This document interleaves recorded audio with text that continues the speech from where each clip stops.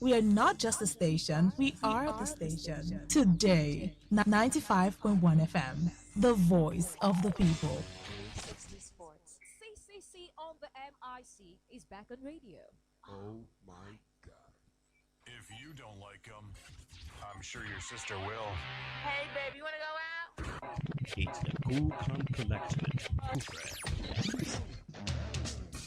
Auntie, you dey enjoy you. Only you. Peppered rice, amala, nkwobi, masa, cake, plus including ice cream. Hey, you get Jesse fees, so? Jesty fees?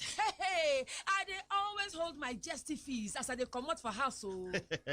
Correct. Justifies. Now the new natural Kankwe bubble powder for one-time relief when chest they burn you or food not gree waka well for belle. Just add Justifies inside 1 cup of water, mix am, drink am, na carry go be that. Justifies. Coolele mind as you dey hustle dey go. Justifies now from the house of Jested. If body not strong after 3 days, make you see a doctor. Now Rambagzi Nigeria Limited will be some pharma company they market Justifies. 360 Sports is powered by Justifies. Hello, good morning and welcome to the first edition of 360 Sport this new week. The big football leagues have returned for the new season and it was a good weekend for Nigerian players. I will tell you all the good gist and so much more on today's edition of the show. Sit back, relax and enjoy. My name is Kufre Ekpe, the CCC on the MIC. Today's edition of the show on Today FM Port Harcourt is sponsored by Justifies. Auntie, you are enjoying, oh, only you. Peppered rice, amala, nkwobi, masa, cake, and now ice cream. I hope you have Justifies on you. Jesty fees? I never leave home without it. That's right, Justifies, the new natural effervescent powder for an instant refreshing relief from heartburn and stomach indigestion. Just add Justifies into a cup of water, stir, drink, and you're good to go. Justifies, your relief on the go.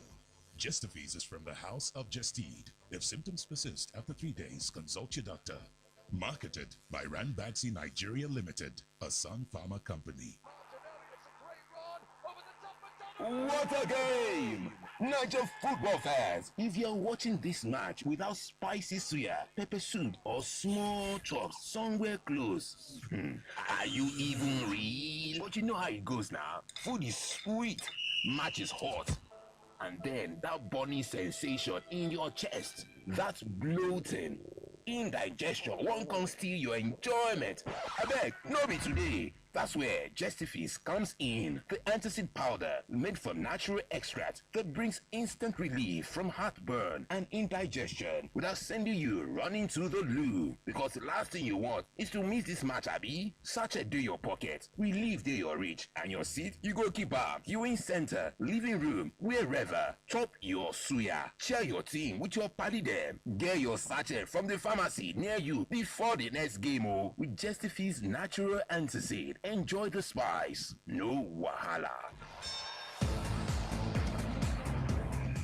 Welcome back to the King of Sport Football. Plenty took place at the weekend. New season of the Premier League, Italian Serie A, and of course the French League 1. But let's take you to Saudi Arabia to tell you that Cristiano Ronaldo marked his return to competitive football in style, scoring as Al Nassr cruised to a 4-0 win over Al Riyadh in the Saudi Pro League. The 41-year-old's goal was his first since marrying longtime partner Georgina Rodriguez this month. It also took his career tally to 977 goals, moving him closer to the 1,000 goal milestone he has openly targeted. Chelsea have confirmed that Shakhtar Donetsk will play their 2026-2027 UEFA Champions League home matches at Stamford Bridge in London. The arrangement offers the Ukrainian champions a venue in London due to the ongoing war in Ukraine. In Germany, Bayern Munich laid down a marker for the new season as they beat Borussia Dortmund 2-1 to win the German Super Cup. Here are some selected football results from the big weekend. In the English Premier League, title holders Arsenal confirmed comfortably defeated Coventry City by 3-0. Hull City surprised Manchester United by 2-0 on their return to the Premier League. Manchester City came from a goal down at home to beat Bournemouth 2-1. Liverpool forced Newcastle United to a 2-2 draw via the last kick of the game from 12 yards at St. James's Park. And in the La Liga, Jose Mourinho's return to Real Madrid started on a winning note, beating Espanyol by 2-1. Atletico Madrid and Villarreal settled for a 2-2 draw at the Metropolitano. And of course,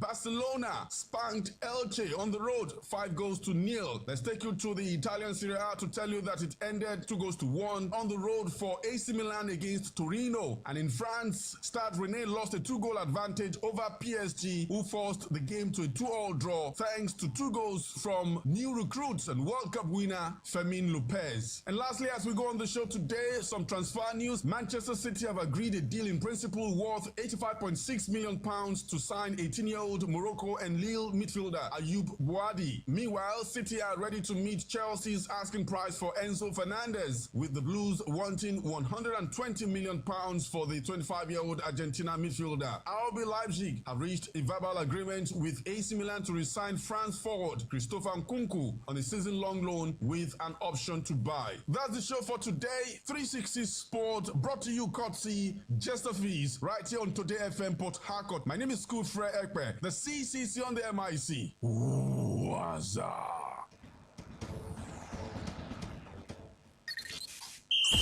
What if the internet had a voice? Today was powered by Justifies.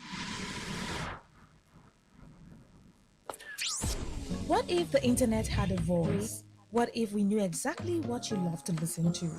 What if we understood your vibe, your voice, your opinion? Today, 95.1 FM. Today, 95.1 FM. We are the voice of the people. All right, good morning. Welcome to the newspaper review segment. Today's quest, Today 95.1 FM. It's 8:17 a.m., 8:17 a.m. So you listen to 3 inserts. You listen to Donald Duke was speaking on his plans, okay, if he emerges president. Talked about that. And then the party was talking about Ngozi Okonjo-Iweala, some of the misconceptions, his account of history, all right? You listen to that. And lastly, he gave a knock on the opposition. If they don't come together, it will be almost impossible for them to oust President Bola Tinubu in 2027. So we listen to Donald Duke. We listen to Dr. Obi Ezekwesili speaking about the economy, the performance of the Tinubu administration. We listen to her. Well, she did commend Tinubu for what they keep commending themselves for, that they've been able to stabilize the macroeconomy. Even I understand it, that they've been able to stabilize the macroeconomy.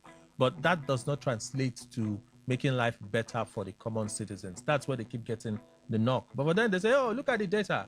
Look at the data. Anyway, that's what she talked about. And then you also listen to Kenneth Okonkwo explaining what Tinubu Atiku plans to do with fuel subsidy. Atiku's plans for fuel subsidy. Kenneth Okonkwo was recently announced as one of the spokesperson for Atiku Abubakar. So those are some of the items we're able to share with you. I have Governor Fubara's speech at the NBA yesterday. It seemed like he was complaining about something. But today it's already looking a bit funny. So I'm going to do a lot of improvisation. I want to speak with Barrister Libero Soshoma on the phone this morning. I like to catch up with him. It's been a long time we had conversations on the radio. So I'll be calling Barrister Libero Soshoma, let's say in a minute or two. I have a guest coming in seconds from now for a commercial. So I would do a lot of improvising today. Some of the stories, I will read them later. Some I'll read now. We'll have conversations. We'll just see how we can do everything we have to do with the time that we have available. All right. So one more time, welcome to the show. Daily Post, your hypocrisy and insult to Nigerians. You fail. Presidency bombs Atiku. Sunday Diary, President Bola Tinubu, Special Advisor on Media and Public Communication, says the hypocrisy of the African Democratic Congress, that's Atiku Abubakar, is an insult to the collective intelligence of Nigerians navigating global economic headwinds. In a post on X, the presidential aide puts it this way: true leadership requires the courage to defend difficult foundational reforms, even when the political weather is rough, rather than pandering to populist solutions for ballot box validation. Atiku's hypocrisy is an insult to the collective intelligence of a resilient populace navigating global economic headwinds. By the grace of God, this desperate gambit will fail, and all citizens of conscience must rise up to soundly repudiate this political innuendo. So that's it. We can't keep counting bodies. Obi tackles Tinubu's government over Benue Plateau Niger attacks. The Nigerian Democratic Congress NDC presidential candidate Peter Obi has criticized the federal government over the recent attacks in Benue, Plateau, and Niger states, warning that Nigeria cannot continue to lose lives while communities are left vulnerable. He raised the concern in a statement on Sunday, reacting to attacks that have reportedly left dozens dead, others abducted, and homes destroyed across the three north central states. He cited recent attack in Metumbi, Magu local government area of Plateau State, where at least 23 persons were killed or reported killed, while residents reported also that the figure was actually above 30. More than 45 houses were also reported destroyed.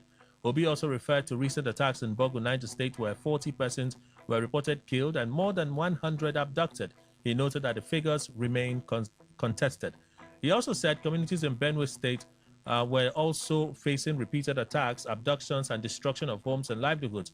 Nigeria is not officially at war, yet citizens are being attacked in their villages, abducted after prayers driven by their homes, driven from their homes and stripped of their farms. According to him, the attacks across the three states should no longer be treated as separate incidents, but as a wider national security challenge requiring urgent attention.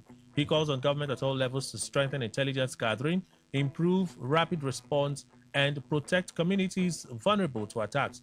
Obi equally urged security agencies to rescue abducted Nigerians and arrest and prosecute those responsible for the violence. So let's stop here. We'll go for that commercial break. When we come back, we'll continue. Please stay with us.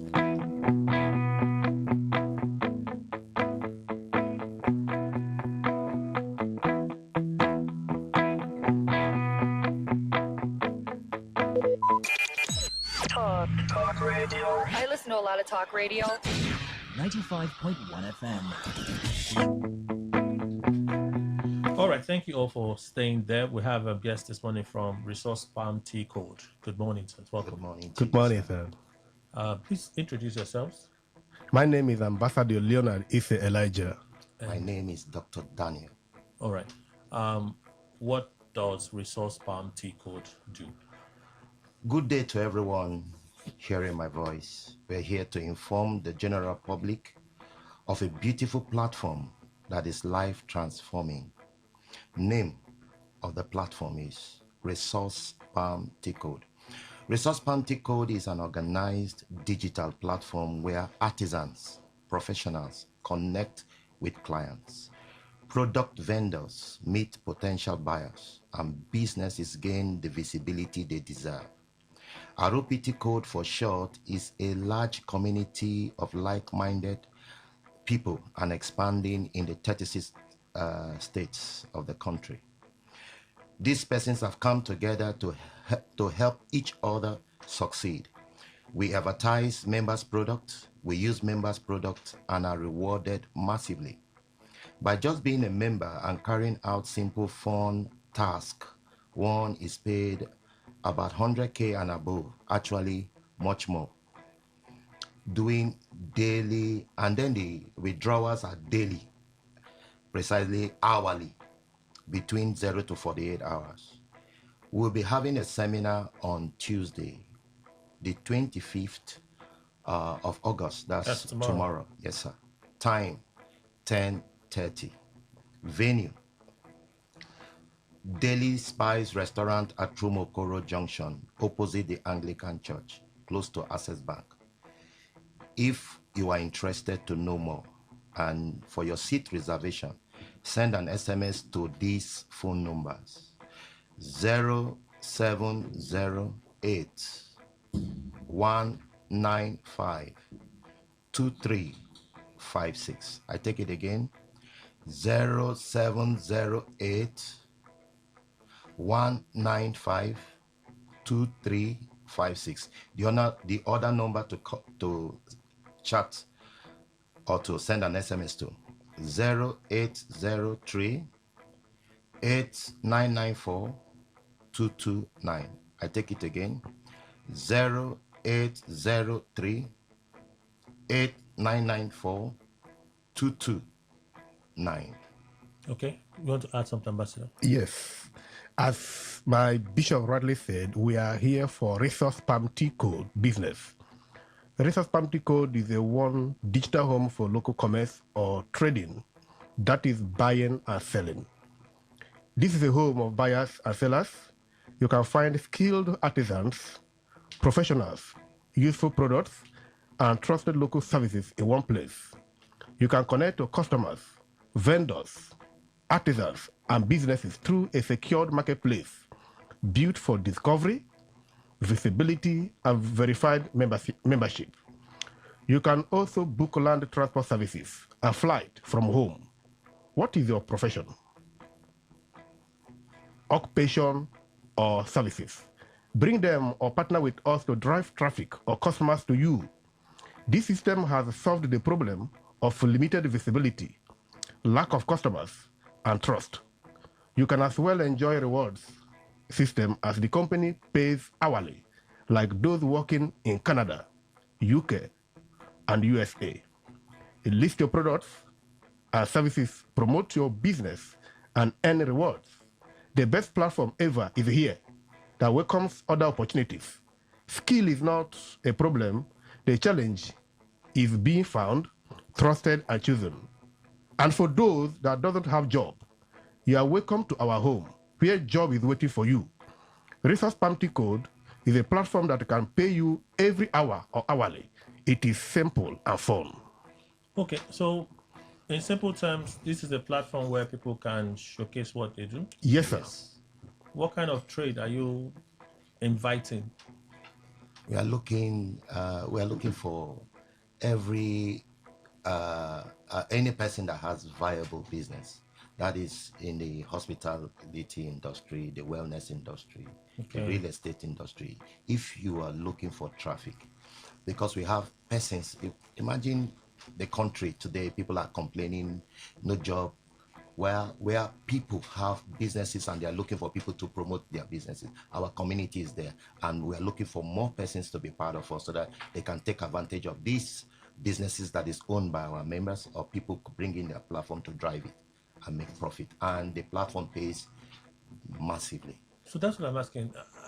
Is it for every kind of business, or are there unique businesses that can do well on a platform like this? It is for every kind of businesses. Whatever profession you do or you have, you can bring them to the platform. The community will help you to drive customers or traffic to you. Okay. It is not selective. Any professional skills are welcome into this community. Whether you have farm products like poultry, you want to drive your business, whatever kind of business, where you sell cars and you're having you're not able to sell as you desire, our platform, our members are there to drive the customers and help you push it in the community. Whatever kind of business, as long as it is viable and it is durable and it's real, not something that is that will defraud people. As long as it's real, because it's not an investment platform. It's a community that is expanding, more than 2 million persons right now. And it's expanding in 36 states. So we have the community and it's expanding because people are looking for jobs. They're actually looking for what to do. So with members' product, they can help drive it, sell it, make profit from it, and the platform pays them massively. Is the platform able to provide security? When I say security is, if I do business directly with this person, are there guarantees that that person is committed to what he has advertised as a product that is selling on the platform? Yes, that's why each person that brings his product or business or company, we verify. Okay. So that's why we stand as the trust gap between individuals and the company. We verify the platform, the company verifies the platform before it is added to this platform to be traded. All right. So you said the conference is when? On Tuesday. Tomorrow. 25th of August 2026. The time is 10:30 a.m. The address is at number 681 Ikure Road, Daily Spices Restaurant, opposite Anglican Church, Romogoro. Okay. Phone numbers for people to indicate interest. So while you're doing that, are there requirements? That's why we are having the workshop, the seminar. Maybe say a hint to people listening. Okay. All we want is people that are hungry to changing their life. That's the major requirement. Don't want people that will just come there and just hear. We want people that are hungry, that are looking for other source of income, multiple streams of income. In fact, you will see more than different 50 businesses from different individuals looking for people to drive it. And then that's what the East, they use to make money. You see somebody from the East not really having anything, but he can, as long as you're hungry and you need a viable business, we have durable platforms, and people are looking for members to drive their businesses. Our platform is one of its type. It's revolutionary. The phone numbers for them to indicate interest. 0708 195 2356. I take it again. 0708 195 2356. The other numbers to send SMS to 0803 8994 229. I take it again. 0803 8994 229. Okay, Ambassador Hunter.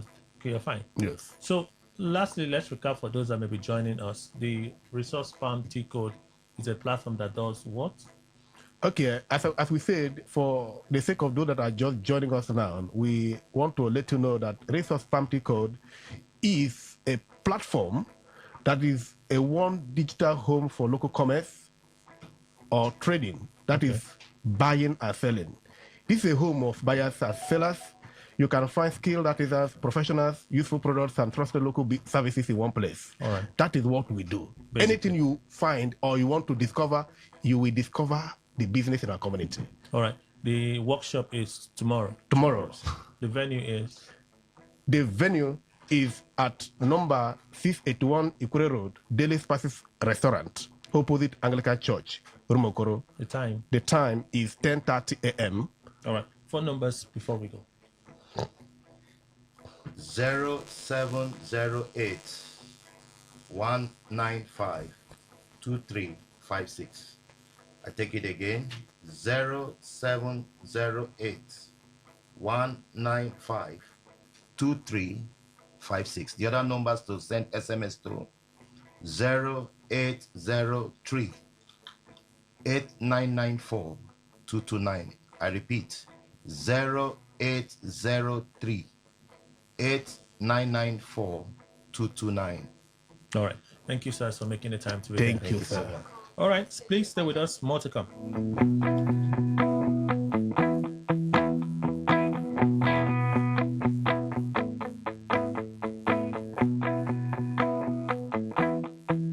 Today 95.1 FM, where news meets insight, sports meets passion, and entertainment meets excellence. Expert analysis from seasoned professionals and our top analysts, informing, educating, and entertaining you. Your voice, your station. We are the voice of the people.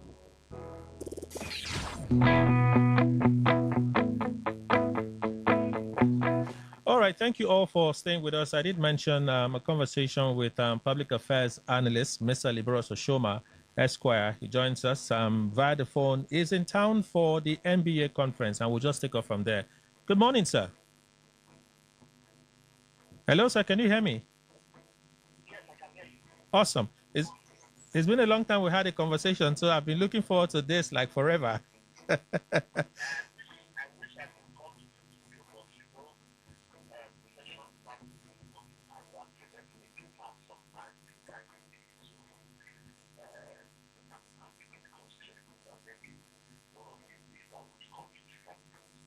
Awesome.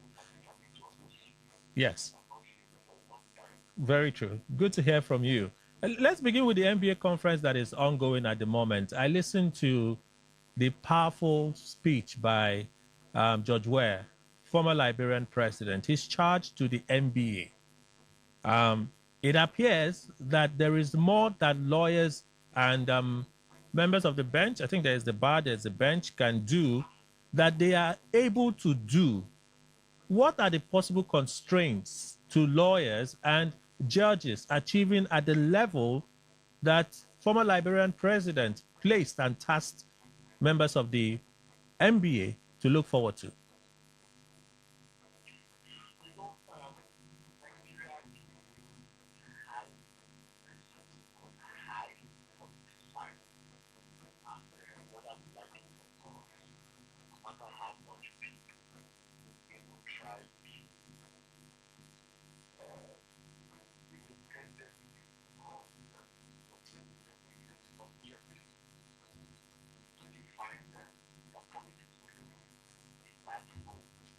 All the affairs on affairs today. Okay. So to that extent, one of the major constraints of even functioning well as a bar or as a body is politics.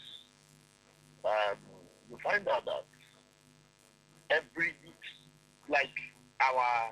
unlike before now, our affairs were not highly politicized, and what we currently experience also was, underplayed, where we have lawyers and judges, almost taking over the affairs of the people in terms of political leadership. So now you find out that election voting, particularly now, becomes just, part of the process of election. Part of the process of election, and not the actual determinant of election. So we are now gradually allowing the lawyers and judges to take over the process of electoral leadership selection process. That is one of the challenges that is facing lawyers and judiciary. And we are not ready to have that discussion, interrogate that discussion. And so gradually, that process, it's gradually eroding the public confidence that the people have in the system, the legal system, the judicial system.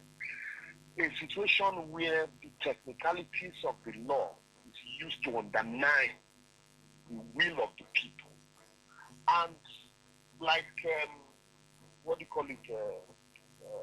Professor Sam Amadi once said, okay, the Nigerian, judiciary is gradually substituting their reasoning, for the voters' decision. Using their reasoning to disqualify and invalidate processes that hinders true expression of voters. Okay. So when that happens, there is this apathy for the people in the profession. Or even look at the last NBA election, and I can tell you now that even some of the participants are in court. So that is a major challenge. And some people will say, lawyer, Dr. Hill thyself. That's a major challenge to the electoral process or the leadership selection process in Nigeria. So is this a conversation? Is this a conversation that lawyers are having? This reality you just painted, is this a conversation lawyers are having? I think it's a conversation lawyers need to have. Oh, need to have. Use that word. So it means that the problem is sectionally acknowledged. Yes, the problem is whether we are acknowledging it is a different ball game altogether. But that problem is there, and a lot of lawyers also acknowledge it because opinions are divided on the matter. Opinions are divided because also, remember, like I said, man is by nature a political animal. And so you find out that depending on your political leaning, you either agree or disagree. Okay. But the one thing is clear now that gradually, whether we like it or not, our political space, our leadership selection processes have been taken over by lawyers and judges. And so, yeah, it's either they now agree that, oh no, let us allow the people to, let us have a system where we can go back to allowing the people to select whoever wants to lead them without so much of interference. Let me give you an instance. Recently, there was an amendment to the Electoral Act. I think Section 77 of the Electoral Act talks about leadership selection, party primaries, and how party primaries must be conducted, register to INEC, and that's the digital register. Yeah. And no, the register, the submission of register to INEC, and that you must belong to the political party. That's the digital register now. That parties have to have digital register that they submit 21 days to their primaries. Register that must be, and then the physical register must be submitted to INEC before the primaries. Yeah. And that you must belong to the political party at least, a certain number of days before the primaries. Before contesting for the election. Okay. So, you remember the Court of Appeal invalidated, the Court of Appeal sitting in Abuja invalidated I think that section, subsection 5,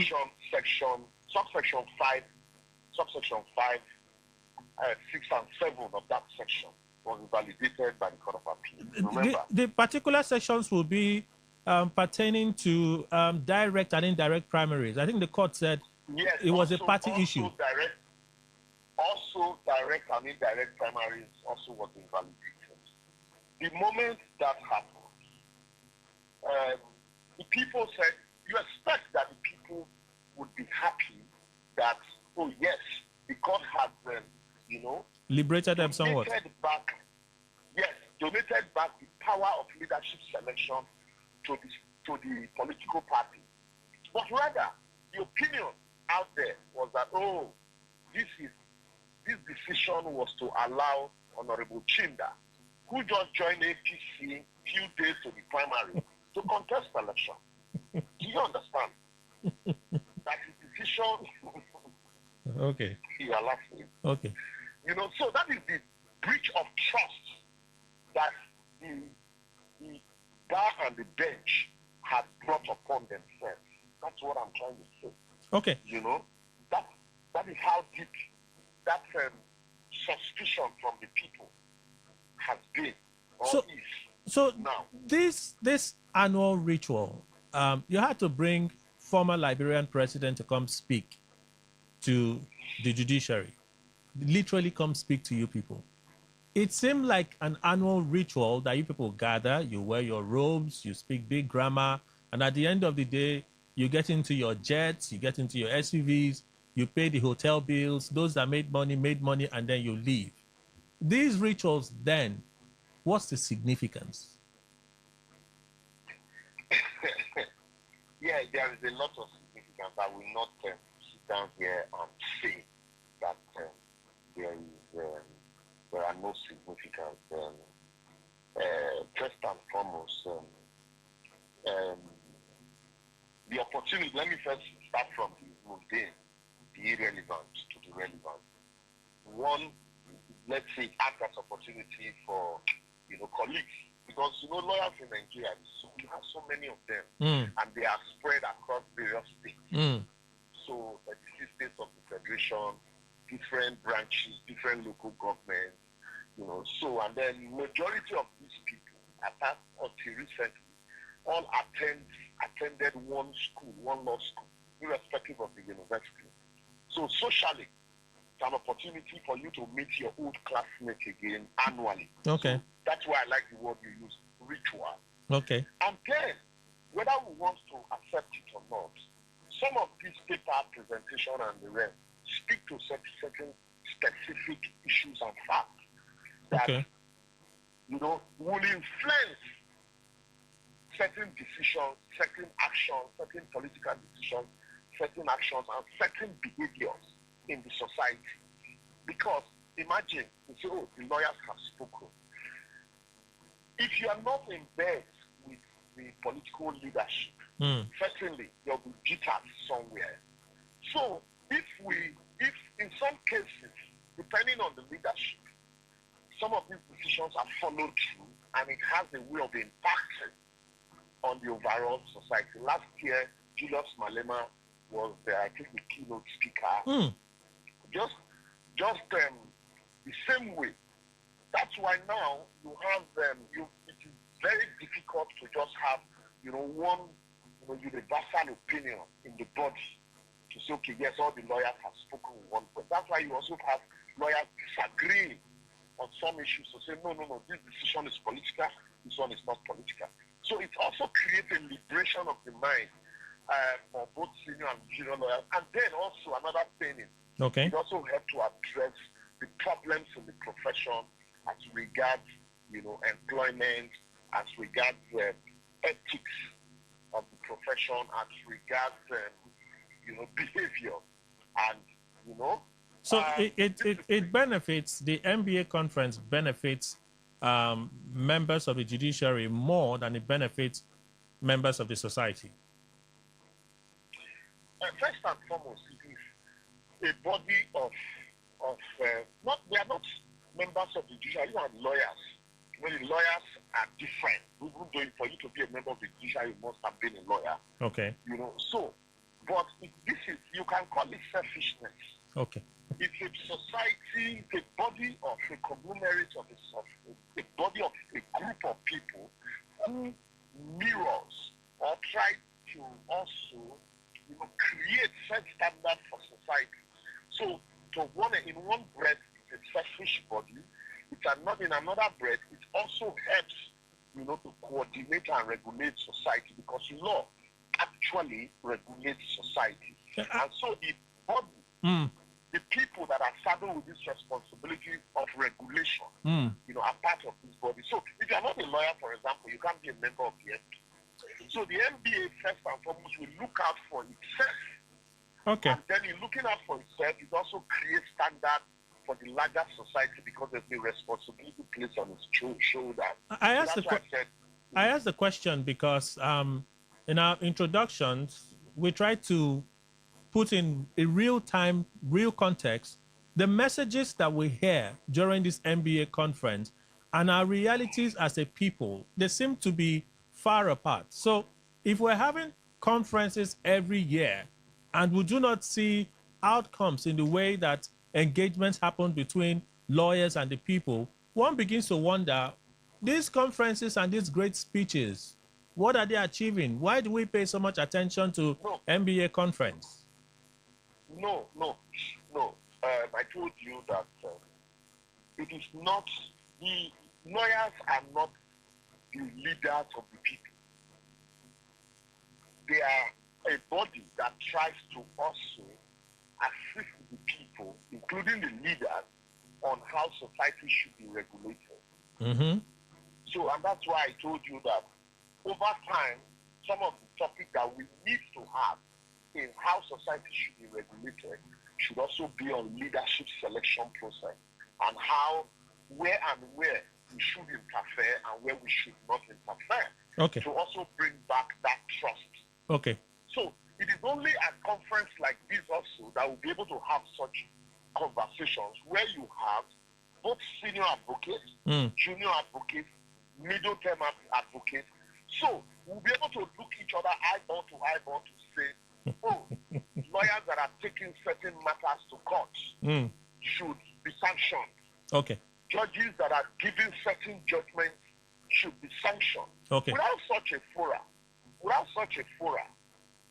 I can make such statements on your program and it ends there, because some people will say it's just one, and then the way the politicians speak, they say he's one disgruntled element trying to derail the good work. All right. But when we come together as a group, and these are communicating, then when we speak further, we can refer to some of the decisions that were taken at those conferences and say, at the last conference, this was the recommendation made by MBA. NJC, you need to ensure. MBA, you made this recommendation. Okay. What are you doing to ensure that these recommendations are met? Let me ask you this is one of the benefits. Good points. I'm really pressed for time. Maybe in 60 seconds, I'd like to just hear what you think. The sentiment around here, around the city, is the NBA should have returned the money that was given to them as a gift for that decision to move the conference from Rivers to Enugu State, and now they're coming back to Enugu State. They say for the fact that it was given to you courtesy, it brought back to Rivers State. So now that, why didn't you return the money then? Have you asked people in this city what they think? That's what some people think. Why didn't you return that money? Even if it was a gift, it should have been returned. Kelly. Sir. Kelly. Sir. I have never, if you notice, when I speak, I never say the body of lawyers says. Sometimes when people speak and say, people are saying, the most you can have as scholars in your program is too much. If you have too many callers, 20, okay, you can never have 100. So when these scholars say, oh, the people in Rivers, what is the population of the people in Rivers? So and so let's not speak personal opinion and masquerade them as, collective opinion. Of the people. And that said, quickly, because of time, the conference in Port Harcourt now, people are going to come in from all over the federation. The gain to Port Harcourt as a city is more than 300 million. Okay. Gain. Hotels, there are no rooms in hotels now. All right. That's business. So the government that gifted them 300 million as part of logistics support, they didn't return the money last year, but they are here in Port Harcourt now to show that truly we didn't want, because also, why didn't they come to Port Harcourt? Because they did not agree with the imposition of administrator in Rivers State. But here they are in Rivers now. So the money meant that they did not return. I'm not speaking for them though. The money that they didn't return, yes, they are still here. So they will use that money for the same support. Mr. Oshoma, I wish we had more time, but we have to go. Thank you so much. Thank you so much. Thank you. Pleasure. All right, sir. I wanted to talk to him about Atiku's case with Tinubu's case in the U.S., okay? But see, we're pressed for time. These conversations would usually take a longer time, but I just had to squeeze out a few things from my dear friend, Mr. Libros Oshoma. We have a guest this morning, so let's have that conversation with Ngowari from Non's Luxury Homes. Hi, good morning. Okay, give us a moment.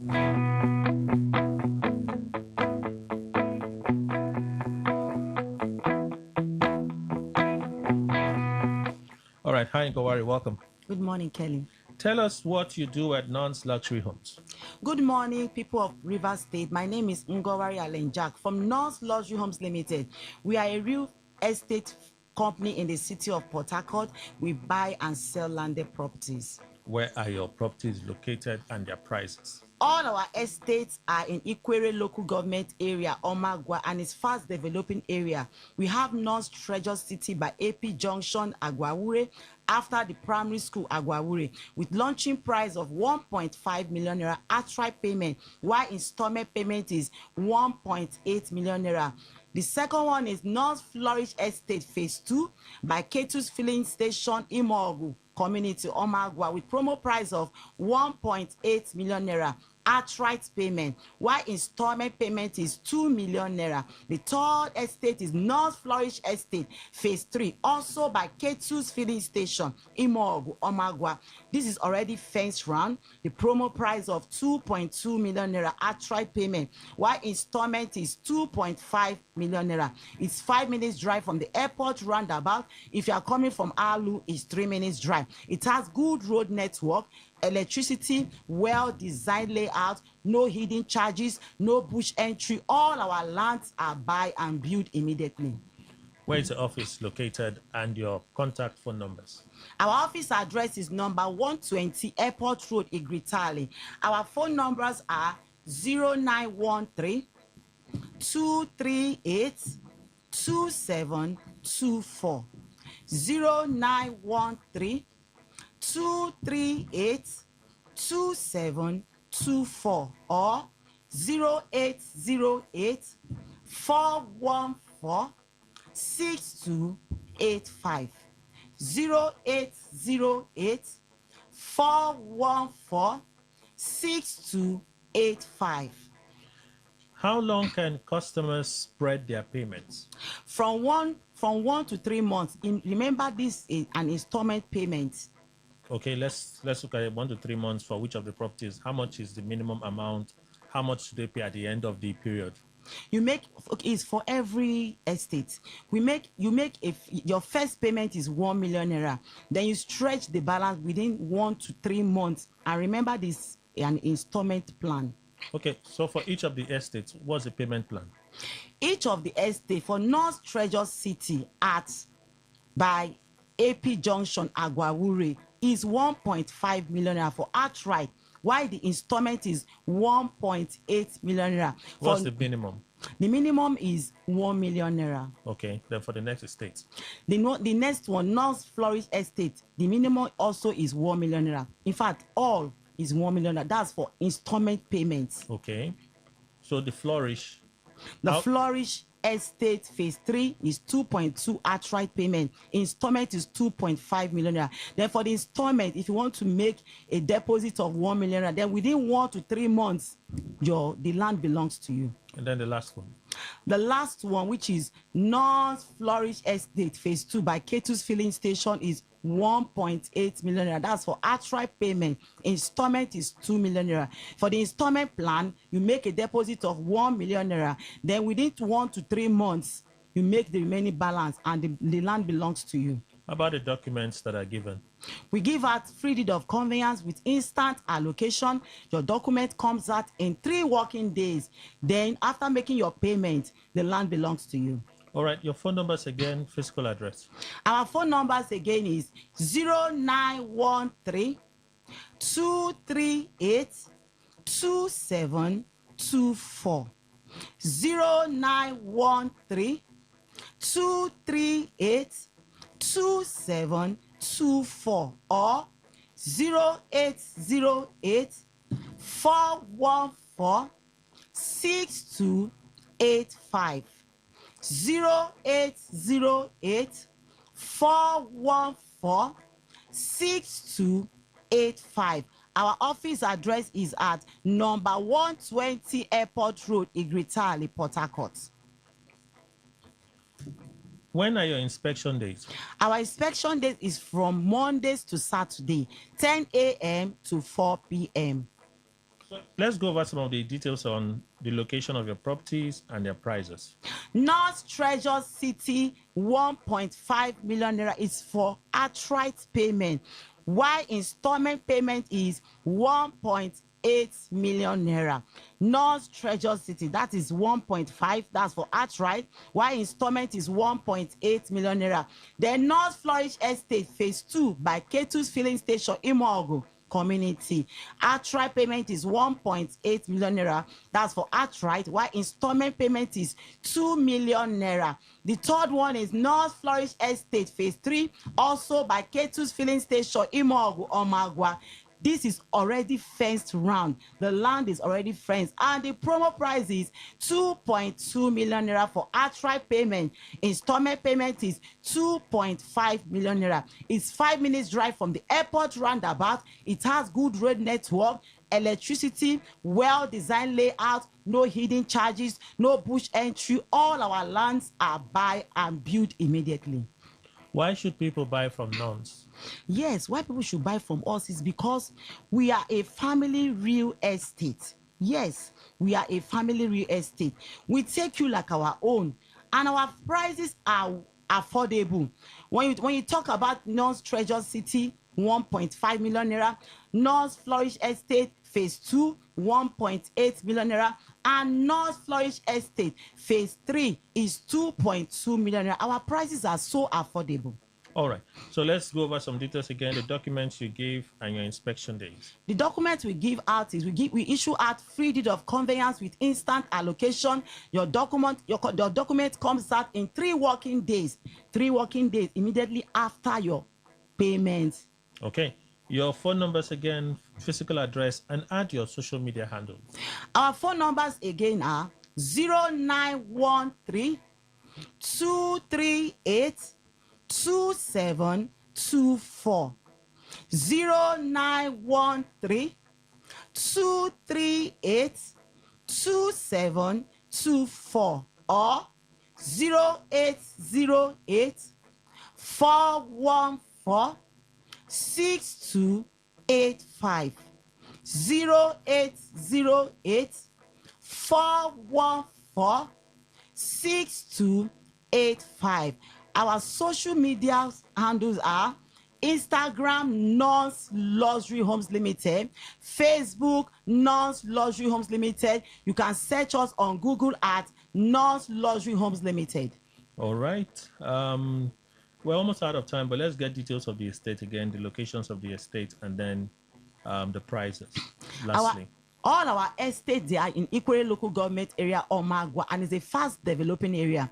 We have North Treasure City by AP Junction, Agwawure, after the primary school, Agwawure, with launching price of 1.5 million naira. Outright payment, installment payment is 1.8 million naira. The second one is North Flourish Estate Phase 2 by Ketu's Filling Station, Imogu Community, Omagwa, with promo price of 1.8 million naira. Outright payment, installment payment is 2 million naira. The third estate is North Flourish Estate Phase 3, also by Ketu's Filling Station, Imogu, Omagwa.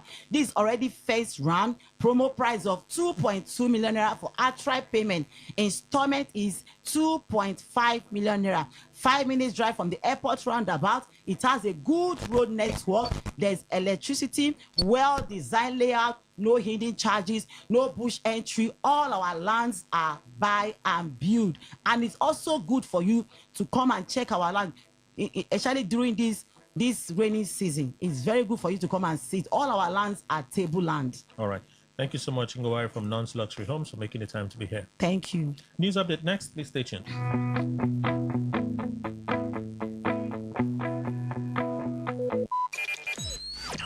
Talk radio. I listen to a lot of talk radio. 95.1 FM. Today, 95.1 FM. Port Harcourt. News update. Good morning. Here's the news update on Today 95.1 FM. I am Kelly Ikemenjima. The Nigerian Air Force has intensified air operations against terrorism, banditry, kidnapping, and other criminal activities across the Northwest. The service has also strengthened its air presence in Sokoto State to support ongoing joint security operations and enhance surveillance across the operational area. Director of Public Relations and Information, Air Commodore Eime Ejodame, said the move reflects the Air Force's determination to maintain pressure on hostile elements and provide effective air support to ground forces. The Chief of Air Staff, Air Marshal Sunday Anike, said the service would continue to optimize the use of air power to support joint operations. Troops of Operation Well-Stroke OPWS have killed a suspected bandits and arrested 2 suspected kidnappers in separate operations in Benue State. Acting Media Information Officer of the task force, Ahmed Subaru, disclosed this in a statement issued on Friday. He said troops acting on credible intelligence confronted suspected kidnappers operating an illegal checkpoint along the Jota-Atume axis on August 19. According to Subaru, the encounter resulted in a gun battle during which one suspected bandit identified by the nickname Cool Nigger was killed. Other members of the group reportedly fled and abandoned a motorcycle which was recovered by the troops. Nigeria Democratic Congress NDC has vowed to defeat the All Progressives Congress APC in the 2027 presidential election, regardless of the personalities or financial resources behind its campaign. NDC Director of New Media and Strategic Communication, Theo Abu Agada, made the declaration while criticizing the APC's 2027 presidential campaign council. Agada said having wealthy individuals in a campaign team does not guarantee electoral victory, insisting that Nigerians would ultimately determine the outcome of the election. He claimed that the APC-led administration had worsened poverty since assuming office.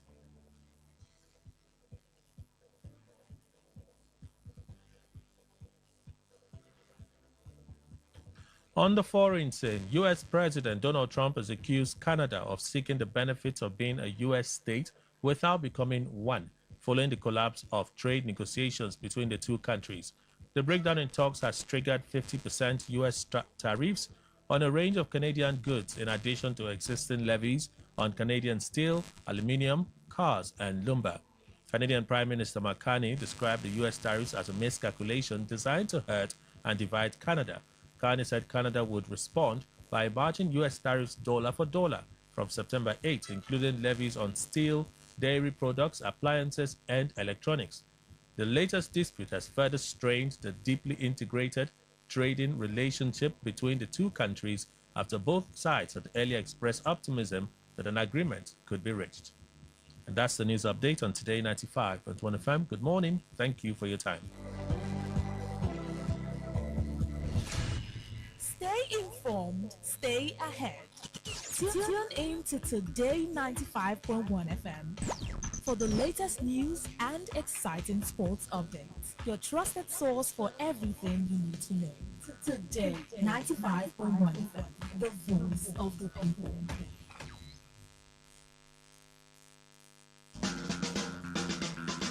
Wetin you dey find for Sokoto? E don dey your domoto. Unique Company Limited na the ogbonge company wey dey deal on all sizes of quarry products like chippings. For Unique, we no dey do the more you look, the less you see o, because we get standard weigh bridge wey go weigh the quantity wey you want, you confirm am, you pay, you carry your chippings, you go house, everybody's happy. Wetin you dey wait for? Waka go Unique Company Limited wey dey along Obirikwere Airport Road beside Bowen filling station now, or you reach them with these numbers: 0912 994 7115, 0912 994 7115, or 0813 572 3222, 0813 572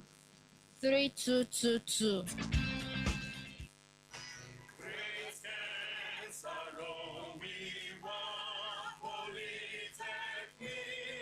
It's the 25th to the 32nd convocation ceremony of Kenule Besson Sarawiwa Polytechnic. The Kenule Besson Sarawiwa Polytechnic, Bori, has released the program of activities for its 25th to the 32nd convocation ceremony.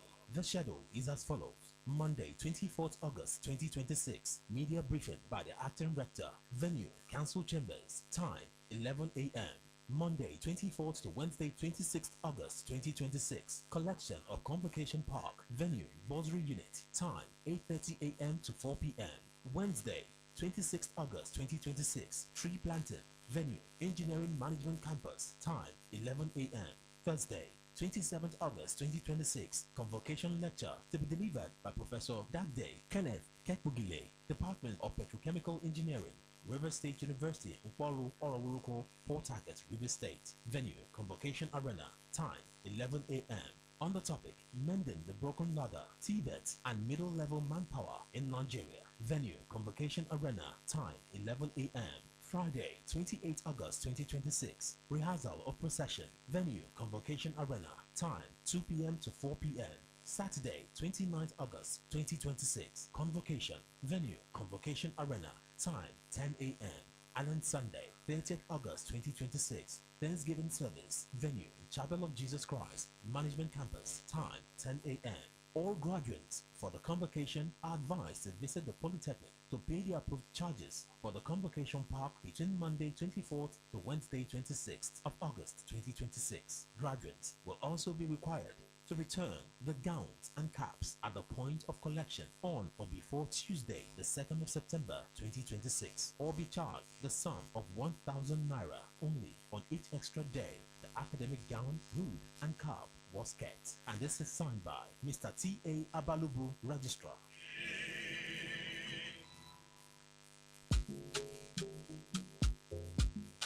Today FM. Today FM 95.1. Today FM 95.1 Fort Harcourt. Voice of the people. Rise and shine, it's a brand new day. Today this station leading the way. Breaking news, sports and talk, keeping feeling every heartbeat on the clock. From Port Harcourt to the world we go. Sharing every story you should know. Your voice, your people, your destination. We're not just a station. Today, FM 95.1. Voice of the people, number one. News and sports, talk all day. Keeping rivers on the way. Not just a station. We are the station.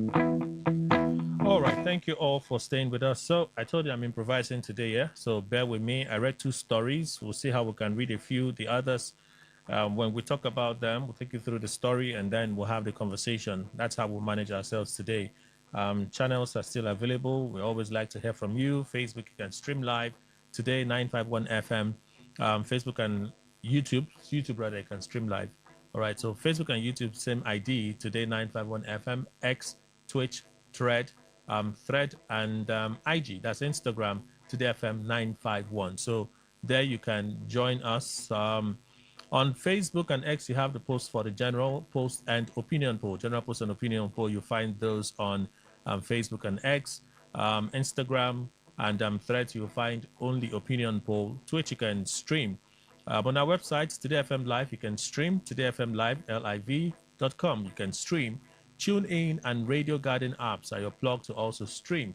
TuneIn and Radio Garden apps are your plugs to also stream. Today, 95.1 FM. Today, 95.1 FM. So there you have it.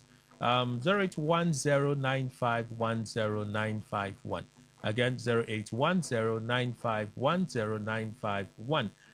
The call line, when we open the phone line to take reactions from you, or 0701 9339 962 0701 9339 962. There you can send messages, text via the traditional channel, or WhatsApp message, text or voice message. Keep your voice messages within 60 seconds. All right, let's begin. So this was the update I forgot on Friday, and of course it's made the news over the weekend, but a lot of persons were really curious as to what's happening in the US with the case that the Atiku lobby group, Von Barton Montague, okay, York, has been pushing to get those details, make public what happened, what transpired in the case involving President Tinubu, that civil forfeiture case, and the U.S. government.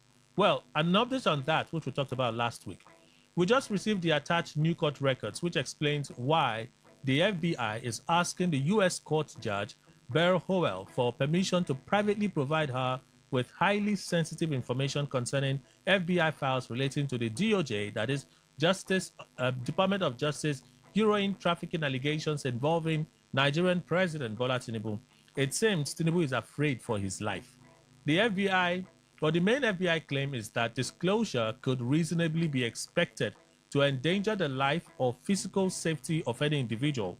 We can only surmise that from this, Nigerian President Bola Tinubu is now telling the FBI that his life would be in danger if the files are released. Nigerians, this is the man asking you to re-elect him next year.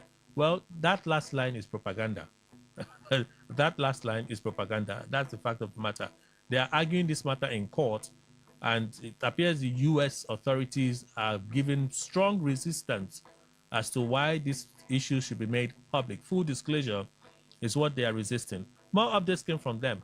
Nigerian President Bola Tinubu was employed as treasurer of Mobil Oil Nigeria Limited, when, according to the Justice Department, the FBI, and the DEA records, he was alleged to have been connected to a criminal organization involved in smuggling heroin from Nigeria into the United States. Mobil later became part of the corporate lineage of what is today ExxonMobil. Funds associated with Tinubu were seized as proceeds of drug trafficking by the DOJ, but strangely, Tinubu was allowed to leave the United States without being criminally charged. As Nigeria's president, Tinubu's government has maintained significant relations with ExxonMobil, including direct engagement with the company and major policy, regulatory, and investment decisions affecting its Nigerian operations. Reports show that ExxonMobil has benefited tremendously under President Tinubu through major state reforms. the fuel subsidy removal, and so on and so forth. So this again is another. They talk about deep tax breaks and so on and so forth. This one is another propaganda, right? It's part of their lobby tactics now. But this is the one I think is information. We have now been informed. Give me a moment. We have now been informed that U.S. Court Judge Howell this morning granted the FBI permission to provide the court with the documents in private and has given the FBI, DEA headquarters, and Justice Department, as well as the Nigerian President Tinubu, until August 28, 2026, and no later, to file their opposition to the release of Tinubu's alleged drug trafficking records. I stress, the judges no later comment because the court has reached its limit and is making it clear that the FBI must now convince the court why the documents are too sensitive to be released.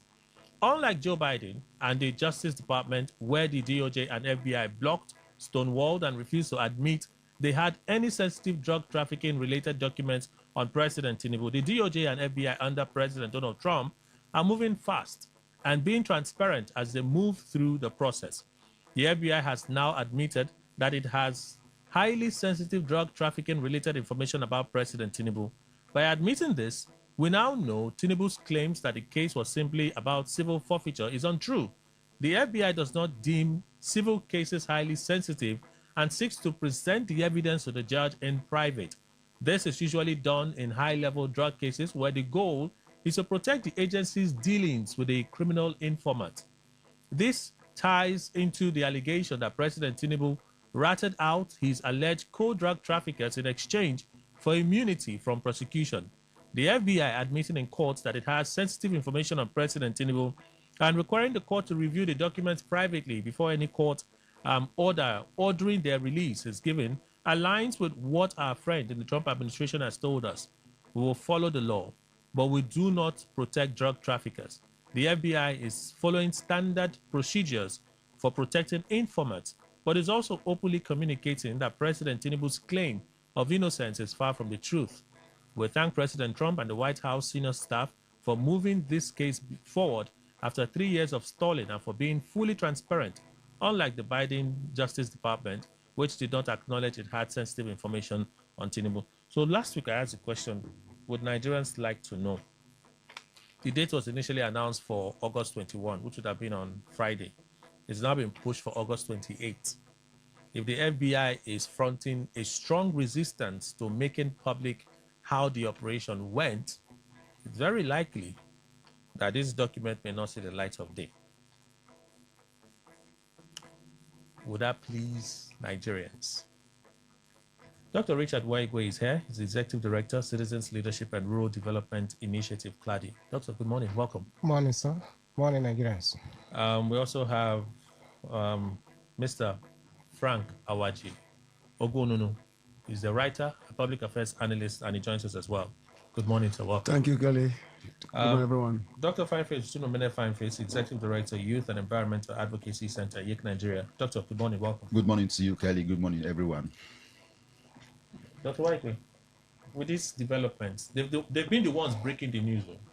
They've been the ones championing the release of that document, right? Atiku has been fighting through them. The update initially was, well, the judge has said we can't give you an extension of 10 days because that's what they were asking for. The Department of Justice and Tinubu, they were asking for 10 days. The judge said, no, I can't give you 10 days. This matter has lingered for 3 years. Why am I extending it by 10 days? You need to give your reasons why we should not release this document ASAP. After the FBI brought their response in court, the Department of Justice brought further arguments to say, no, we need more time for this thing. We're now hearing that, okay, it's now been moved to August 28th, which is today's 24th. That'll be like Friday or so. With the way it's going, do you see the US making public those details? Thank you for this question. I think the answer to that question will depend on the transparency of the Trump administration. Because a lot of things happens in international politics. If there is a rapport between the US government and the person being accused, that is the president of Nigeria. The administration of Trump will do everything possible to cover up. But for now, it is going to be premature for anybody to think so. Since the courts have decided and said everybody needs to defend themselves, please bring your strong case and say why it will be released or why it will not be released. That's what is important. So do you still have some hope that it will be released? For me, unless that's asking my personal opinion. That's what I have. My personal opinion is going to be difficult because the person in the White House, as a transactional leader, who may use it as a way of, if you can settle him very well, it's possible. Because but how about what the FBI is saying? FBI, they're claiming that if they release details of that case, a lot of persons will... They may have a point, but what I'm saying that the court said you have to prove before us. And that's the whole essence of court. You have to prove it before us why it is a strong case. So if at the end of it all, it fell from that angle, then the article group will have no excuse. They will not complain of anything. You don't see FBI's position as claims of national security. Or it's beyond national security. You are talking about leader in politics. Nigerians want to know the kind of person who is their president. Do we have a right to know as citizens of Nigeria? If that right to know hampers safety of an American citizen, there is always a balance in when you talk about security and that of the right of the people to know who governs them. There's always a balance, unless you bring the level of politics. Okay. Whether you call it local politics or international politics, and that's what we don't want to see. Remove that veil of politics and let us know where there is a reason, a strong reason for that. Let the court, a transparent court, decide that. Once they have determined, but don't use politics and the interests you want to protect to deny Nigerians the right to know, because who lead a country like Nigeria matters. It is still under accusation. And the president has no, this point is not. It's not about accusation now. There's a forfeiture case. It is the details of that case that we want to know. That's exactly what Nigeria has a right to know. If it has happened maybe 4 years, we can excuse that.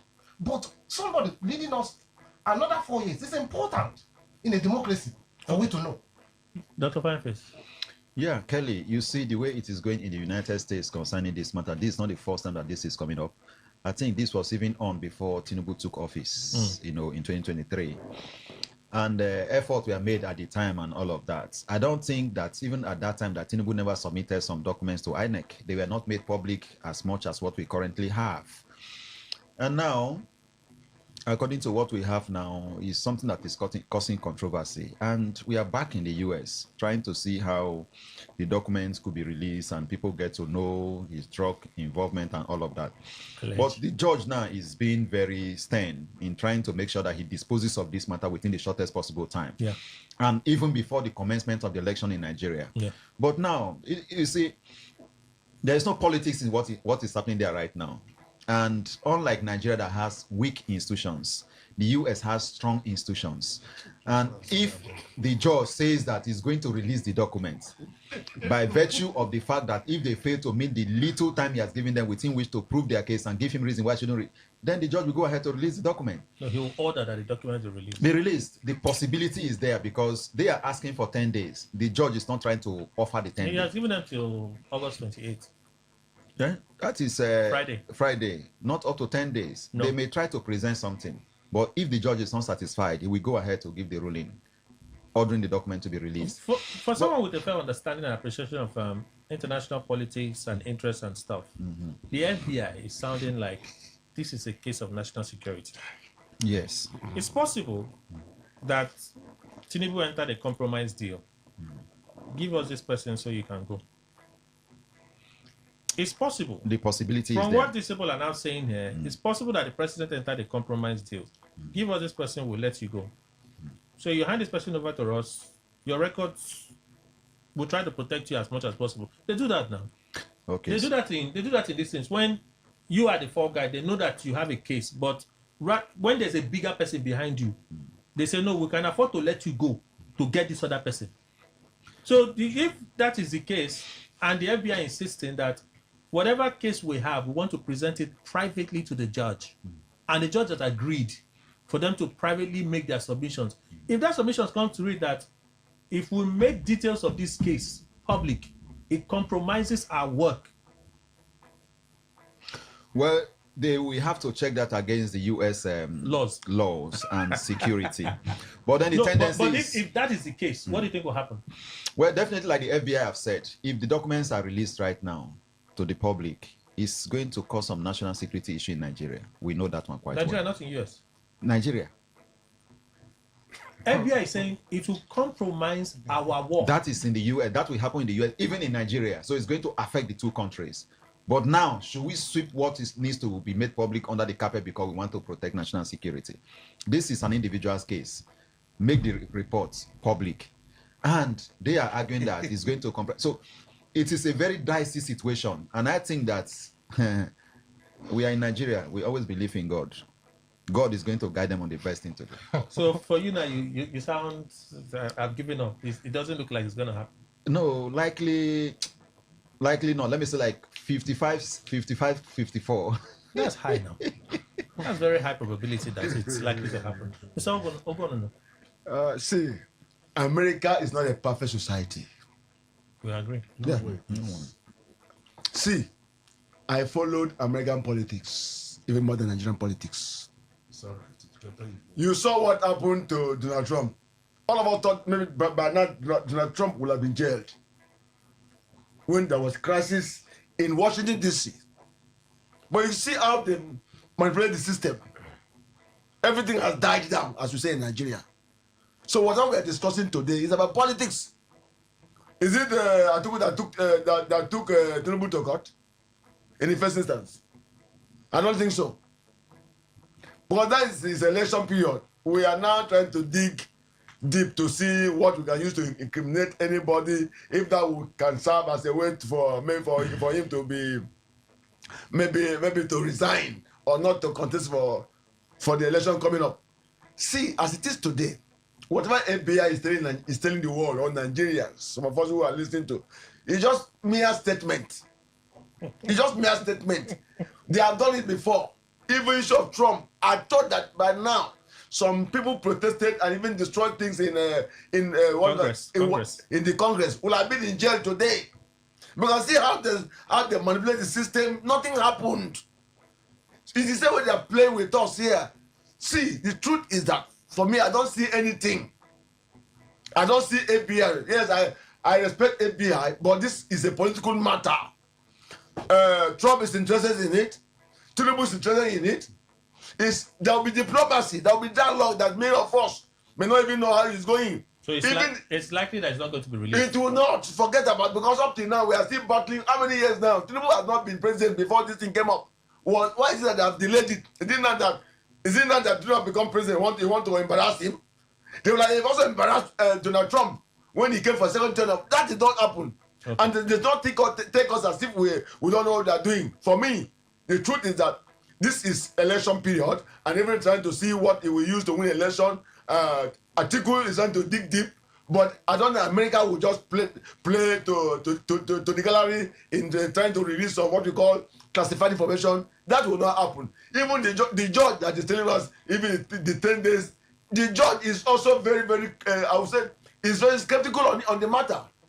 The 10 days will elapse, even this Friday. Let us watch. Nothing, no judgment. It will be another adjournment. So for me, it's a political matter because one, it's involved. I'm sorry, it has no political matter because it's involved Tinubu. All right. And they know what they're going to do first.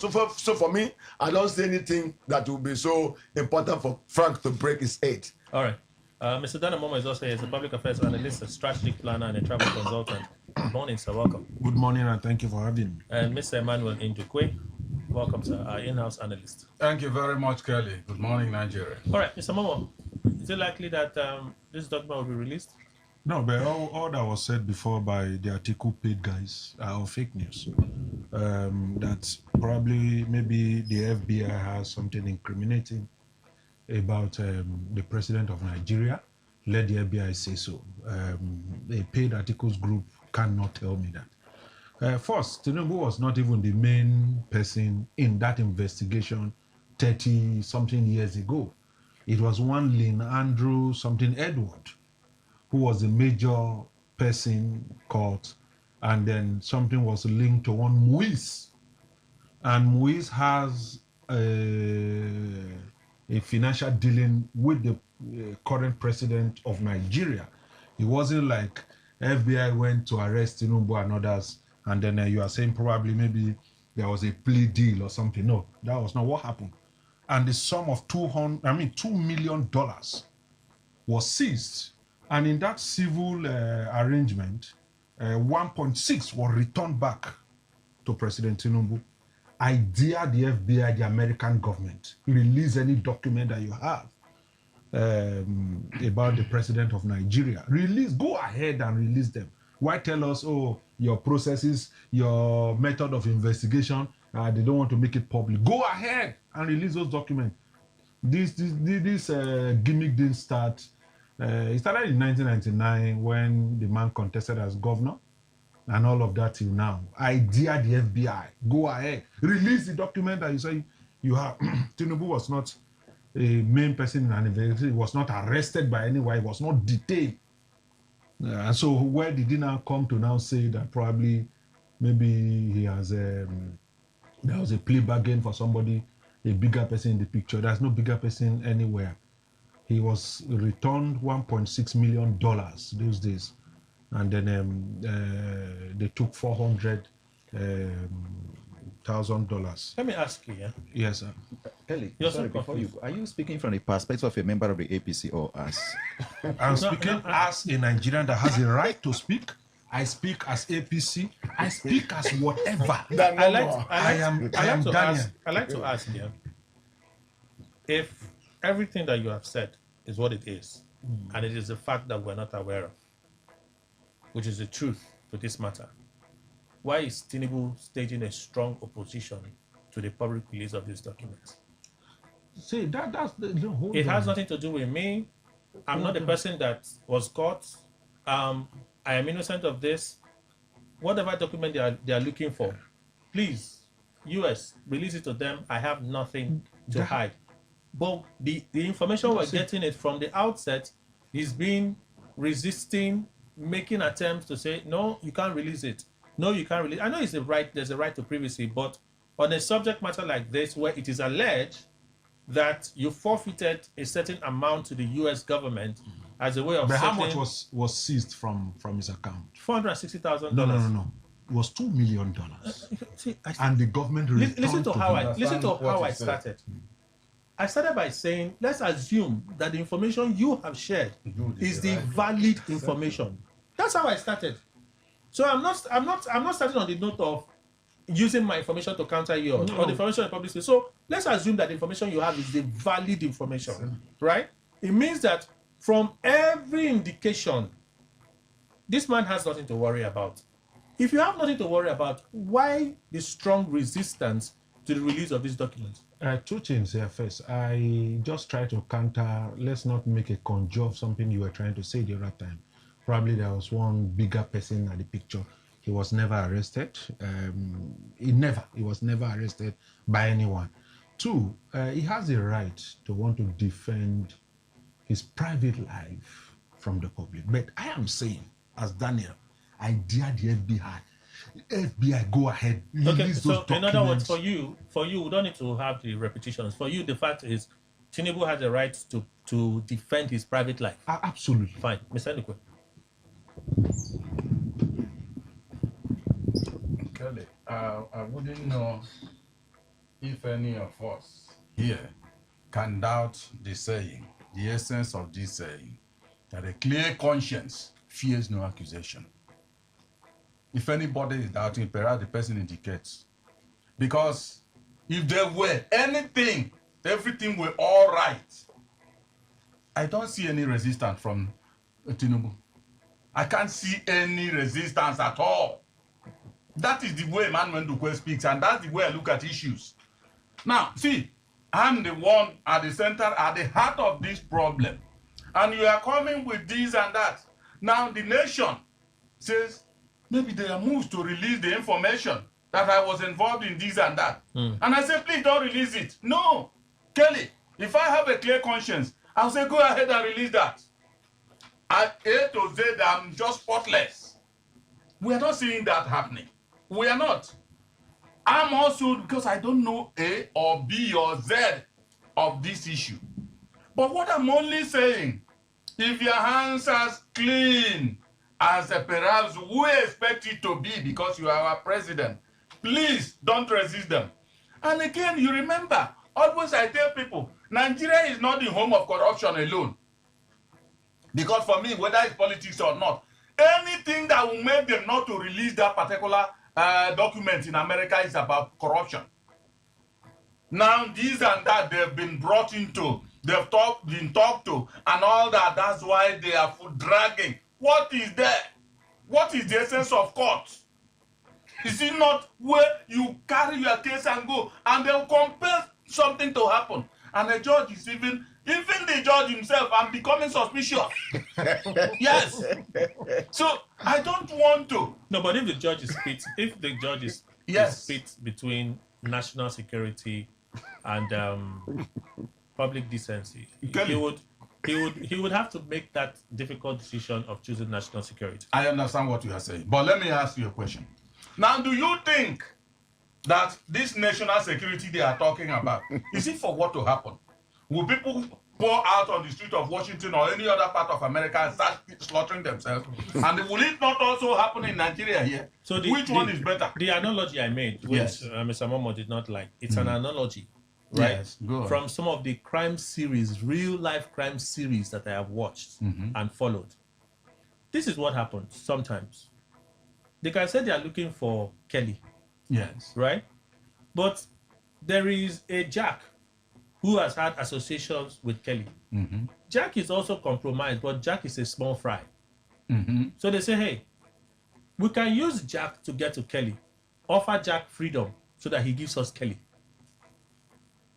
If that happens, and it becomes known that a certain compromise was made by maybe Tinubu, my choice of words again, this is an analogy, because that's what the FBI is claiming. The FBI is saying, if we make public, we are going to make known the public our procedures, the way we carry out our investigations. Yes. Right? So if the judge is put in that position where they say, no, the moment you will release this information, we are compromised. Okay. The judge may have to look at national security. You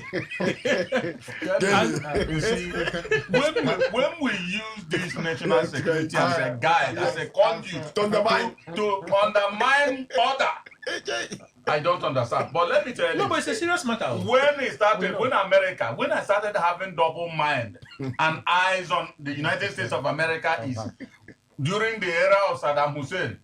They say smoking guns, this and that. And after the whole thing, they raised down and finally killed Saddam. No smoking gun. Up to today, no smoking guns. Nothing. Then I started saying, what kind of nation is this? Again, you are doing this one. Once they do everything, I'm not anybody in this world, though. But I'm telling you, at least I mean somebody to myself. If eventually Americans on these guys of national security do not release this, there is nothing America will talk again that I will listen. Because, see, Kelly, let me tell you, Tinubu himself, I want to believe that he's a man of honor. Okay. Yes. With the greatest respect due a president. Okay. I am saying, if your hands are neat, please fire an order to the U.S. Judicial Department or whatever they call that to release that particular document. Are you involved? If you are not involved, why are you worrying? And Kelly, let me just add. If they did not want to release the report of investigation, why did they carry out the investigation in the first place? Was it not meant to be released? No. You sat for an exam. Maybe aspects of it. Maybe aspects of it. So what Atiku is asking for are the details of it. Atiku wants to know the details. In his recent statement, he said, well, you can redact certain information as far as the national security is concerned. So they can say, oh, Mr. So-and-so, blank it out. Mr. So-and-so, Tinubu, this. Okay. Atiku said, if that is going to ensure that your men are secure, I don't have a problem, right? Redact some of those sensitive information, but give Nigerians the information that they want. Simple. And I think what Atiku is asking for here is a yes or no. More like your investigation. Did he result in you saying that Tinubu was involved in drug and trafficking or whatever way they call it, and perhaps convicted? Yes, convicted. Yes or no? That's just what they want. So I don't know whether hiding under the guise of national security. Kelly, you are deceiving people. You are deceiving people. If you were as a superpower, UX should lead by example. But unfortunately, under this administration, we don't have anything to learn from Trump's administration. Which example? Which example? Sorry, before Trump administration, America has been the model of when you're talking about democracy. He has a right to his opinion. I have no, of course.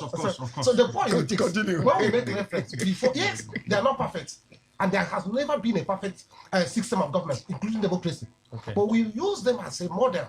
America maybe 70%, 60%. But before Trump, there was a Biden, and we understand that the Biden administration also kicked against the release of that document. Now that's what if you come to national, international politics, that's national interest. It may be an agreement within a U.S. government, and that's a different ballgame. It could be the same thing we're talking about here. It could be the same thing. It could be the same defense that the FBI is using to say, no, we can't release. If we made public these documents, it's going to hurt us. Okay, now the burden of proof now lies on them under this administration. Convince us why it is more of national security. You mean the U.S. administration? Yes, tell us, because this is in your own situation. You want the people, the Americans, to know who want to govern them during your elections. Then why is it in our own turn now you want to cover up under the guise of national security? Well, it will come down to who benefits the most. See, let me say something. Even in America, like you said, they want to know who wants to lead them. What happens before the election of Donald Trump, or even before he was sworn in, it's not enough to say Donald Trump should not even become president. No, there are laws. There are laws. Their laws are not anti those things. That's what I'm saying. Is it the way they manipulated everything? No, but it's about law and order. I agree with you. No, when you say manipulate means is they decided to go look away from their laws. No, they're acting.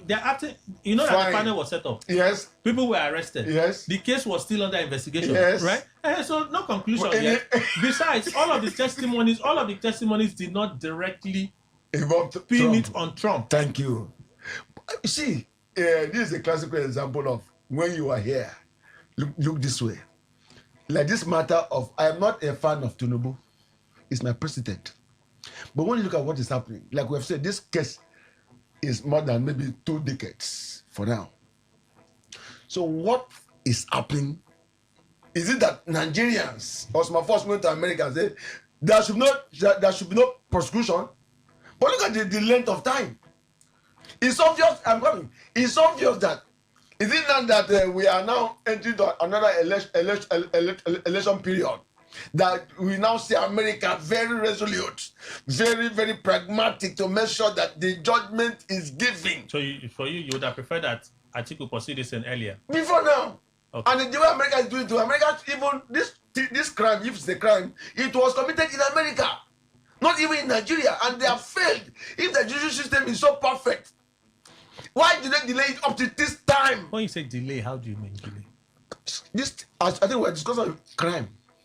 Yes. To drug trafficking. No, when you say this time, the only reason that we're talking about it now is because someone is asking the U.S. administration to make public the details of that case. Yes, which did not happen even this year.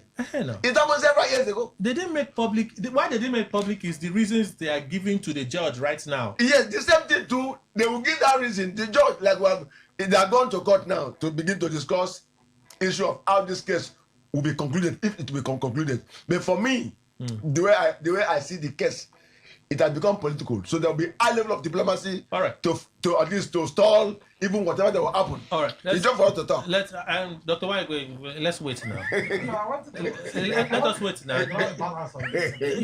You know the balance will never. You know, as you're obedient that you are, you'll be happy with this. No, I want to say this. I want to, even on the side of the president, I want to say that, you know, there was a time, that was 1999, when he was almost against the sitting president then.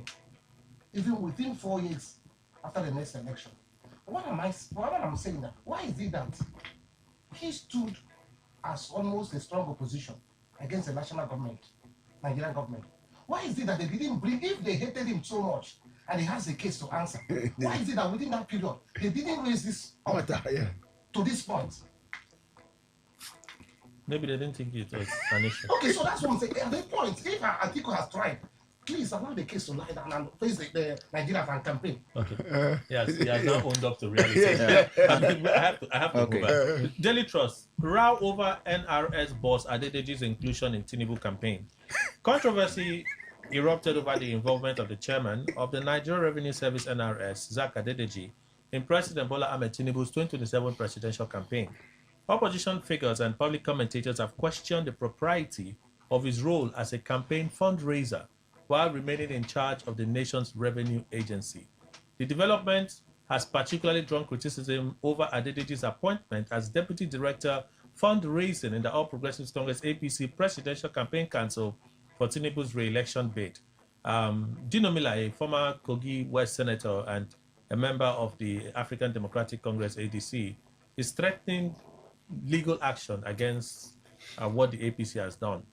He says, as a lawyer, by the grace of God, on Monday, I'm going to court. We have to test that. He said in a video posted on his X account, the former senator questioned how the head of the country's revenue collection agency could simultaneously occupy a fundraising position in a partisan presidential campaign. He says, and you are serving as the country's chairman of Nigerian Revenue Service, formerly known as FIRS. Is there no conflict in this? Arguing further, he said Adedeji is a public servant, is expected to comply with public service rules and public service ethics. So I've looked through the list. Maybe the one I've seen is not comprehensive. Maybe it's not comprehensive because this is Daily Trust. Daily Trust would have added maybe their own independent verification and stuff, but they didn't add it here, which would suggest that he's a member of that fundraising committee. But when I looked at that list expansively, there are other persons there. The Attorney General is in that campaign council. What's his name? Isa Oniru of NOA is in that campaign council. You have people working for the government in that campaign council. And I ask myself this question. Can't we separate people Politics that carry governance. out real governance work and people that play politics? Why can't we separate it, Mr. Momo? Or unless you don't think there's a need for us to separate people that play politics and people that do real governance work. What's the definition of real governance work? For instance, the chairman of the NRS, if indeed is a member. He's a member. It's not even indeed. He's a member. He's a member. Yes. Isn't it? And he's the chairman of the fundraising committee council. No, is he the chairman? I'll look at it again. I'm not. But Okay. he's a member. He's a member. Yeah. Someone in that position, one can simply begin to make innuendos to say, well, he's simply just moving the money from the state to go and fund Tinubu's presidential campaign. And then he will alleges to prove. No, before we talk of go to court. Before we talk of evidence, there is a public perception. Do public's perception matter? First, from your question, Adedeji is a member of the APC. The party comes first. Without the party, he will never be in government. And the party has responsibility, and he's called upon to fulfill that responsibility. Politics, I've said this before, politics give back to governance. Let's not deceive ourselves or anything. If you don't win election, you can't be in power.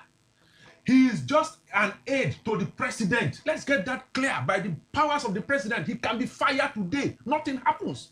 He's an aide to the president, a member of that party.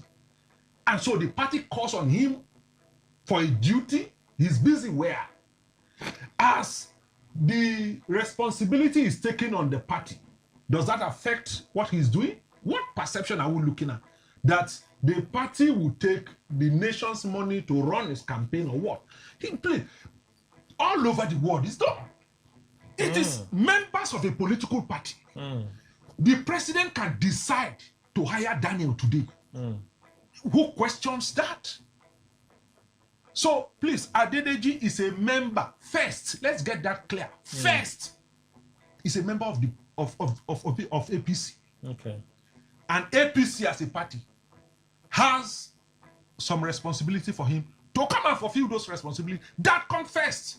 So he can be fired anytime. So let's not glorify his office like if people base their assumptions that, or if people stay with the assumptions that, hey, clearly we see that Tinubu is funding his campaign from our state purse, you shouldn't blame them now. That is their perception. That is the ignorance they carry. Okay, at this point, it's their ignorance. No, that's ignorance. That's the ignorance they carry. It's ignorance. No, hold on now. The president is the chairman of the campaign. Yes. Is the president using the state fund now to run his campaign? Well, clearly, one can even make that claim without even shouting too much for evidence. The same resources that you use in servicing a minister in the cabinet of Tinubu, that same resource will be extended to that same minister when he's campaigning for the president. Then we can then make a conclusion. I'm coming. We can then make a conclusion that nobody in government should campaign, mobilize, organize. But hold on. I started off by asking a question. My question was pretty simple. Hold on. I understand how you respond to questions sometimes. So my question was simple, right? Very simple. It wasn't ambiguous. No, my question was because you use the word real. Does it help us? I said, does it help us when people that ought to be focused on governance issues are drawn into politics? Does it help us? That's the question I asked. No. You talked about real governance, and I asked, what is the definition of real governance? Okay. And that's where I kicked off from, saying that, look, he's first a member of an association. If he's not a member of that association today, he's kicked out of government. If his performance in that association affects, if his duties in that association it doesn't affect it. It's a question. That's what I'm saying. It doesn't affect it. It is a question. You've not even got a question. Let him finish. No. What if his performance, his duties in the APC affects his delivery and the national assignment? It has not affected him. How do we know? At the rate that our economy is going. No, you say he's a member of the APC. You said he's a member of the APC. No, you're asking a question in future. What we are looking at is that the party has called upon him to take on a duty, and that we are assuring you that will not affect. How can't? No, hold on. And I will give you from Obasanjo's time up to this present time. It is those who are in government that carries out these responsibilities. So how now it is Tinubu? Government will break down. Governance will. I thought that there was no governance before now. I thought they said there was no governance before. So what will now break down? The same way there was no governance. Now it will break down. But the truth is, Kelly, seriousness now. Adedeji is a member of the APC. First. That's one thing you must know first. You said it before, and he's a member of the campaign council. Serious one. Okay. Dr. Fine, please. Kelly, let me just start from the angle of where Dan stopped by saying that his membership of the presidential campaign council won't affect his job. Perhaps headmaster. What's his name? Cardoso. Is he a member of the campaign council? In fact, after my speaking, they will drop him in. Please now. Yes. Please. No. It's a question. No, Kelly, let's not turn this into. Oh no. The party decide who he chooses. No, don't say one person. No, sir. No. Your reaction. No, you are doing your reaction doesn't doing. put me off in any way. No, I asked a simple frontal question. Dan, not he said he has gone through the list, but he has not picked the name. So he's asking now. One moment, sir. I asked a simple question. Okay. Since you can, I said it from the beginning that I couldn't confirm. You said he's in the. He's there now. I'm not lying to you. Is Cardoso a member of? He's not a member. Okay. The party find him worthy to do that. Simple. Let's move on. Okay, that's good. So let's say we have landed on that thought, but then the point remains that, take for instance, I'm the director of YEAC. I'm appointed now to come on radio here. I've been here since before 8. We started the program and all of that. There is nothing you will tell me that because I'm seated in this studio, my work in the office is not suffering. There is nothing you will tell me about that. That's The time I spend on radio, I've spent over 14 years of speaking at least 4, 5, 6, 7, 8 hours per week on radio, television in these states. There is nothing you will tell me that the moment I'm not seated in my office right now, that my work is not suffering. That is even a small office or an NGO office that I have people on the ground taking care of them. But as the head of Federal Inland Revenue Service, I think there's one new name they call it now. It's Nigerian Revenue Service. Nigerian Revenue Service. You are not on your desk. In fact, since that list came out since yesterday or 2 days ago, they have started meeting. They have started planning meeting. So as we speak, he's not in his office this morning if you check where. He's not the only one. There are many of them is there. So what are we trying to say? When this kind of argument come forward, I look at myself that, am I cheating myself in life because I'm serving a people? Because I am doing small NGO here. I don't belong to any political party. I don't join any group that will make my organization to look like I'm partisan or all of that. Because I know there is conflict of interest. That is what is happening there right now.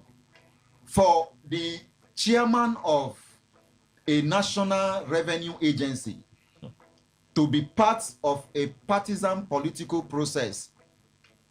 What brought him to office? I don't know. Merit. So maybe Kelly, maybe I should forget about this, my core NGO, staying away from political party. Maybe I should just go and join one political party. And I will shout this way, I eat this way, like this. But I'm just trying to not let some of these things conflict what I do and who I am. So I don't think it is. When I saw those things, I was just shocked. This kind of people being there, it's not supposed to be so. There are other people that could have been appointed there. Then whatever job they want to give him to do from underground, he could have still been able to do it. But for him to sit down there, whether we like it or not, he has to look into the pulse of the National Revenue Service, right? And check what we have there and what we can use to support.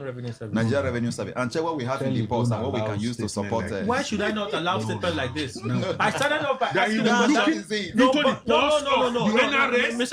Momo. I said it that people can have a perception. And that is this my perception. Did I not say that people can have... This is a statement. Mr. Momo. Yes, people can have a statement. This is my own perception. No, where is the statement from? It's different when you are in radio like this. Sir.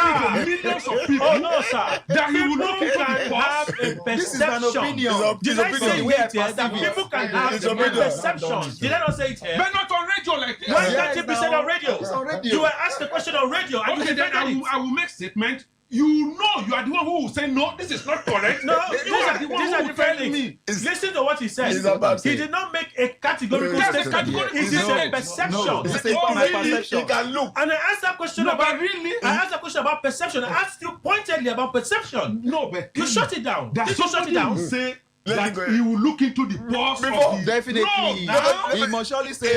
Mr. Momo, did I not ask you in this studio? When you put somebody in that position, can people begin to think and conceive and hold an opinion that the one you put there is not doing any fundraising? He will just be putting hand in the till and using to fund your campaign. Did I not answer question? People can have that perception. But for someone to make a statement on radio like, no, now. Are you kidding me? No, now. So when you say perception, they will think it in their head and sleep with it. Kelly, let me quickly learn Let's be practical. Oh, we should be practical. Yes, we should be very practical. When you are setting up a committee, be it in your department in school, be it in your church, be it in your community, be it in your family, when you are setting up a committee to achieve a purpose, there are people you will look at, those who can perform, being there, those who can control. These are the people you pick and put together. And that is what Mr. President has done. But then we are saying this is conflicting because you are sitting in that kind of position. But then I think we are in a country where no matter how people shout, no matter what people say, nobody is saying anything. As we speak, we also have, I think, Better Edu on that list. That what this means for suspended for corruption and all of that. Yes, Better Edu is on that. She's there. She is the director of Women Mobilization. She's there. On that list. So I don't understand. So what happened to Better Edu? Let me go back to what Mr. Momo echoed. Maybe he'll say he did not say it like that. Did Adedeji get his job based on merit or because he was a member of the APC? First, a member of the APC. No, fantastic. Merit first. What are you? What merit? The news first? update. We're back. That because a member of the...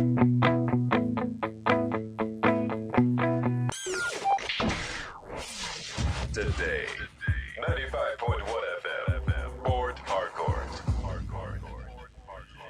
News update.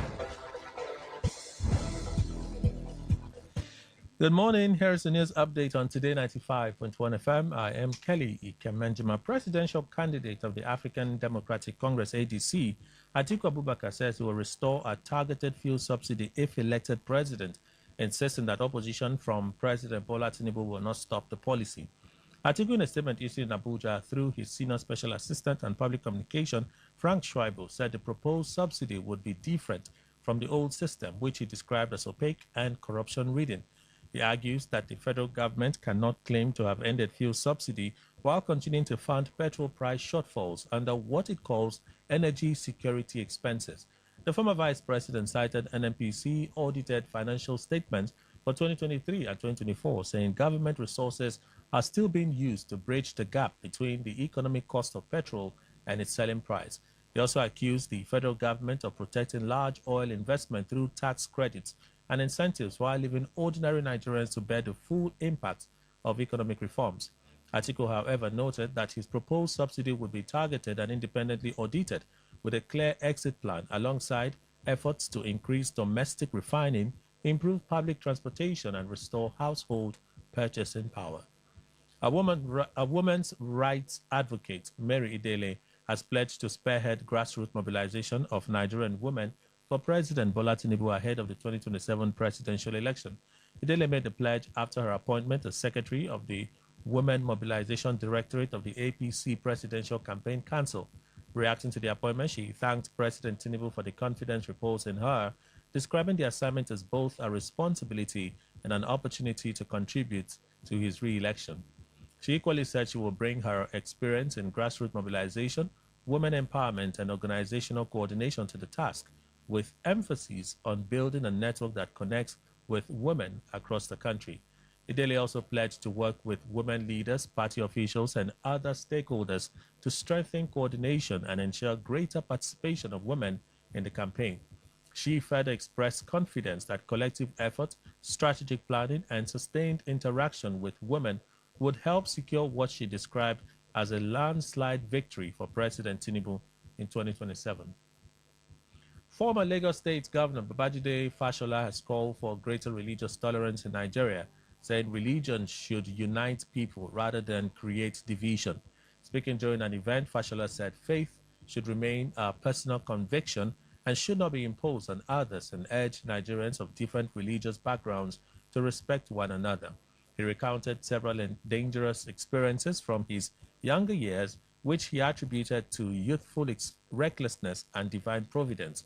Fashola also reflected on his personal experiences and described God as the ultimate architect of the universe, while stressing that peaceful coexistence is essential for national unity and development. On the foreign scene, Iran says it will use all available bilateral capabilities to confront United States economic sanctions, accusing Washington of pursuing a failed policy against Tehran. Iranian Foreign Ministry spokesperson Ismail Baghaei said the continued sanctions only harm ordinary citizens, adding that the United States is aware of their direct impact on Iranian people. He condemned sanctions and intimidation aimed at restricting trade relations, saying such measures violate the principles of free trade and respect for national sovereignty.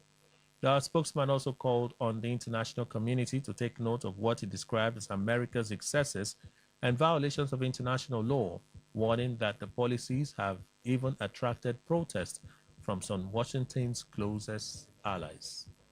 That is the news update on Today 95.1 FM. Good morning. Thank you for your time.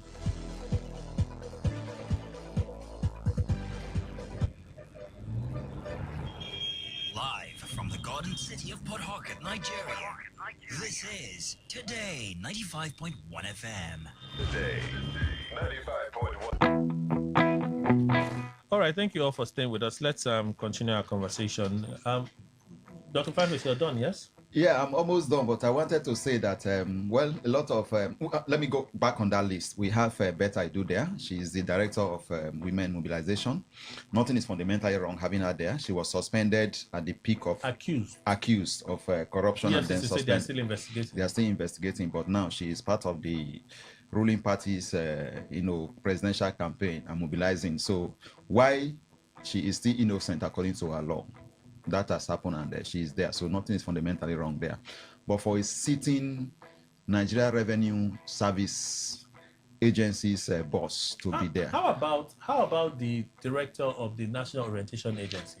Yes, it's also a problem for him to be there because this is a national orientation agency.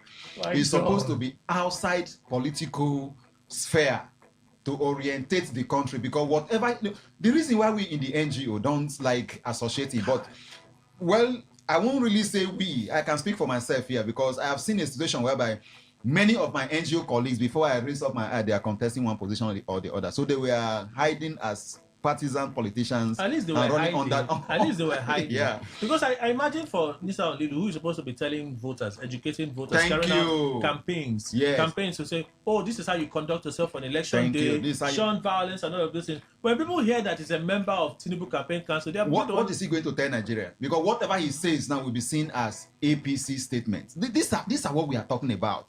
And this is why those who are really trying to like do the NGO the way we are supposed to, we stay out of politics, because the moment you are associated with a particular political party, whatever you say will be taken as the position of that party. You are speaking for that party. So I think we should try to separate governance from politics. It is very important for us to really focus.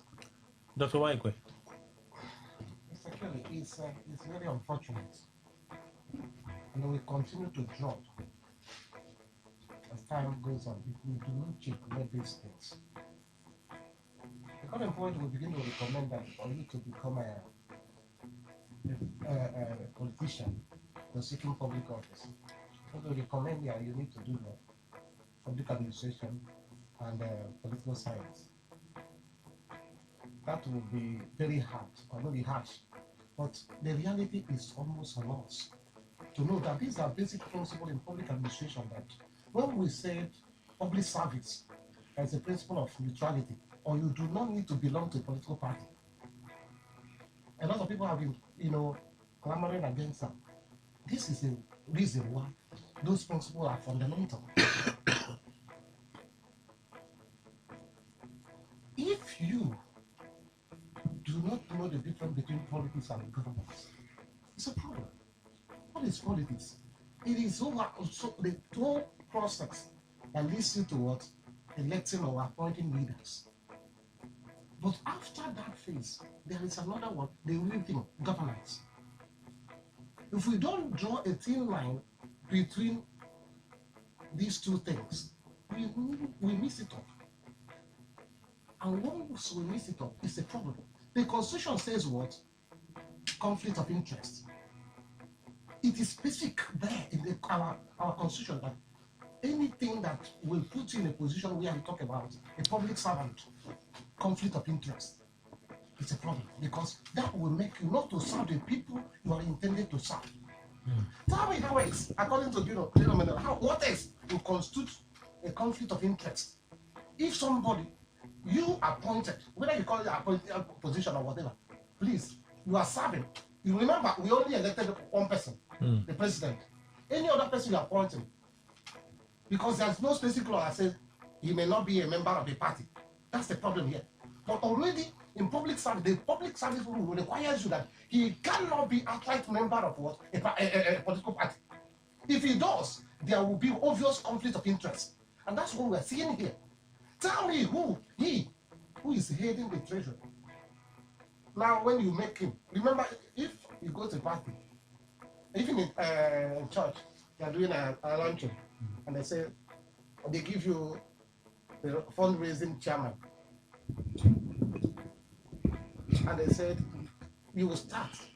Won't you start with how much you are going to donate with? Is he going to tell us that what you are going to donate with is my private money or Nigerian money?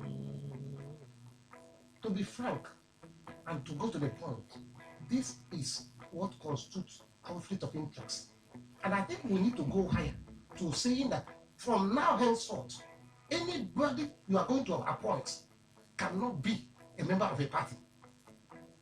Coming up with that law should not be strange. We know that it will be difficult, Sha. No, but that is exactly to draw this line to be able to protect what public service rule says that conflict of interest is a crime. But certain sensitive roles can be exempt.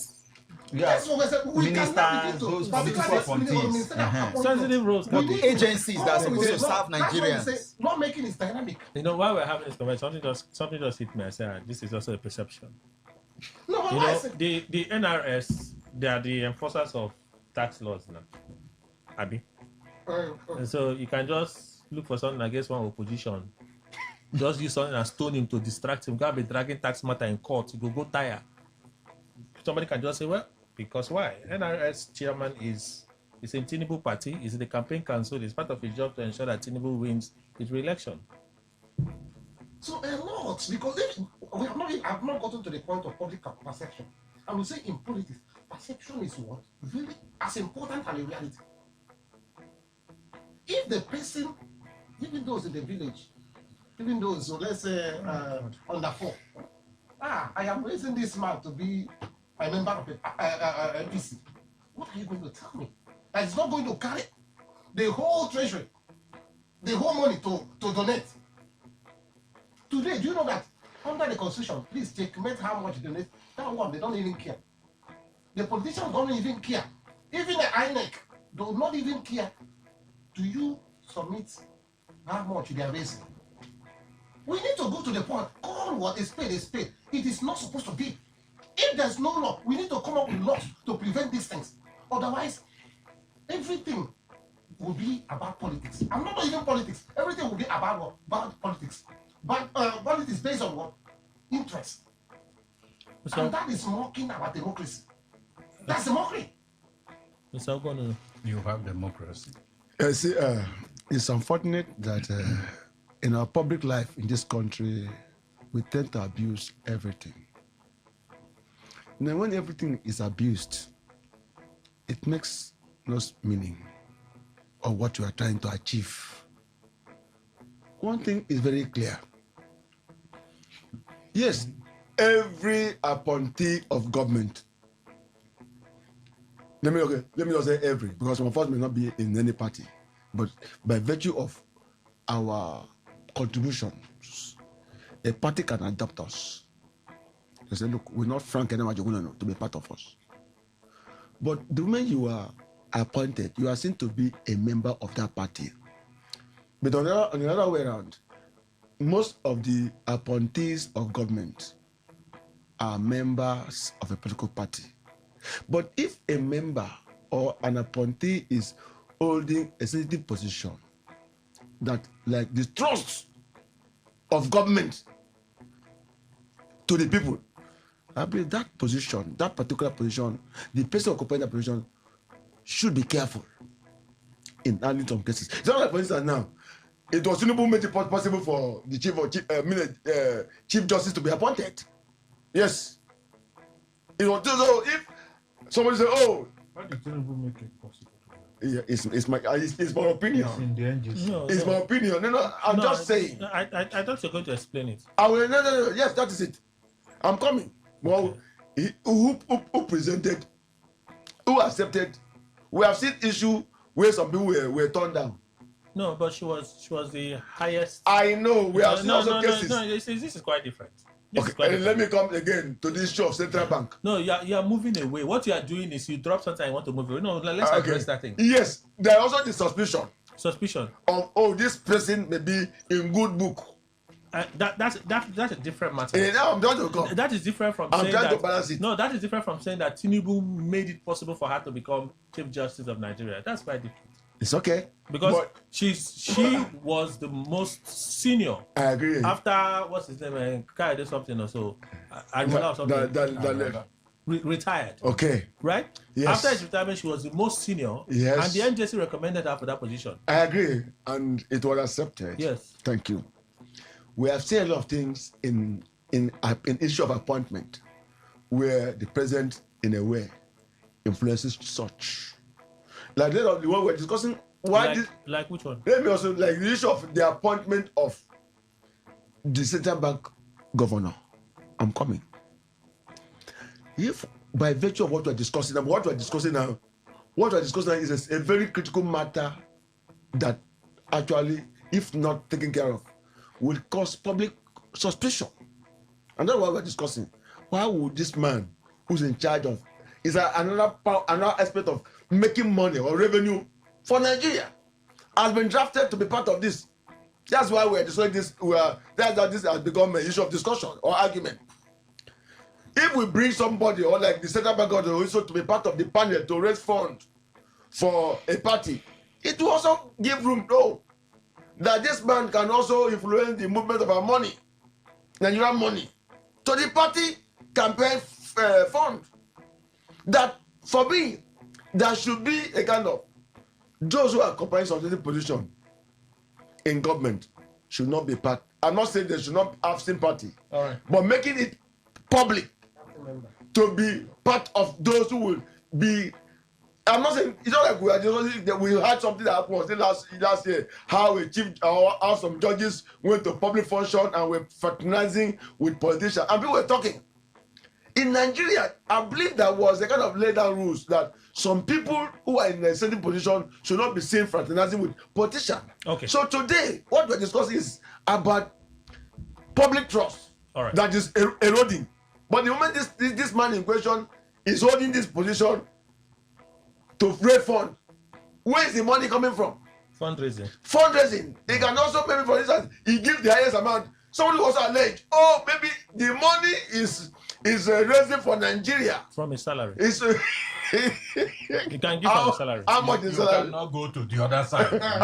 It must be all those so that's the suspicion we are discussing. Okay, Mr. Nikon. You see, Kelly, it is quite unfortunate what we're witnessing in this country. And always I say that Nigerian politics is very dirty, supremely dirty. Now, do you also remember me making this comment that all the people at the echelon of all the ministries everywhere, agencies and all that, they are politicians? If you remember, I said that always. And that's exactly what has happened. So anybody that's, like Daniel said, it didn't start from Tinubu.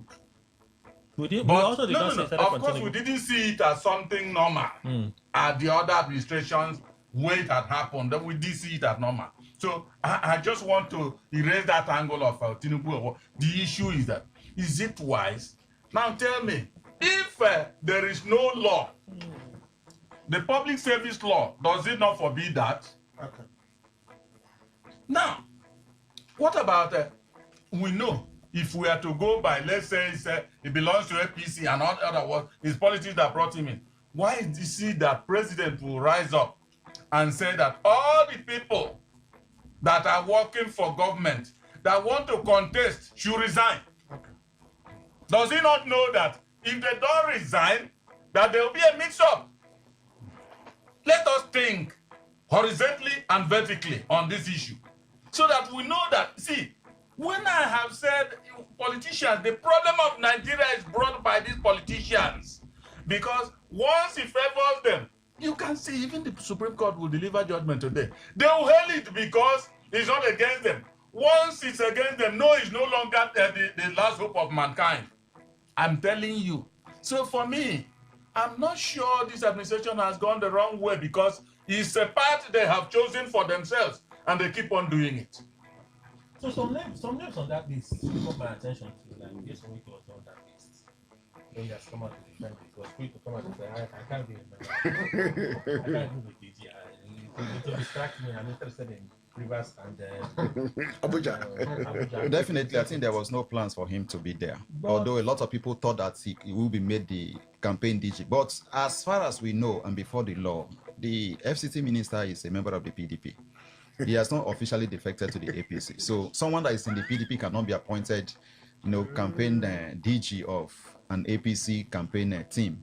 So that is just by the way. But then that is your explanation. Too. Yeah, and he has made it clear that no problem.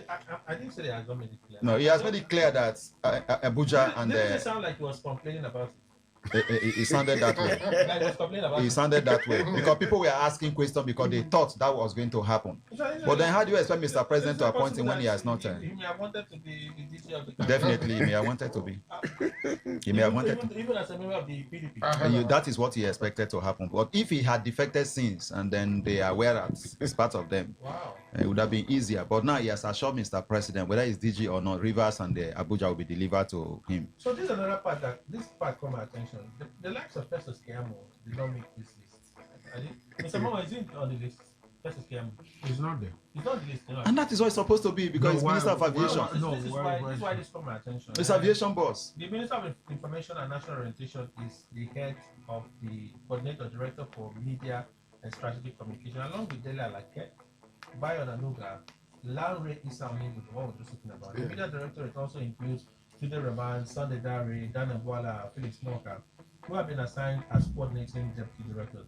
I mentioned Festus Keyamo because he's been very vocal. Very. Even though he's doing more aviation work now, he's very vocal. Very vocal about the president. Mr. President knows the job and position he's occupying, so he wants him to concentrate. Was it not the former DG?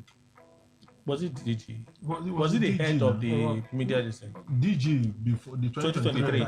Yes, now. Why not include him this time? No. The party in his wisdom wants him to focus on aviation. That's one. Two.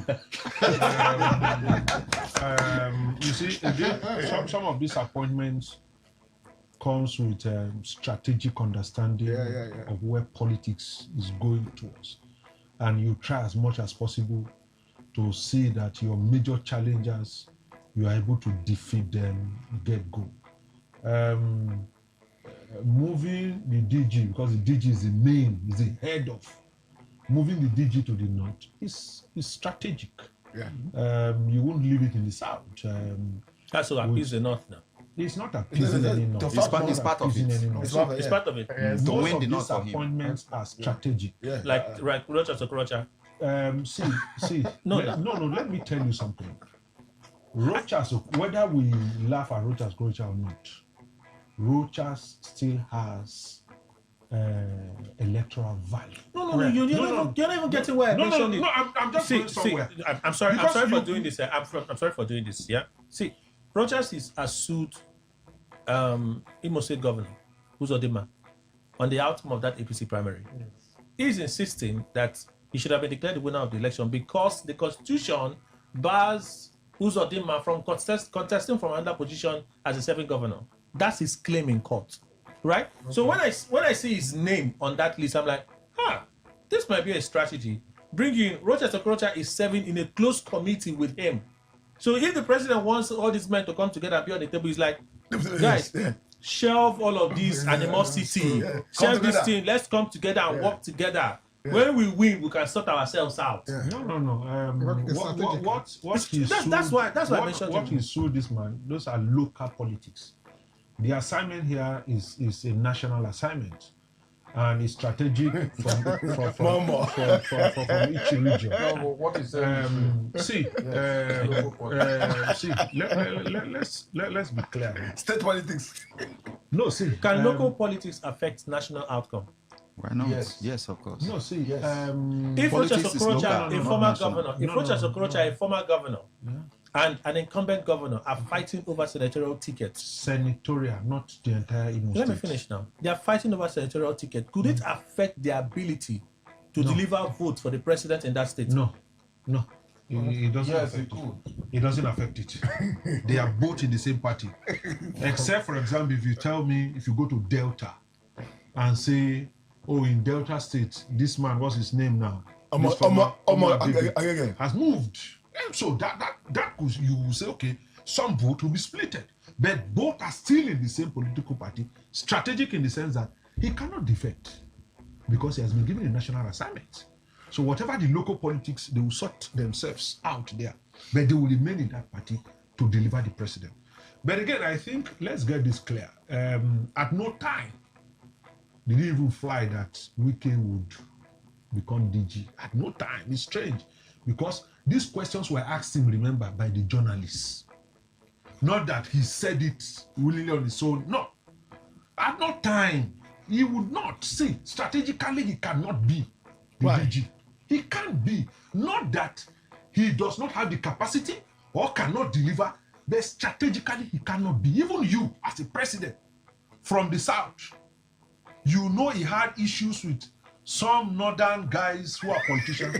You won't put him there. You won't do that. Who is the national chairman of the party? Of PDP? Of APC. APC. Yeah, you are from Plateau State. Plateau State. Where is Plateau? Not central. Not. It's not now. Not central. It is not. So Yes. Plateau is north. Okay. Right? Okay. If Years Weekend was made DG, it's south. So what's the disparity? No. The president is what you look at. You look at the president, you look at the DG. The president, no. See, the president is the chairman. Oh my God. Go and check the list now. The president is the chairman. Yes, the chairman. His vice president is what? See, you always his running mate is let's his running mate is what? Let's not kid ourselves. Whether at the local level or at the national level, we all know that vice are delegated. I'm not talking about. No, you don't look at how many people. Okay, how many people look at the list and say, "Oh, we saw Shetima." We are discussing strategy. Yes, we are discussing strategy, and for an engagement, right? There has to be cross argument, right? You believe it's like this, and I ask the question. So, if Tinubu is president, he's the chairman of the campaign council. The DG is Abdulaziz Yari, right? Yes, on Wike, for instance, was made as DG from the south. The APC already has its national chairman from the north. To balance it, huh? From the north, is already there. The president's running mate is from the north. So when you look at the divide, the north and south divide, it seems, in my own view, it seems to be quite balanced. If that were to be a factor, it seems to be balanced. The president is from the south. The calculation first is that for him to lose a southern state, he might probably, even if he loses that state, he might probably come second. That's the calculation. Now the calculation is in the north. Who are those politicians who can also deliver and hold their ground? So we come back to what I said initially, that appointing Yari as DG also pleased the North. No, I said please, so. not use the word please. See, when you use the word please, like one is begging. It is not use the word please. Okay, no. To woo. Strategically, that's how politics is. It is still a strategy to penetrate the North. Okay, hold on. Are you going to say that what's his name now? The vice president. Yes. Or probably maybe Tinubu a Muslim. The vice president a Muslim. It is to appease the Muslim. Yes. I don't understand. The North. Yes. Not now. There are Southern Muslims. Remember? Sorry. Was it to appease? Sorry. Was it to appease? Let me. You're an APC. You're an APC member, right? So you know that now. No. This is what I'm going to asking me like when people make the argument that the Muslim ticket had the intention of Islamizing Nigeria, I said no, I don't think so, because I saw it as a political strategy. The placeholder was what's that his name again? That close ally to Tinubu. Yes, the man from Castina. It was a placeholder because at the time, Tinubu being a Muslim, the calculation was he has to pick a Christian. So Babachi Lawa was one of those that were being, around the corner, as well as was the secretary to under Buhari. Boss Mustafa, including the speaker. Those were the persons that were being. But the APC knew that Tinubu, being a moderate Muslim, did not have huge acceptance in the core north. So what did they do? They looked at a Shetima in the core north can give them penetration to reduce the numbers of Atiku.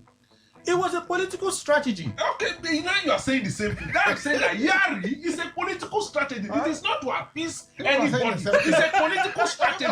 No, language matters. The word appeasement. No, his only problem is I use a language. No, language matters. Appeasement is real. It's real. No, in your opinion. No, in your opinion. Considering the meaning of that Yes. In your opinion. No, anybody that said it is not fitting should tell me why. So only your problem is that I use the word appease. No, it's not a problem. I'm only saying when will use the word appease like you are begging somebody. No. But you're begging them. No, it's not begging. Are you not begging It's them? not begging. There's begging. That's wooing. It's not begging. The president is Begging. aware. Yeah. The president is quite aware that the only area he has major problem in 2027 Is the north. is in the north. That's it. So he would do everything. So he has now looked So around the he woo north. them. He will beg them. He has He will picked appease them. somebody. Apart from zoning the campaign DG to the north, who do we give it to that can penetrate the north for us? And they gave it to It's Yaya. Zamfara man. It's Zamfara man. A former governor of A former Zamfara State. governor. No, that's what I'm telling you that Wike does not fit into it, not because it's not qualified or cannot deliver. No. The president cannot be here in the It's south a target. And then take you somebody want- here. It's a Yes. target. It will. So it is part of the means of appeasing, you know. To get what they want. No. What I'm trying to just say is that let us Mama. not say it in such a way like As if Wike can make was it. discarded. No. It wasn't discarded. He was not chosen. No. Sorry, on this matter, the truth is that But that's why people did not talk about Keyamo. Keyamo ordinarily. No. Keyamo is not deserving to be on Keyamo the... will campaign. It doesn't mean that the only people who are in the campaign council are the one campaigning. You know the, Thank you. you know the, No, no, you no. know the Everybody prestige. will campaign. You know the prestige when he announces himself. He said, member of the Bola Tinubu Presidential Campaign No, Council. see, he did it twice. Okay. He did it for Buhari. Let's he did it for Buhari. No, He did it for Buhari. spokesperson. He did it for Buhari. No. Our man here did it for Buhari twice. But he also did for Buhari now. No, was spokesperson. He also did for Buhari's campaign. No, spokesperson, not DG. Kelly. Okay, spokesperson. What is happening today is that all the parties, for now, they are looking for what I may call battleground. That's what it is. Battleground. So look at who is the strong man from this side. Who is influential from this side. Use him to have your own, to achieve your aim. So as we're discussing whether strategies or to appease or to woo, it's just to make sure you have a soft landing so that you don't lose out. Because whether I like it or not, whatever we're discussing about who is going to win votes or the highest vote somewhere. And the politicians know, as we're discussing that they are also, some of them they are listening to us. They know the states. They can even, in a way, not spend more money. They know states. Some politicians do that. And they have strategists on ground who are also going out to know which state will give them trouble. Let's bring people who are on ground to make sure they go in there to also make things soft for them. And it was not in the north. It's a major political strategy to make sure if this man can penetrate the north, it will give them more vote to win the election. Because as it is today, the APC as a party knows what is on ground. So they know also they are also trying to look at the people who may go in to woo people to accept whatever policies and programs they have for the people. And look at that, like we are discussing about the Keyamo. Yes, as it is today, this government is also is a force to reckon with. But they are discussing some strongholds where APC may have found it difficult to penetrate. As it is in Delta State is not a major problem to APC to win. I mean, Delta State, despite Amogoge moving out of from APC. If you look at politics from this south, as it is from this south, the way we behave, I use the word the way we behave is my opinion. Any party can easily come but in the north and the southwest, it's not easy to just go in and get what you want. Because it's like when they agree, when some certain leaders agree, it just works for them. But in the south side, it's not like that. The same thing even with the southeast. That's why you see some of the people are being recruited, come on board and see how you can move and get out. Let us get small food. Like I said, like Abia said, a lot of things will play out during the election. So for me, I feel that the party is planning to see how to go to the enemy stronghold to get numbers. To get numbers. That's what is that. Okay, I think that's the business of APC. Whoever is in that list. But tell me, is it a complete strategy? Of everything there, every name you see there, is it a thought out plan? I will tell you, no. Maybe few like the Barry, we just said. The DG. Yes, you put a lot of things in consideration, and few other people consider their influence. But bulk of what is in that list, you tell me it was based on strategic planning. So it's like, but it's within the right of the president to decide who falls in. Actually. A lot of things he did even damage the party. A lot of the names there, in terms of those who are serving in government and the rest of them, those who have questions to answer, you put them there. I won't say it's strategic. It reduces the value of the party, particularly in the perception of the people. Show me data. They do. Even if he has not been tried, but the perception is that this person was accused and his case is still there, and you are bringing him to lead. No, but they even fired her because of those accusations. No, that's exactly. You are bringing the person. So, how will you convince me it's strategic? Spiritually. So what am I saying is you can say some of the members there, you pick them strategically, but major part of them, there was just like the president just had picked them. And a lot of them are going to do damage. Look at, after releasing a list, the controversy that is trailing the list alone will take almost 2 weeks. From who? Controversy from who? Okay, you are not saying other political parties. Let them do their So what work. am I saying? A strategic list would have been thought out. And the rest of the people debate on it and tell you reasons why this person was wasn't there. But I think the president just wake up and feel that this person, maybe he consulted. The president just wake up. Allow him to. That is his opinion. Doesn't he have a right to his opinion? Why are you interjecting? This right to opinion. He just consulted people. Now, consulted people who are supposed to be there. Then at least some of them. But bulk of the members there, he just picked them, and I just feel like, not just you need to be there. This The one, party you need is to be the there one for who this did it, not the president. The party. Are you a member there? No, Are you I'm part not. of them? I'm not a member. And convince me that it's the party that did it. No, tell me that. Convince me it's the party that did it. Okay. Even if it's the party that did it, we still know that the president has what? An overwhelming influence. In terms of who is APC if not President So even if it's the party. All right. Mr. Anukwe. I don't even know this. Certain persons are not on the list. I didn't say yes or no. I was like, okay, so okay, did not finally make the list. Festus Keyamo is not on the list. So I'm just looking at the composition of that list, beyond the partisan and professional interests. No, you see, Kelly, everybody cannot be in the campaign list. No, everybody cannot be. There are still those who are even more important than those in the campaign list. Yes, but they are not there. So I think as for Nelson Wike, it's problematic because he has not vocally said that he's with APC, even though I see him as being in APC. Others may not see him so. But I know that you cannot work with your full chest for a political party that you do not belong to. And he's doing everything. To the point of saying, even to his PDP, that President Tinubu is the man. He's going to win in 2027. So what remains? What is APC people doing to Tinubu than himself? So, but he has not officially said, I have been given a card of the APC.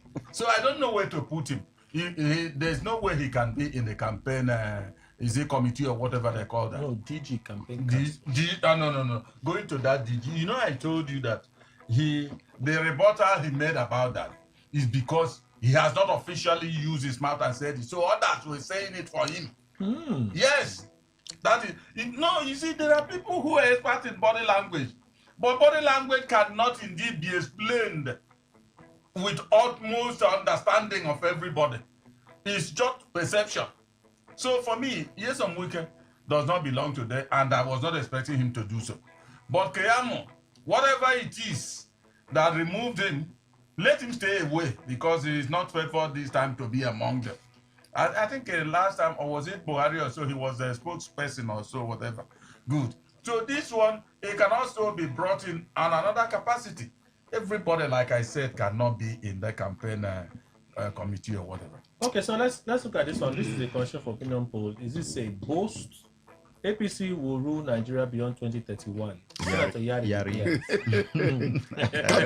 I read it was yesterday. Former Zamfara State Governor and Director General of the All Progressives Congress APC Presidential Campaign Organization. See the prestige now. Levels. Presidential Campaign Organization. Imagine we are ready. Yes, some Wike, Minister of the FCT, and DG, Presidential Campaign Organization. They will increase his convoy. I said, going by President Bola Tinubu's performance in the last 3 years, he would earn a fresh mandate in 2027. The senator representing Zamfara West made a declaration on Sunday at the Nnamdi Azikiwe International Airport, Abuja, where he was received on his arrival from overseas trip. He don't come back sharply. The Director General of the APC Presidential Campaign Council, see, now you don't have to say his name again, just say the Director General of the APC. Portfolio. New portfolio. Don't say Wike. Director General of the APC Presidential Campaign Council. The Rainbow guys will be shouting, wow, powerful. He said that. No, why is Wike featuring in this? He's complaining about it now. Did you hear him complain about it? Did he complain or he responded to questions? I didn't hear it. You see that I did not hear it. I never wanted to. How can I be? Don't you know that if you're a member of the campaign council, you may lose your state? Can't he be the first person as DG to not to lose his states? Is it not what he prides himself on? That I did it, they could not do it. I did it. Did you not did it? I know, but I'm just wondering how his name is featuring here. No, we are just saying now, we're just doing substitution. Like, imagine it was just a Wike that said Wike Director No, but General. why don't we imagine somebody else? No, it's Wike want to imagine. I can't imagine our own Wike Director General of the APC Presidential Campaign Council. 2027. Yeah, that's nothing. As soon as you'll be leading the campaign all over the state, they'll be dancing the wig on stage. Wait. Let us read this thing. No? I want to assure Nigerians that whatever promise we made during campaign, we shall keep to our promises. Today we have seen him, Bola Tinubu, as president, and by God's grace, he shall be the president come 2027. The crowd are here to pray for me and for the success of Mr. President. Our party is synonymous for keeping to our words. We pray that Almighty Allah will give us, the president, the wisdom to lead this country. We assure Nigerians that we shall fulfill all our campaign promises. The Senator Yari also declared that the APC would rule Nigeria beyond 2027. We pray that our party will continue to be the party to lead the country after President Tinubu's second term. Mr. Momo. Why Mr. Momo? Yeah, a panelist. Are you not the panelist? Are you not the panelist? It belongs to APC. No. You know, there was something else I was thinking about. You know, there was something I was thinking about Senator Yari. Yeah. You know, he wanted the Senate presidency thing. And so if there was any small animosity towards the president, an appointment like this would just quench it. Yes. An appointment like this makes it that you are in the forefront of the good books of the powers that be. See, that's what I was saying yesterday. We can imagine this. And they trusted their future with you. God. And so anyone would accept it. Anyone would This is a big deal. Before you control. This is a big deal. He's the interim president of Nigeria. And they didn't give you some. Tell you. From what Yari is saying. But you know what the state of the Wike part? No, because he didn't feature in the. No, now imagine that. What you read that. No, he didn't feature in it. So no, such an influence. If they are giving this. No, Kelly, he can't be because the Rainbow Coalition is not at the national level. What if they are told him the Fed party, let's give you DG? He may have done that. No, he will not. Yes, we will not do it. See, to get DG, Presidential Campaign Council. Currently, the only man saddled with the responsibility to deliver to states is he. 1.5 states. Here and Abuja. And he delivered Abuja in that election. In that election. So yeah, let's leave Wike. Let's come back. Oh, no. You were the one that dragged into Wike. Please talk about Wike. Let's do yeah. So, well, from what Yari is saying, from my end here, especially when you have people who are hungry for power, desperate for power, and they do not see any other person outside them, the APC will rule for the next 60 years. 60 years. 60 years. I'm coming. I'm just giving you some top statement. See, even Mr. Nico dropped his phone.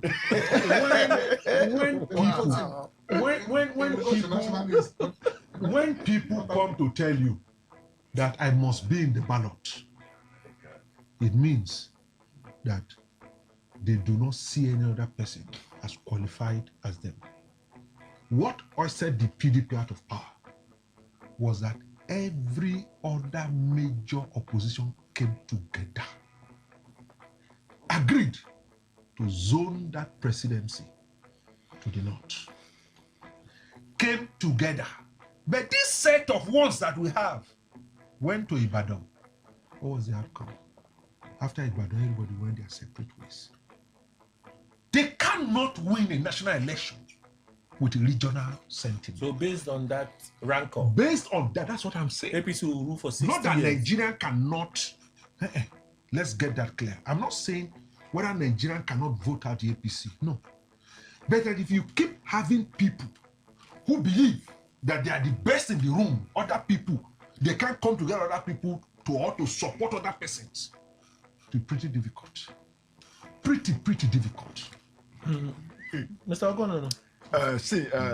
For me, as Mama was talking, he did mention 60 years. And I remember Vincent Ogbalafor. Ogbalafor. Who said PDP that has become a chaff. That was in 2008. And the problem, they have problem with 60 years. Even APC have taken 60 years. He has mentioned 60 years. So you didn't listen to what I was saying. I said if they continue like this. They also get 60 years. Yes. If they continue like this, we can yes. Came down to the figure 60. Whatever. You know, when you're talking, what you're wrestling. So when you say 60, they don't drop their phone. Mentioned 60. That was a comparison. To the past. 60 years. So that's the third comment coming on 60. That is it. Ogbulafor made it in 2008. Yes. Former wife of former President Goodluck Ebele Jonathan made it in Sokoto in 2015. So before you know, everything collapsed. See, for me, he has been given a very big responsibility to undo for APC. He should also be careful in handling that position, because the hope of the North, winning the North, has been given to him. Canvas, move further. Maybe they will give every available resource to him to make sure he goes on ahead, woo people, even electorates, politicians, even in another party. And we are still people are still decamping or defecting. They can see, oh, this man is the one that we love. Those who are in the other party can decamp to, or those who are still on the fence can. But the issue is this: it's about the people. If we are conscious and also ready, the people can change the narrative. Despite every strategy one could put in place to win an election. If we have people who understand the way things are moving, both politically and otherwise, things can change. But every party is after wrestling, taking over power. No doubt, whether they won in my community, it's after power. And everybody will come together and say, look, let us go this way. You go that way. As it is now, it's a team. Whatever we have discussed, this APC campaign council is a team that they have brought their first 11 out. Look, you go that way. You know the wing to play. You know the role to play. You know the people you can meet, and if you talk to them, they can listen to you, and that's what they are doing. So for him, like we just read, he has returned back to Nigeria. Well, this particular people have also interest on this job. He's not the only person, but his name has been chosen. And today he has been anointed, so to say, in politics, to be the head of the campaign team of APC. So this is him gingering the people. That is it. I said, no, he has become the leader. Oh. So you have to ginger the people, motivate the people, even when things are not on ground. I know as a leader, you don't demotivate the people. Okay. But if you do that, then why are you there? Okay. Even when things are not in order, hey, we are going. Like he said, if they are going to do whatever promises they have made, that one is politics. But we have seen politicians promise heaven and earth. Even they cannot even build the castle, the one you can see on ground. So the issue is this: as a leader, he has accepted the responsibility to work for APC. So he must motivate. He must also move forward to woo people who are not even in APC, or people who are like on the fence, who have the state of a kind of indecision to make. By seeing his presence, some of them can change their mind. Say, I will move with you. So it's not a wrong thing. For him, I believe he's doing the right thing. What anybody who's a leader could do to win the heart of people. Dr. White, so APC will win 2027 election. Because they have to win 2027 to remain in power to 2031. Yes. Don't show for Obi. Let me start where I want to start. From the first question. I will connect with this one you asked me. Okay. Gary, I think congratulations to him. And I want to tell him that please enjoy the position as it lasts. Thank God you have just demonstrated how it is. You have come to us in River State. You have been a big position. So when I heard him, his emergence, I was trying to go through the profile. Because if it was a strategy, maybe an appeasement to the North, why him? Was it the luckiest person, or at the end of it all, it fell on him? And I discovered, I said he was so influential, particularly in the North. What did he do? What did he do? They say he's a giver and the rest of them, and was his policies, actually people-oriented? They said no. It's just like the power blocks favors him, and maybe that's part of why he is qualified for that position. But I think my advice to him is that enjoy that position at the max and try as much as possible to see whether you can. Now you have accepted the responsibility, whether you can deliver. But don't be deceived and thinking that the appointment is totally taken for granted. That has already given a ticket to APC at the North, because as I'm talking to you, some of the policies of this current administration, most of the North, some people, I will not say majority, you can even find out, go there, some of them are not comfortable with it. And they are deciding, are we going to go to support the same person, the same party? I equally see from another school of thought, they say the person who is in prison now, that man single-handedly supported that administration. And a popular view from the North is saying that, is it not betrayal that the same person who single-handedly helped this administration to emerge is in prison? That was part of what's the information there. It's in custody, not prison. It's in custody. So almost 6 months.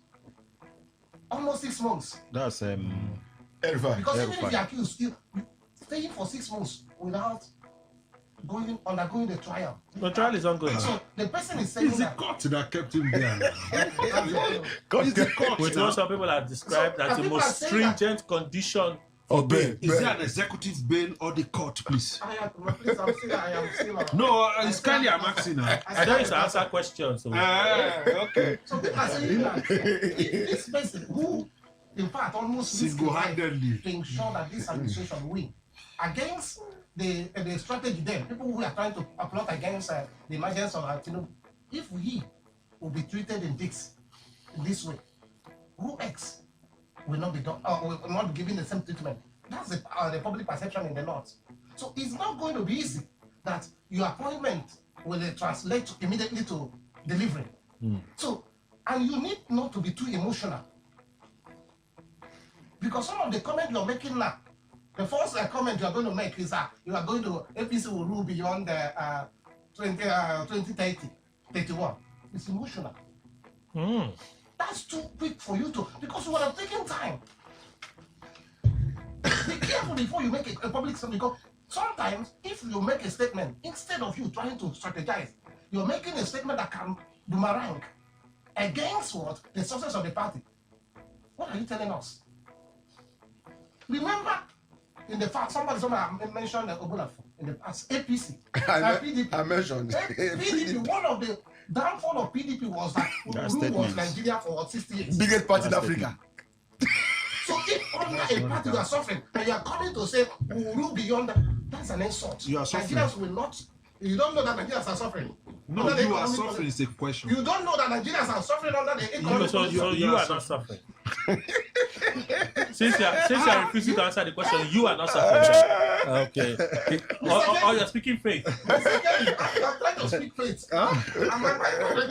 So you are suffering and smiling.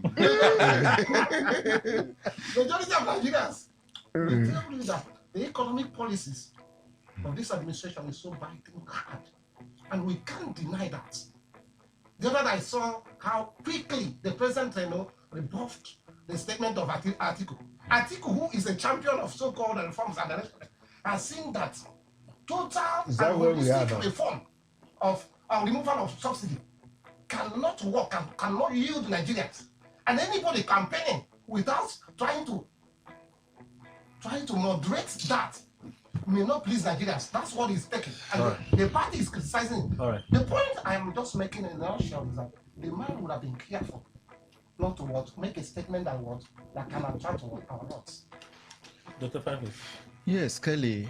The campaign DG first statement on the first day in office, I must say, was very reckless and unguarded.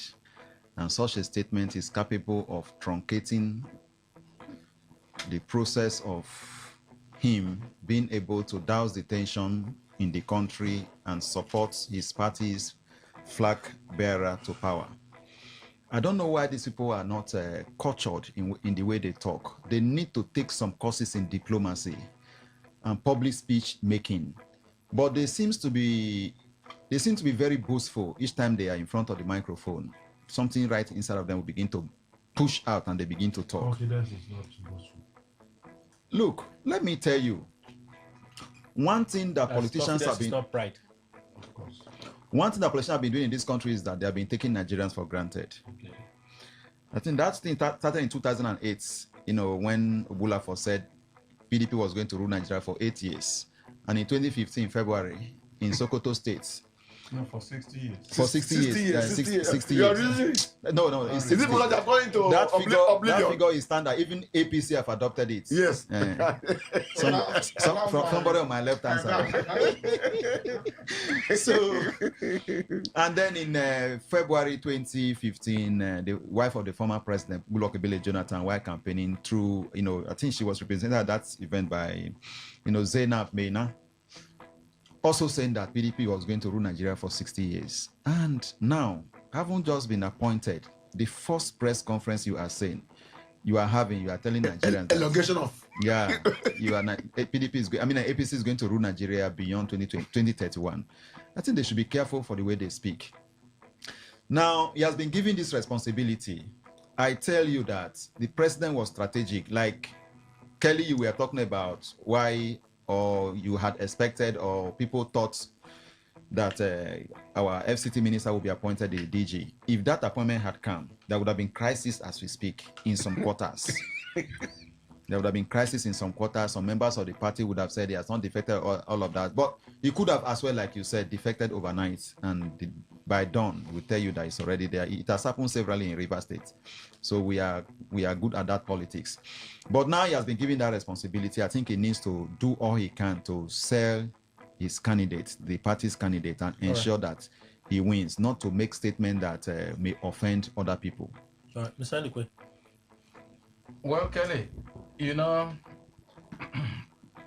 think Obulafo is dead now. I think so. He's late. Well, unfortunately, if he were still alive, he would have known that APC has bought over his wish. Because I don't know what will make Yare. Kelly, it's always good to count one before two. But what I said, if you start from 10, counting back to 1, you are not making... We pray that our party will continue to be the party to lead the country after President Tinubu's second term. It's a prayer. Who is he praying to? So let me know, who is he praying to? Well, but we all pray for good things to happen to us. Like It's just Like, what you've been telling Momo. When you ask question A, he answers C. A strategic analyst in the studio who hopes that his party will remain in power for a long time. This is natural. Yes, and I said, based on what is happening. You see, I did not call his name. See, I did not call his name. No, please continue, Mr. He's hopeful. Kelly. Sir. He has responded too. You see, what I'm saying is that he doesn't know. As it stands, nobody is very sure that Tinubu is coming back in 2027. Because it's when you... I thought you were confident. See, I have told you, the landmines on the ground. Okay. Now, if those landmines are removed, if they will bring maybe the type that America used in sweeping the Gulf when they had issues with Iraq and perhaps Iran now. And Libya.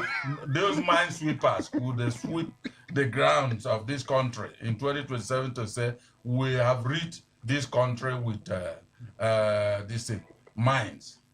That is the only time one could say. You know, remember we have been hanging this thing. I said, if we are to go by presidents that have been in this country, then Tinubu will come back because nobody is going to tell him. He's not going to congratulate like Jonathan did.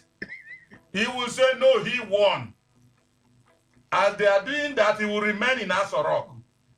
Just like you remember when Obi and Atiku were filing their cases against him, I said, look at somebody that is already there. And he's seated over judiciary, over everything. He's already president-elect. He's already going on with the administration, and then you think you go and win him. You go now. When you come back, you tell me where you reached. And that's exactly what will continue.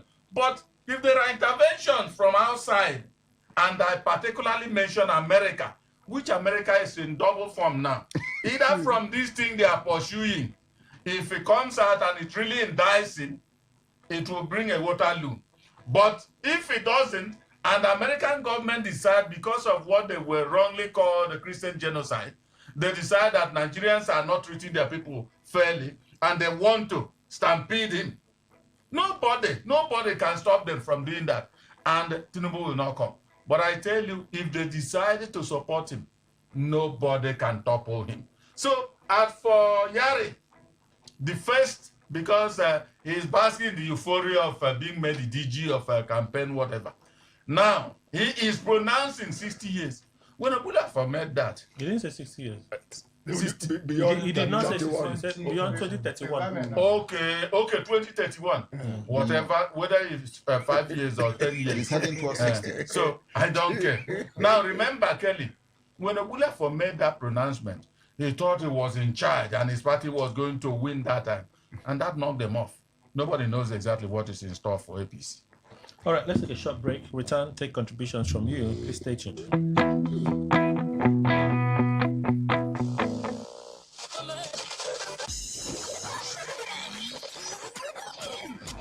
Hello, join us Fridays, 7:30 a.m. on Our Top Picks, and together we'll review the big national stories of the week, all in 30 minutes. It promises so much fun. Our Top Picks, Fridays, 7:30 a.m. Don't miss it.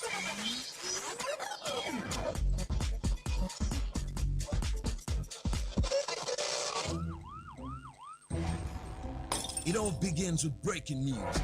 Now make no mistake, this is a difficult mission, and it will remain difficult for some time. Then it keeps trending. Events, issues, personalities, all struggling to gain attention. But in the race for deadlines, the intrigues, power play, on the currents are often missed or underreported. Insecurity here is basically a product of poverty. But not anymore.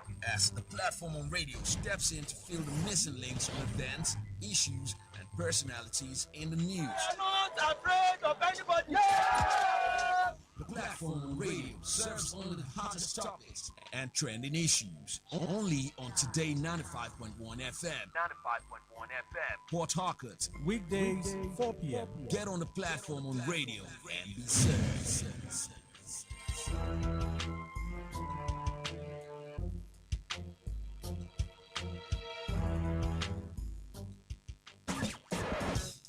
Live your truth. Express your love. Share your enthusiasm. Take actions towards your dreams. Talk your talk and walk your walk. It was years ago. There's a statute of limitation on this stuff. Make today worth remembering as we discuss issues as it affects Nigeria moving forward. Talk that talk. Weekdays, 2 p.m. Exclusively on Today 95.1 FM Port Harcourt. Voice of the people. Get ready to feel the rhythm, the groove, and the true vibes of Africa. This is not just music. This is high life. From the legends to the latest, we're bringing you the best of palm wine grooves, jazzy horns, and soul-stirring melodies. There was a sound that told our stories, a rhythm that made our fathers dance and our mothers smile. Welcome to The Thrill, a musical journey through time where legends live on and new stars shine. Join us from Mondays to Thursdays, 9 p.m. on Today 95.1 FM for the ultimate high life musical show. Don't just listen, feel the music. High life lives here. African style. African style. African style. 95.1 FM, Voice of the People. And we're back. All right, time for us to have you tell us what you think of the stories. Those who are unable to take, we'll read them tomorrow. 0810-9510951. Please, you have 60 seconds. Let's make it count. Good morning, Today 95.1. Good morning, Kelly. Hello, Frank. Welcome. Please go on. Yeah, I greet all your guests in the studio. Good morning, sir. Yes. Yeah, let me talk about Yari's comment. I think there's nothing wrong there. Every party member would like to say the same thing. Whether you like it or not, Yari is the DG. Now, he has every right to market his own party. There's no way you expect him to market his own party. He wished his party to go beyond 2031. And that is even me as a member of APC. I wish the same thing. So if there is anyone that will reject that, it should be electorate. Let electorate decide, not any individual that will say, hey, what he said is not good. Let Nigeria decide. If Nigeria say they like the APC government, they will continue. If they don't like it, they will vote against APC. Thank you and God bless you. Good morning, Today 95.1. Welcome. Hello, good morning. Morning. 18 is my name. Yari was facing EFCC charges, corruption charges. Even Marafa, Mr. Marafa is more popular than Yari in Zamfara State. He was there when PDP defeated APC in the last election. No, they didn't defeat APC. They defeated APC. It wasn't like the current governor of Zamfara State was a PDP member. Oh, yes, you're correct. You're correct. Dawda Lawal defeated APC, yes. All these people that have been found wanting, even Zach, the revenue generator, why is a public servant, why did he be among the people that are, this is government of corruption? When we found APC, we saw all the things that PDP were doing was anti-people. So we are not given the opportunity. I already predicted it right in the news that APC, PDP were lucky that they did the 16, but Nigeria will not give APC. Thank you. Thank you.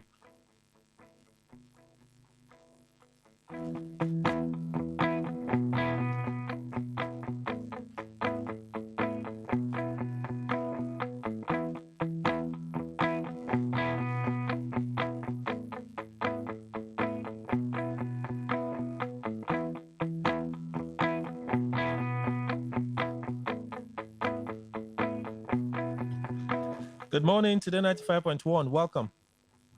Hello. Good morning. Good morning, sir. Yeah, my name is Everett. I'm calling from Cuba. I want to talk about this Muslim ticket. Did we have a topic like Muslim ticket? Yes, you talk about it in this year discussion. Good morning, Today 95.1. Welcome. Hello, good morning. Morning, sir. I'm John. I'm calling from Ajibode of Port Harcourt. Tell you that it's a popular saying that no matter how man locks his door, the spirit must surely find its way in.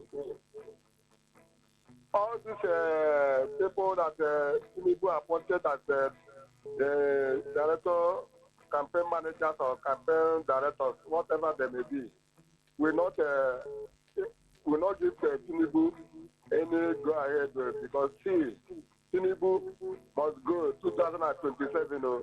Tinubu must go. I have told you earlier before now that I was in a dream. My former governor, Amechi, become president, defeat Tinubu. That is what is going to be. If Yari is saying that APC will rule beyond 2031, so what is telling Nigeria that they will suffer beyond Chinoye, thank you. Good morning, Today 95.1. Welcome. Yeah, morning, Kelly.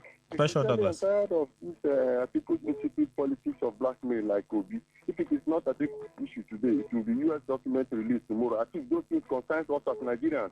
It affects them personally. I do not see the relevance of such release if it ever will be. And immunity covers the president, and that document is deleted. Even if it is released, the president will not resign. So I think we should rather focus on what the INEC chairman has admonished me to tell Nigerians what he will do as a president. Kelly, on the NBA conference, I appreciate your question to Oshoma, especially on the relevant conference to particularly River State. Even the fact that they tended to dabble into our politics last year as if they were nominal stakeholders of this state. Economically, I wonder what that corporate benefits the state. Obviously, considering our 6 million naira, which they failed to refund us when they moved that conference to Enugu. And I sure do hope that the government will give any other money for this conference when he should have chased Alpha Mosigwe and his likes out of this state for deliberately misleading him with misinterpretation of the law, if not for the help of the Supreme Court. Thank you, Special Douglas. Wow. Good morning, Today 95.1. Welcome. Good morning, George from Oregon. George, please go on. Good morning. Good morning. Good morning, no. Yeah, Kelly, you see, no matter how you give dog a bad name, the owner still like that dog. Yes, so wicked people are suspecting that he will be a DG of that APC campaign organization. See, there's nothing you can. The man has told you it was the journalist that asked him that question, not even him. People are thinking that it's insinuating he wants to be there. No, you go explain. We should be able to know who Unyeson Wike is. It's because of that knowing. It is because of that knowing that these projections are made. You said what? Come again, sir. It is because of how they know him that is allowing them make these projections. No. When the years of wicked that will be observing for a while complains about one thing over and over and over, shown that thing interest day. One thing you should know that when yes and wicked say you get a particular thing, you get it, nothing will stop you. Maybe you did not get this one. Hey, yeah, sorry, sorry, George. Hey, George. Hey, whoa. Good morning, Today 95.1. Welcome. Yes, Kelly. Sir. I'm coming to you from Pacific. Welcome, sir. Sorry, sir. I haven't seen you for some time. You haven't seen me? I said you had in studio for some time now. Oh, I went to Barcelona like 3 weeks ago. I'm back now. I'm hearing a kind of voice at 92.3. 92.3? No, I'm still here. I've not gone. Because there was one girl that was here that Do you miss her? Do you miss her? I miss her more than you. Oh, that's what you're going to now. Understand? I miss her more than you. You are so I beg, I moved on. Good morning, Today 95.1. Welcome. Good morning, Sir Kelly. Hi, Madam Dr. Gokana. Welcome. Thank you. Sir. Hey, Madam Dr. Kelly. I greet other members. Yes, ma'am. Kelly. Ma? Yes. My former governor, not being DG campaign, he has promised them, come rain, come shine, Abuja, River State for the president. And I join him to thumbs up. Madam Dr. Gokana. Thank you, sir. Have a nice day. Finish. Yes, sir. I'm done. I'm done. De Rama. Kelly, I'm done. Good morning, Today 95.1. Welcome. Yes, good morning. Welcome, sir. Go before Mr. President says he's a stubborn politician, that nobody pushed him out of Asura country in 27.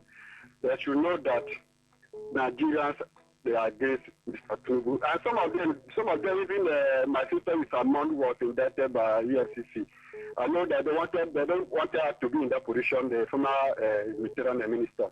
That I do. So some of these people are going to stone them in the north, or even now, they are going to even waiting for not being that campaign team. It's good for him because Nigeria are going to attack him. Remember the case of a appointee of is it a... Okay, where are you calling us from, please? Where are you calling from? From Port Harcourt. Okay, you're in Port Harcourt. So they should be ready to receive the resistance from Nigeria. Right from the campaign and to the voting and the polling and the announcement of the coalition and announcement of the result. Thank you very much. Your point is made. You are in Port Harcourt. I know what will happen in Sokoto and Kano. All right, let's read some contributions from X and Facebook, and then we'll go to the traditional SMS and WhatsApp. Okay, this is Carlson Orji. APC as a party and a candidate with questionable character. Was Tinubu supposed to be a president for the first time? Yari and others have eaten their cake, and they can't have it back. APC just plunged Nigeria into... Nnamdi Obi, there's no problem, but all we ask for is election that is free and fair. Let us see if by 1 p.m. on that election day, what will actually happen. 1 p.m. Okay. Facebook, let's take some of your contributions this morning via the Facebook handle. All right. Some contributions, opinion poll. George from Rumewo Odegu. APC will rule Nigeria beyond 2031. Senator Yari. He also claims Tinubu's fresh mandate is settled. This is nothing but an empty boast, and it's disheartening. The truth is the mandate is not settled. Nigerian people have not given President Tinubu that mandate. Caleb Abinoye, good morning, Mr. Kelly and the guests in the studio. Senator Yari says the APC will rule, okay. Do you remember when top politicians said that PDP will rule 60 years? What happened to PDP? That is what is going to happen to APC in the shortest time. Collins Agumagu puts it, yes, so Tinubu 4+4, okay. Lowu John, good morning, Kelly and the panelists. Senator Yari's statement is one of those regular politicians boast and such that is expected at this time to make his appointer happy. However, we've heard PDP made such similar boasts. Where are they today? For me, Yari's statement is a very, very big political boast if there is free and fair elections contest in 2027. Samo Dumio, good morning. What do you expect from him? Do you know what it means to be a DG campaign organization or more? It's big. It has to sing praises that would please Mr. President, but what we're asking for is free, fair, and credible election. Charlie Manobiana said that comment doesn't hold water. Okay. Obiochu, Mr. Kelly, if they allow free, fair election, the APC and President Tinubu will be voted out quickly. John Thomas, if secrecy could not permanently shield Richard Nixon when the public interest and justice demanded scrutiny, then Tinubu-related FBI records should face the same rigorous, independent examination. No president should be protected by secrecy simply because he occupies high office. Ejiofor Oyinshi, that's a political talk that goes nowhere. Remember, Audogbe of Kogi State claimed that the PDP will rule for 60 years. But what's happening today? APC can never rule Nigeria beyond 2027. Oyema Sylvester Kanayo, I call this political talk. Even himself is not sure of going back to the Senate come 2027. But these are the comments our presidency want to hear daily. To Prince, he should not talk like God because nobody knows tomorrow. Uchenna Samuel, Paraji, Bonnie Keller and the panelists, the way and manner at which some politicians reel out certain statements is unbecoming. I thought the electorate decide who their leaders would be. As far as I'm concerned, no party in Nigeria will rule forever. Who talks about PDP anymore? Hannah Baridetong, if we can survive 8 years of Buhari, we'll survive another 16 years of Tinubu and co, since they are planning to go beyond 2031. Mr. Kelly and Ogaima, good morning. All right. General Post. Okay. Kufre Okore, APC would rule beyond 2031. Is FCC Minister in agreement with this? Sami Ekere, the update on Tinubu's drug case is becoming more interesting, but I fear the FBI is attempting to protect an individual against Nigerians yearning to know what has been kept secret for years. We never knew this secrecy side of the FBI until Tinubu became involved. Efyong Enam, 100 million Tinubus can't stop me from restoring fuel subsidy. Who cares about your explanation? Did Good Luck not offer to remove subsidy and take fuel to 120 naira? So it later reduced in price. What did your APC not do to call PDP demons then in 2011? So the billions of dollars we them don't borrow to share. I don't try. Skillful Bureau, good morning. APC will rule beyond 2031. Yari declares. I disagree with him. If things work well, APC won't go beyond 2027. Nigerians are tired, everyday killing, and so on and so forth. 11:19. So, which means we'll have to do less of this channel now. So let's do a few. All right. Good morning to you all. You all are the best. Bury up Jesus from Port Harcourt. Let the truth be told. What Mr. Peter Obi said is the truth. Nigerians are tired of counting dead bodies because of insecurity in the land. God help us all. Thank you, sir. Anytime the opposition hits the government on point, the media handlers will show Nigerians they can speak English even when their conscience have judged them already. Until the NBA stands up to speak truth to power, else it's just the normal fun gathering and tourism, Mr. Dennis. I will start by commending the ex-president of Liberia regarding the ongoing NBA conference. That was a great charge to a people who have ears to hear and respond accordingly if truly they listen carefully to that piece. Even if I'll not comment on any other issue, this is enough for me for today. Honorable Malon, well, that was a strong speech by George Ware. Very powerful speech. I didn't even share it. It's quite long, and I didn't even play it for Barra's own. So maybe tomorrow, maybe the day after tomorrow. I don't know if it's still relevant. Tinubu did not appoint Wike as DG's campaign counsel. Didn't he want to win? I hope one is not disappointed. Wike threatens to give opposition high blood pressure and cause crisis among them. Is he also going to give his party, PDP, the BP and crisis? Mr. Lord, that's your reaction.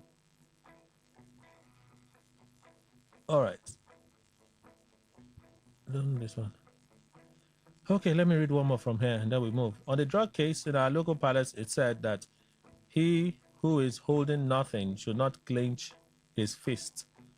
If I were in our respected president's position and clean in the whole saga, I would have asked the US to release the results. Emma Anayo, you send that contribution. Thank you. WhatsApp, let's take a few from there. Maybe listen to 2-3 voice messages and then we're out. Okay, I think this should be the first. All right, this one. This one. Louis from Rupoko, 100 million Tinibus can't stop me from restoring fuel subsidy. Subsidy, there was repeated scarcity of fuel and other products like kerosene to the point that people lined up on the streets on queues for hours to access the product every now and then. People have been complaining about hardship for decades in Nigeria. Chinochibe, what are you reacting to? The theme of the ongoing conference of the NBA and the return of the conference support target after their protest last year against the state of emergency is not just enough. And until they use their positions and influence through the instrument of law to checkmate the political intimidations and stifling of opposition by government in power at all levels through draconian policies like high cost of billboards, campaign venues, etc. Force INEC to ensure free, fair, and credible elections, purge the judiciary of judges who give political, monetary, and materially induced judgment. Their gathering here will remain a mere talk show. Okay. That's your contribution on the NBA conference. Good day, distinguished ladies and gentlemen. Listen to these three. Okay. Yeah, promoting something. I almost fell for it. Apet Harry, Esquire.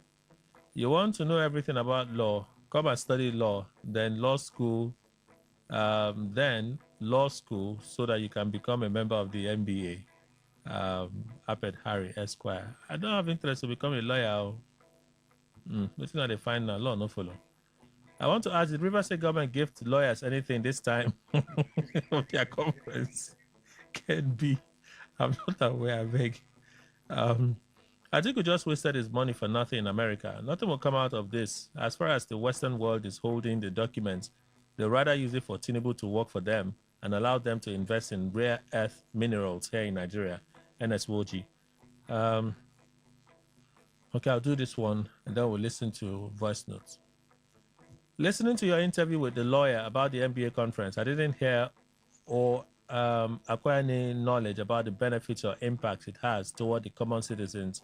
Neither did I hear any talk on how they will change their system that corruption has eaten so much into. So the conference is just coming together to meet their old classmates with all the money they are going to spend to host it. Wow. Give to Joseph. That's a contribution. When I tell Clinton, Nigeria has the right to know the very kind of person President Tinubu is. Releasing the records of President Tinubu's drug trafficking by the FBI is the best. Let the main subject matter be released so the world will know the truth. All right. I can just do three voice notes and then we've closed. Just three. So I'll begin with those that sent early. Okay, so this looks like God's time. I think this is the first. Good morning, Kelly and the guests in the studio. I am Frank from Sanfield, Orope. I want to speak on P2B condemning the attacks in different parts of Nigeria, especially the northern part and the middle belt axis, and criticizing the APC government. Well, P2B is not far from the truth. But the question is, will the APC-led government listen? To them, everything is politics. Since it's coming from P2B, the opposition, they may likely not take it serious, or they'll take it as politics or campaign. But the truth is, innocent Nigerians are dying on a daily basis. People are being slaughtered like chicken, like fowls. I wonder if these people doing this thing don't have value for human lives.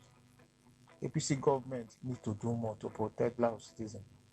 Presenter, first, I don't think the video did something wrong on it. Morning, presenter. My name is George.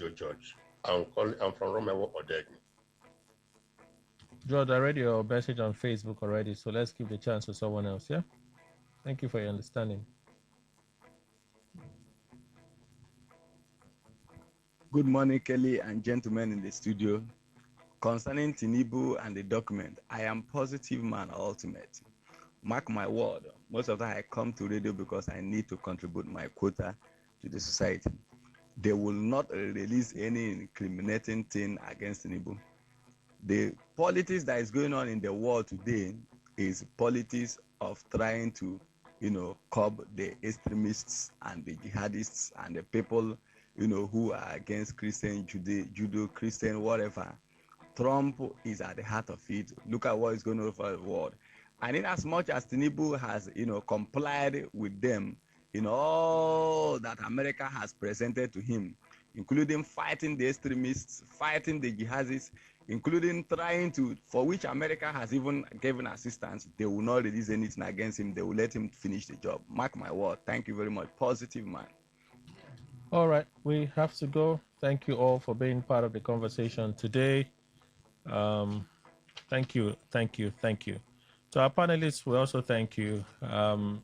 Mr. Frank Enawaji Ogonono is a public affairs analyst, author, and he's one of our analysts for today. Thank you, sir. Thank you so very much, Kelly. Thank you, Ogaima, and all of us here seated. God bless us. Dr. Richard Waigwe, Executive Director, Citizens Leadership and Rural Development Initiative, CLADI. Doctor, thank you. Thank you, Mr. Kelly. Daniel Momo, a public affairs analyst, strategic planner, and a travel consultant. Thank you, sir. Thank you for having me, and I welcome. It's not here. I welcome the 66 NBA conference of River State. River State are great people. There is security in River State. And then it's peace. Yes, there's peace in River State. I have to close. And then we ask that they enjoy their stay here in River State. Dr. Fineface Chindamene Fineface, Executive Director, Youth and Environmental Advocacy Center, YIC Nigeria. Thank you, sir. Thank you for having me, Kelly. I joined Momo to welcome the delegates to River State. At least nobody will talk about them refunding 300 million again. And Mr. Emmanuel Indukwe, thank you, sir. Thank you very much, Kelly. Thank you, Nigeria. That's our show. Hola.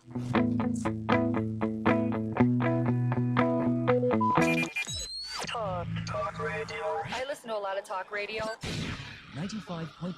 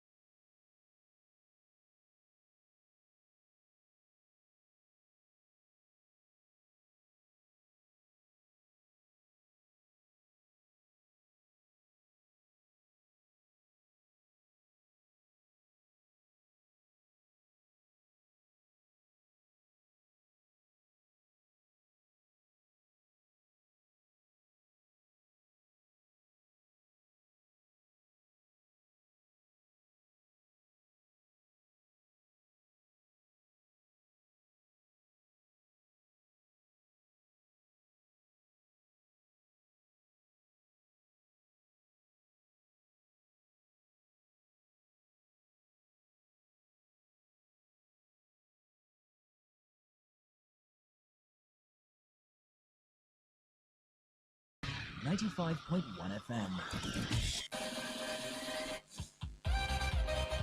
Get ready to turn up the volume and dive into the heartbeat of entertainment. From the hottest celebrity gist to trending music, movie buzz, viral moments, and behind the scenes drama. This is where the fun never stops.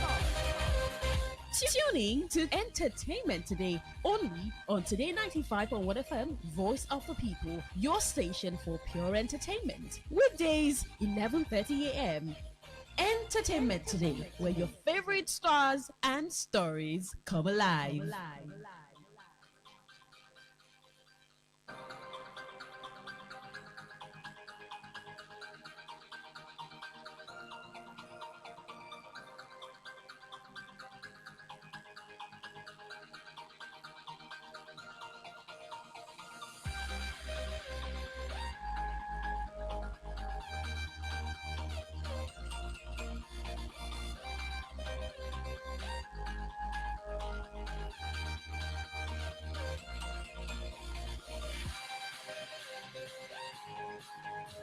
All right, so it's another beautiful week. I think this should be like kind of the last week in the month of August. So yes, it's a home stretch for August, and then of course we get to September. It's the 24th day in the month of August, as I said, a Monday, 33 minutes past 11, and it's time to talk all things entertainment. Now, if you'd like to be part of the show as we carry out the conversations, of course, you can only send text messages and WhatsApp messages to 0701 9339 962. That's 0701 9339 962. You can also be part of the show via Facebook. We have a post running, so you can go there and do your thing. Today 95.1 FM. That's Today 95.1 FM on Facebook. And the story there is, well, about death and how it makes us face our mortality. But before we get to all of that, let's do a little movie review. And then Queen and myself will get into entertainment today. All right. For those of you Mummy fans who love Brendan Fraser and Rachel Weisz, the Mummy 1, the Mummy 2, you can jump the Mummy 3 because Rachel Weisz wasn't part of it and I really didn't like Mummy 3.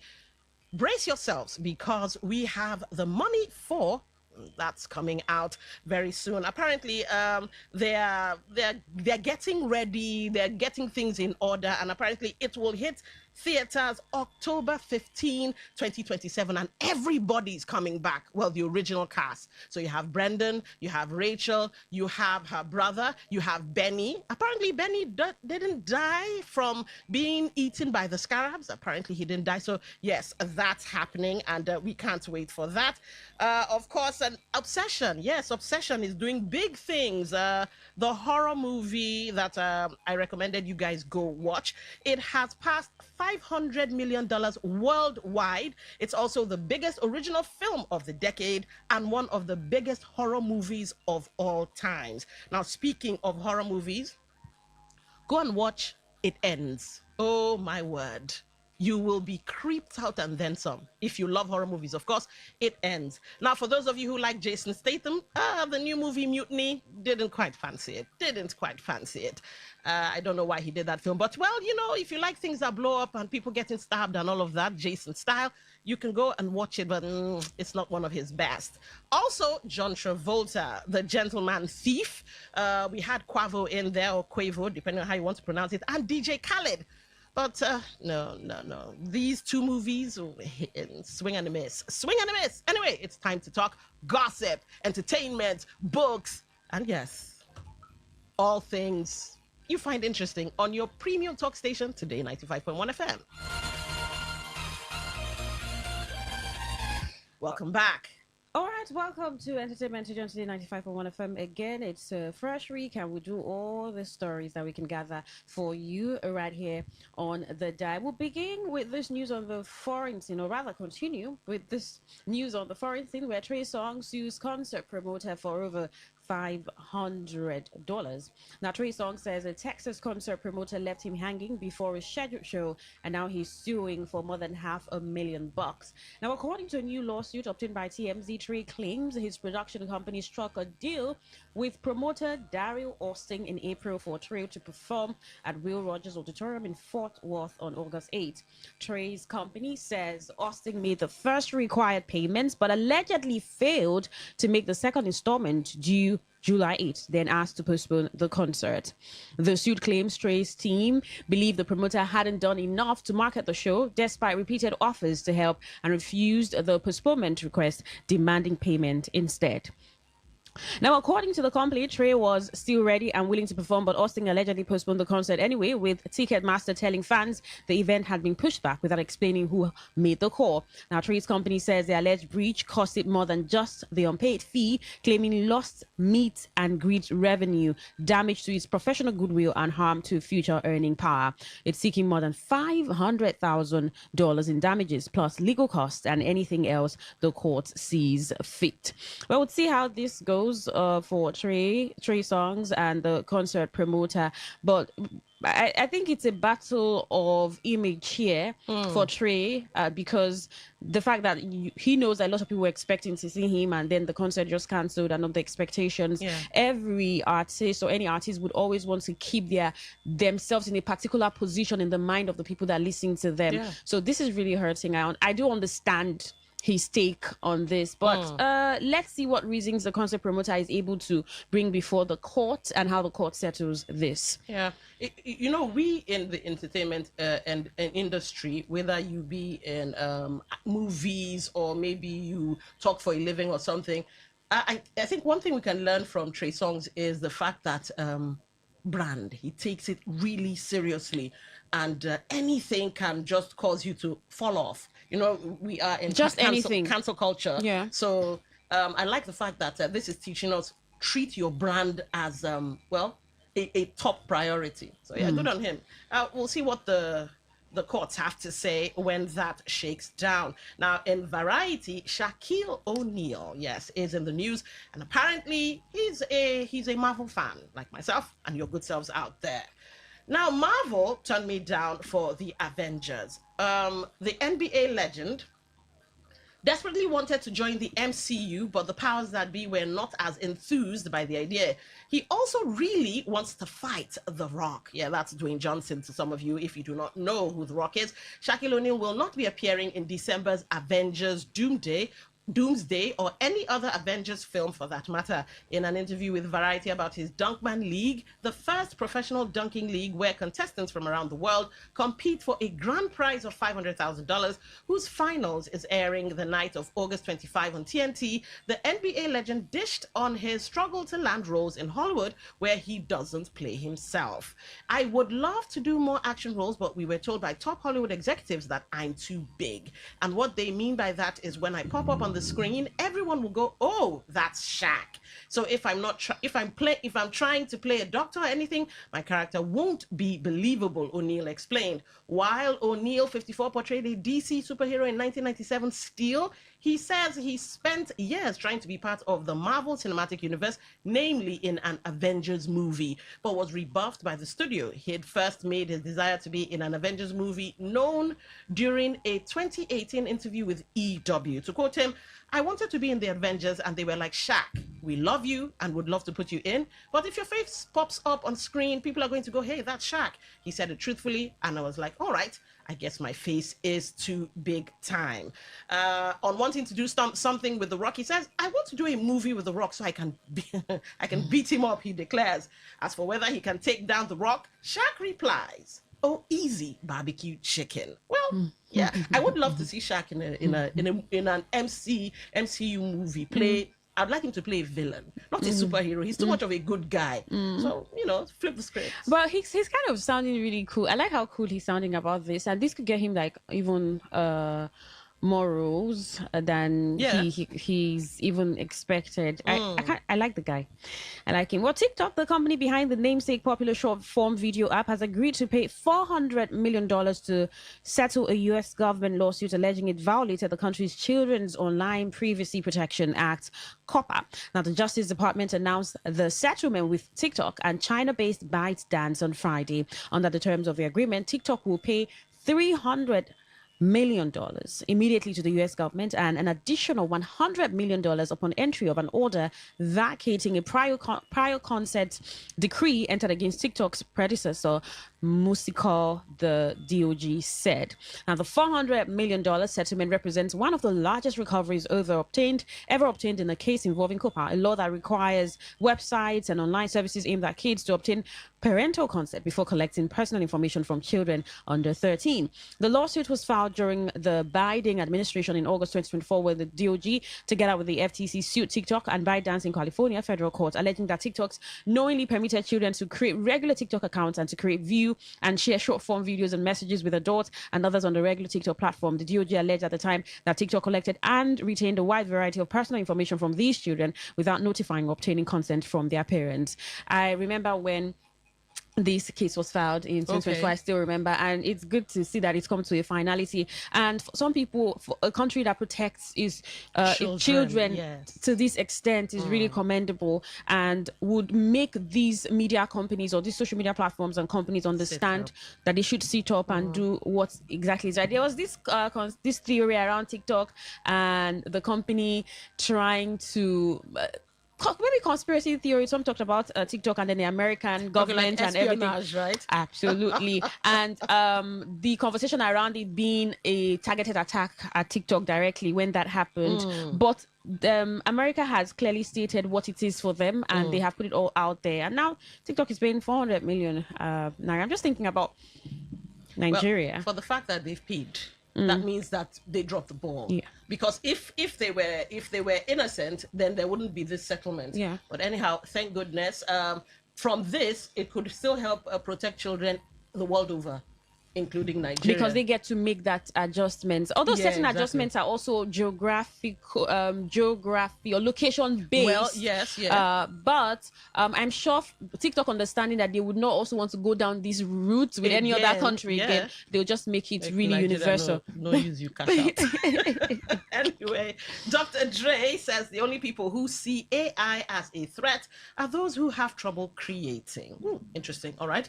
Dr. Dre, the legendary hip-hop producer and performer, sees AI as another tool in the music tech toolbox akin to synthesizers, and asserted that only people who have trouble creating are afraid of AI. Dre, founder of the Aftermath record label and co-founder and CEO of Apple's Beats, said that he doesn't see AI as a threat in an interview alongside his longtime business partner Jimmy Ivan, which was published Sunday by the New York Times. I think the only people that see it as a threat are the people who have trouble creating. I had a discussion with a few people a few days ago. Dre said they were against AI, and I'm like, okay, you sound like the person that would have been against the drum machine when it came out, or synthesizers, right? It's a tool for creativity. Some people are afraid of learning new things. 100% agree. 100, because fine, I agree with there should be ethical uses of AI. But to tell me that at some point the Terminator might be born, I don't. You know what? I side with Dr. Dre. I think I agree to an extent about the creativity thing, because I see some videos on social media. I'm like, wait, I just cringe. I say, if you're not going to prompt this thing well, if you're not going to do something, videos. Please just stop. But there are people who even enjoy videos. I'm like, wait, what's going on here? And then you see some other videos. I'm talking about videos and creating videos with AI. Yeah. And you see some videos and I'm like, oh, this is really good. So it takes some level of consistency, I think, and also maybe immersing yourself into it and understanding whether you're paying or whatever prompts you're using or whatever AI tool you're using. Yeah. So it takes a lot from your head to put that to work and then get the kind of result that people like me would really appreciate, and lots of people would appreciate. If you didn't they? If you have it, then AI would, I think what Dre does is he creates, then he now says, all right, see how you can refine it or tweak it, and not just leaving it to AI. So I think that's his own style, but to each his own. Yeah. All right. Back here in Nigeria, veteran Nollywood actor Taiwo Hassan, popularly known as Ogogo, has died at the age of 66 after battling cancer. The actor reportedly died on Sunday following his struggle with the illness. A video circulating on social media captured his daughter Kira Taiwo in tears as she announced her father's death, saying repeatedly, "My daddy is dead." According to a burial announcement shared by veteran actor Jide Kosoko, Ogo will be buried on Monday, today, August 24, 2026, in his hometown, Ilaro, Ogun State. He died 3 p.m. on Sunday at the age of 66. The development comes days after Kira and her sister Halima revealed that their father had been diagnosed with stage 4 cancer and appealed for the public support as the family sought treatment options. Before his death, the actor reportedly received hundreds of offers of medical, spiritual, and other forms of assistance from Nigerians, colleagues, and well-wishers. His close friend and colleague Yinka Kadri had disclosed that more than 300 people and possibly over 500 contacted the family with offers of assistance. In a statement shared on Instagram, Kadri said the volume of offers had become challenging for the family, particularly as they tried to determine which interventions could be pursued without disrupting Ogogo's ongoing medical treatment. The actor also received support from Ogun State governorship aspirant Senator Solomon Olamilekan Adeola, popularly known as Senator Yayi, who reportedly facilitated efforts to secure specialist medical attention for him. Actor Toyosi Adesonyo had earlier disclosed that Adeola personally contacted cancer specialists to assist the veteran actor and that Ogogo had been admitted for treatment. However, before his death was announced, Kira had alleged that some individuals were attempting to profit from her father's illness. Was speaking during an emotional TikTok live session on Saturday, she reportedly accused some people offering assistance to the family of making financial demands amid the actor's battle with cancer. Ogogo was a prominent figure in the Yoruba film industry and was widely recognized for his contributions to Nollywood over several decades. Really sad. 66. I don't know, maybe they left it too long or they managed it all as best as they could, but I was online yesterday when it broke. I was like, I like Yoruba movies, and I particularly like the characters he plays. Usually cool-headed and calm, and I was like, oh, what this guy I like has died. Last week you took the story where the daughter said they were calling for help and said that nobody that they needed. I think they were saying that they needed to take him to the hospital or something. The diagnosis. Either 400 of it was a lot of money anyway. Yeah, and we had said that if he had got to the point where it's that he's been diagnosed of stage 4. That means it's such It's terminal, yeah. It's a terminal situation. But well, he's leaved his mark in the industry, and I'm sure for those people who really love him and his acting would always have something to hold on to, even as he's passed. At least his body of work. Yes. Is his legacy. All right. Oborowori's aide offers 500,000 naira ambassadorial deal to the lady who addressed Elumelu by first name. And by the way, people are, well, he called her, so I like the way he describes her. He calls her the UBA girl. So yeah, that's going to be her name from now on. But her real name actually is Osai Success.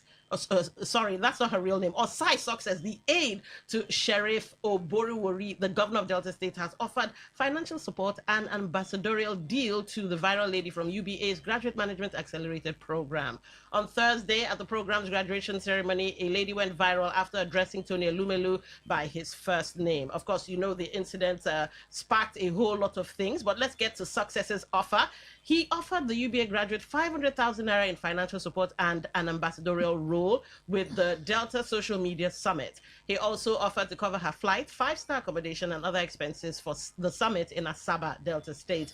Success said the lady made a mistake but should not be subjected to continued online criticism, adding that he wanted to support her and give her an opportunity to share her story. So there have been those that are for and those that are against. You know, people are like, why are you rewarding disrespect? Why are you rewarding bad behavior? Because it seems to be a thing these days. The lady, I think it was Air Peace, that her boobs got flashed. Yeah, she became an ambassador. And who else again became an ambassador? So maybe we're in that era of, well, you know, rewarding bad behavior, or it could be that it's a PR gimmick, a stunt. Everyone, not everyone, most people just want to come out on social media and put out something so that they can be recognized. That's Priya Zogu was showing me a video of a young man who's promoting his songs, and then he's naked, like he was literally naked. The only thing is that he used something to cover his penis. Hair, because I was about to ask. Yes, but he was, I mean, you could see his butt and everything, and then he used something like a pillow, very little pillow, to cover his penis. And I said, okay, just open up everything so we see it. If you actually want to be running around and then you have one hand covering your penis and you have a small pillow and running around and say people should go stream your song. So it's it feels like a game of virality for a lot of people, and also a game of I want people to know me, because if this aide thinks, oh, this girl's it's being a lot and everything, maybe you could just come out and say it. I was saying I want to offer her 500,000 naira. I want to do this. I want to make her brand. I don't know. No, he's trying to cushion the backlash. He's I don't know trying if to that's make her not fall necessary. into depression. I don't know if that's necessary information to put out there. If he doesn't also want people to start calling him out and saying, oh, right or wrong. Yeah. And everything.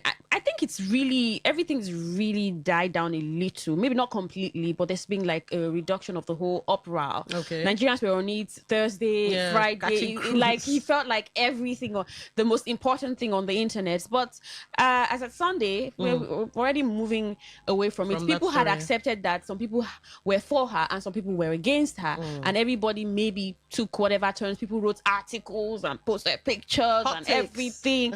And so for this, I don't. So what is it? What's he celebrating now? Well, like I said, it could be a PR stunt or a gimmick just for the summit. She's going to come and tell her story and maybe lessons learned and all of that. And, it could boost the visibility of the summit. So. Tell her story. The summit. That was what he said. All right. Interesting.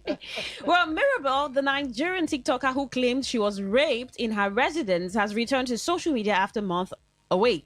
Now, she returned after leaving a rehabilitation program in Ogun. She was released into the care of the state's Ministry of Women Affairs and Social Development in February.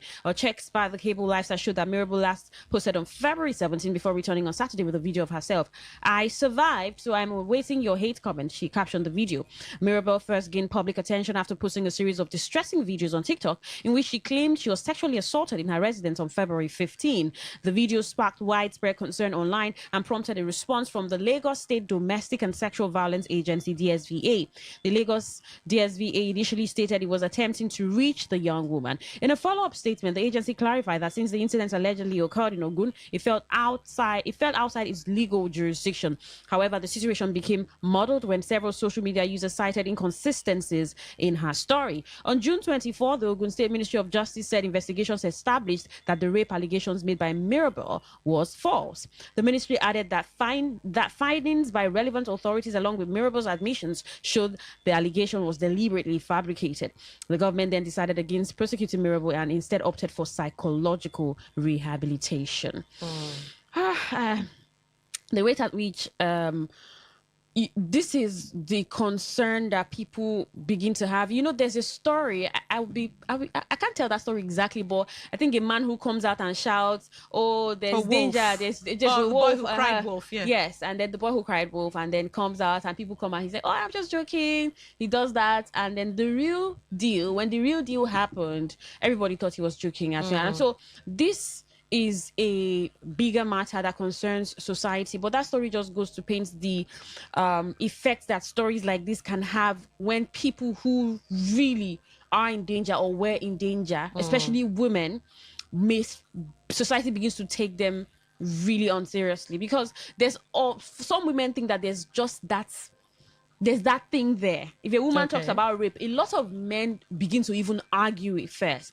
You hear questions like, what did you wear to the place? What did you do? Where did you go there? Like that, yeah. Those concerns are there. And then when we begin to have girls or ladies or young women who just come online and make these claims, and investigations show that it's not true, it's really concerning. And maybe it's also, like they said, it was a mental health situation. Yeah. And people have access to phones these days. You can just pick up your phone, turn on your camera, your ring light, and you begin to record anything and put it out on social media. It's really concerning. For me, I hope I don't know if you can be fully healed from a mental issue, but she should take her time before coming back to social media. She's back on social media again. Because social media is talking. Oh, wow, it can be quite toxic if you meet the wrong people. So maybe she should take it one day at a time, one step at a time, rather than just, okay, I'm back, let's get back to it. May not help in the long run. All right, we did say we have a post running on Facebook where you can go and leave your thoughts. Or you can send your text messages and WhatsApp messages to 0701 9339 962. That's 0701 9339 962. Facebook, Today 95.1 FM. That's Today 95.1 FM. Now, here's the post that's running on Facebook. Actor Ijebu makes public apology after Ogogo's death.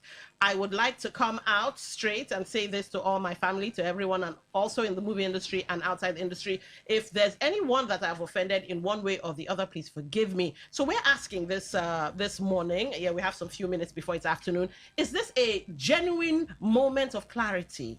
Or have we become so accustomed to performing our emotions online that even apologies have become content?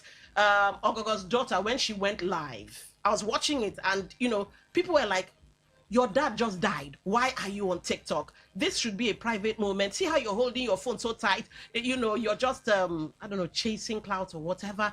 And here comes Agogo doing his own bit. Now, the full context of what he said, he was like, my heart is heavy. Let's see if I can find the story, because he went live on Instagram.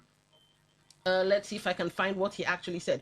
All right, so I've read the first part. The second part, my boss, my workers, the younger ones behind me, and my colleagues in the movie industry, I want to use this medium to beg you all for forgiveness. I'm a sinner. Please forgive me. My heart is so heavy. I'm making this video to make peace with everyone in order to reduce the burden on my heart. And I'm also here to tell everyone who has offended me that I have forgiven you. We came to this world with nothing and we will leave with nothing. We don't have any reason to be fighting ourselves. Life is too short. Fine. I understand that. Many times when people die, you face your mortality. Someone will say, "Child, man, this life not being so human being na meat," all those kind of things. But if you felt that hate, maybe you go to the people you've offended, that you feel you've offended privately. But this culture of, you want to do works of charity, you're on your phone. You're mourning, you're on your phone. You feel some type of way, you're on your phone. I don't know. I saw a video when Alex Ikubo passed and his service of song. Then you had Shafi Bello. She was getting into the hall. And then you had some people, Ma, how do you feel about that? She was like, please. It's a funeral. Please. What's going on? I mean, come on. I think that when I saw that, I like that she expressed herself as much as she wanted to, because there were people who spoke and they also probably didn't see anything wrong with that. But people's feeling and emotion per time also matters how they want to respond. I think there are a lot of things that happen at funerals that should not necessarily be happening, especially if, and there may be a lot of people who think that way too, especially if maybe the person really passed early or the person was really private about the last days of their lives. And, you know, it's just, there are times where people want to celebrate and all, but they say people want to celebrate all the time, no matter when the person passes, especially if the person has left a lot of mark to hold on to. Yeah. But it's really okay to respect the dead and just respect the family too, and don't make content out of it or whatever. That's how people went to dig out his wife's picture. She didn't Just want so you, that we'd know who she didn't want is. all of that attention. But bloggers or whoever still thought, oh, this is who she is, gave us a breakdown and all. Well, it's a world of gossip and gist and some of these things in between. Should so we I'm blame sure reality TV for things like this? Yes, everybody now wants their life outside. In fact, there's even an expression, see my life outside. There's an expression like that. There are people who don't. I think it's the social media content thing, monetization. The fact that the more the numbers, the possibility of the money and then the popularity. And you see what even some people say it's cheap popularity, but you may be the one calling it cheap popularity, because now they say any news and news, bad news or whatever. Maybe they want to give someone the 500K and say she should come and tell her own side of the story. Oh my word. I'm not condemning that she's going to receive 500,000, but just holding that to what has happened, that virality situation. How about other things about that girl? If she's a Delta girl, let's look at her profile, look at what she has done. Oh, she made it to that banking school or whatever. She should come and talk, not because she has gone viral. Now you want to take advantage of that, so you're giving her 500K. Oh well, that's all. Reality life. At some point, God will help us, we'll be able to draw a fine line underneath what is appropriate and what is definitely not appropriate. This is where we have to bring the show to a close. I've been Don Wilson. I'm Queen Chima. Up next, World News with Queen Chima. Talk radio. I listen to a lot of talk radio. 95.1 FM. Whether it's happening in Port Harcourt, South South, Nigeria, or around the world, we've got you covered. On air, online, delivering balanced news and unbiased analysis. Today, 95.1 FM. This is Today, 95.1 FM, Port Harcourt. News.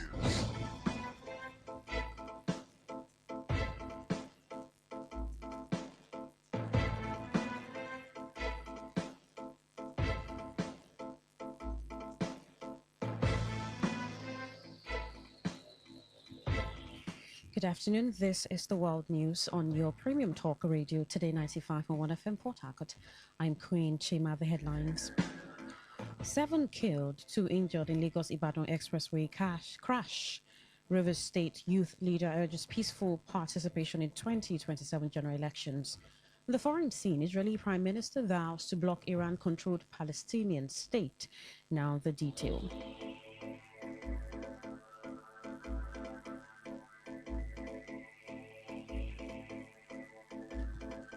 Well, 7 people have been killed and 2 others injured in a multiple road crash involving 3 vehicles around Kara on the Lagos-Ibadan Expressway.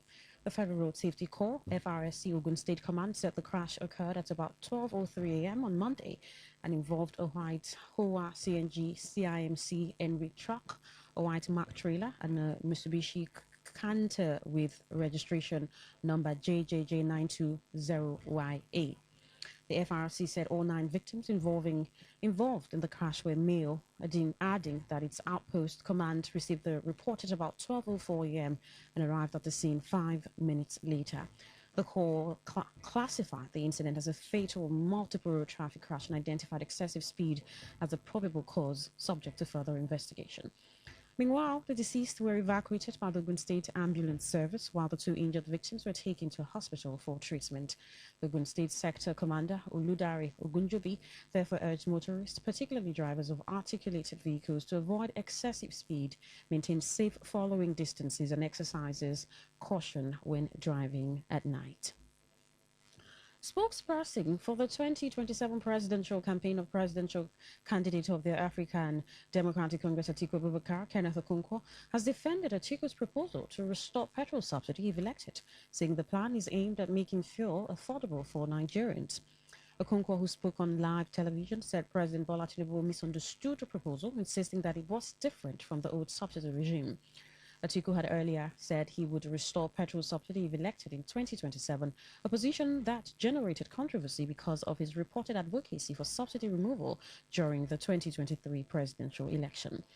Reacting to the proposal, President Tinubu described it as evidence of what he called serious ignorance of governance and the economy, arguing that the old subsidy system imposed a heavy financial burden on the country.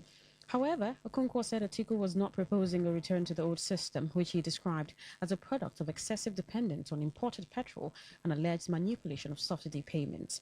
He explained that Atiku's proposed fuel affordability plan, AFAP, would rely on increased domestic refining capacity and government intervention to make crude oil available to local refineries at affordable prices. Okonkwo further argued that Nigeria would not have needed the old subsidy regime if successful government had ensured adequate domestic refining capacity, adding that reducing the cost of crude supply to domestic refineries would lower production costs and ultimately make petrol more affordable for consumers. As the 2027 general elections draw closer, the President General of the Ebema Youth Federation in Oba Ebema Ndoni local government area, River State, Hope Rachel Ijoma, has urged youth in the area to shun political thuggery, cultism, and violence during the electioneering period. Rachel Ijoma, who spoke to newsmen, called on youth to embrace peace and ensure that the electoral process is conducted in a safe and peaceful environment. He also pledged to partner relevant stakeholders to introduce skill acquisition programs and other empowerment initiatives aimed at engaging youth and discouraging them from involvement in social vices. We'll try our best to make sure our youth are not used for violence, and we'll make sure that there is peace. Ebema have been known for peace anyway, we don't normally have election violence in Ebema, so we always have peace, and we'll keep on promoting the peace that our leaders, our elders have tried to promote in Ebema. So we'll make sure we'll have peace during the forthcoming election. And we're also ready to partner with the government, both the state and the federal, to make sure, even including the local government, to bring up ideas and bring up things that can be able to help women and youth to move forward. And the most important thing is to make sure there is peace, and we'll ensure that there is peace in Ebema. On his part, the chairman of Oba Ebema Ndoni local government area, Shadrach Obugu, who was represented by the council secretary, Ndulaka Uki, charged the new leadership of the Ebema Youth Federation to unite the youth of the area, stressing that unity remains key to development. So unity is key. My message remains that they should ensure there is peace in Ebema and the entire Oba Ebema Ndoni local government area. Youths have a lot of role to play. If there are people who are coming to ferment trouble in every community, it's the youth that will fish them out. The youth should always fish them out. If there are people who are coming to any community with guns, the youth should be able to know. So for us to have a peaceful election, the youth have a role to play. So let them play that role. They ensure that the entire community is safe and secure. Meanwhile, youth in River State have been advised to be dedicated and devoted to academics and to contribute to community development. High Chief Godson Chukwudi Onyugorum gave the advice during his graduation and induction as a Doctor of Philosophy by the Haggai International School of Divinity, an affiliate of Open University, USA. High Chief Chukwudi Onyugorum, who is a former member of Oyibo Legislative Assembly, while expressing joy over the feat being achieved, said commitment of youth in education will help the society become a better place. Today, again, in the year of our Lord Jesus Christ, 2026, I am coming up again, and I pray for other my seniors and younger ones who follow suit. Hence, we did not make our family go ashamed. Yes, my prayer for the youth is they should be dedicated and be devoted to things of the community and things of the Lord. God will also take them to this very high too, academically.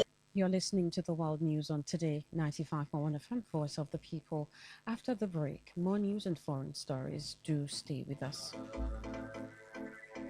Every day, every hour, when the big stories break, depend on our 24-hour news team to bring you the latest. Today 95.1 FM.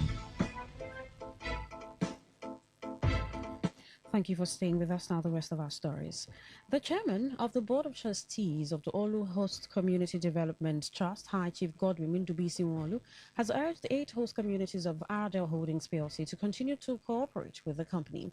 Ndubisi Nwolu gave the advice during a thank you visit to the communities following the acquisition of Total Energies assets by Ardell Holdings PLC. During the visit, he presented cash gifts, food items, and beverages to widows and elders of the communities.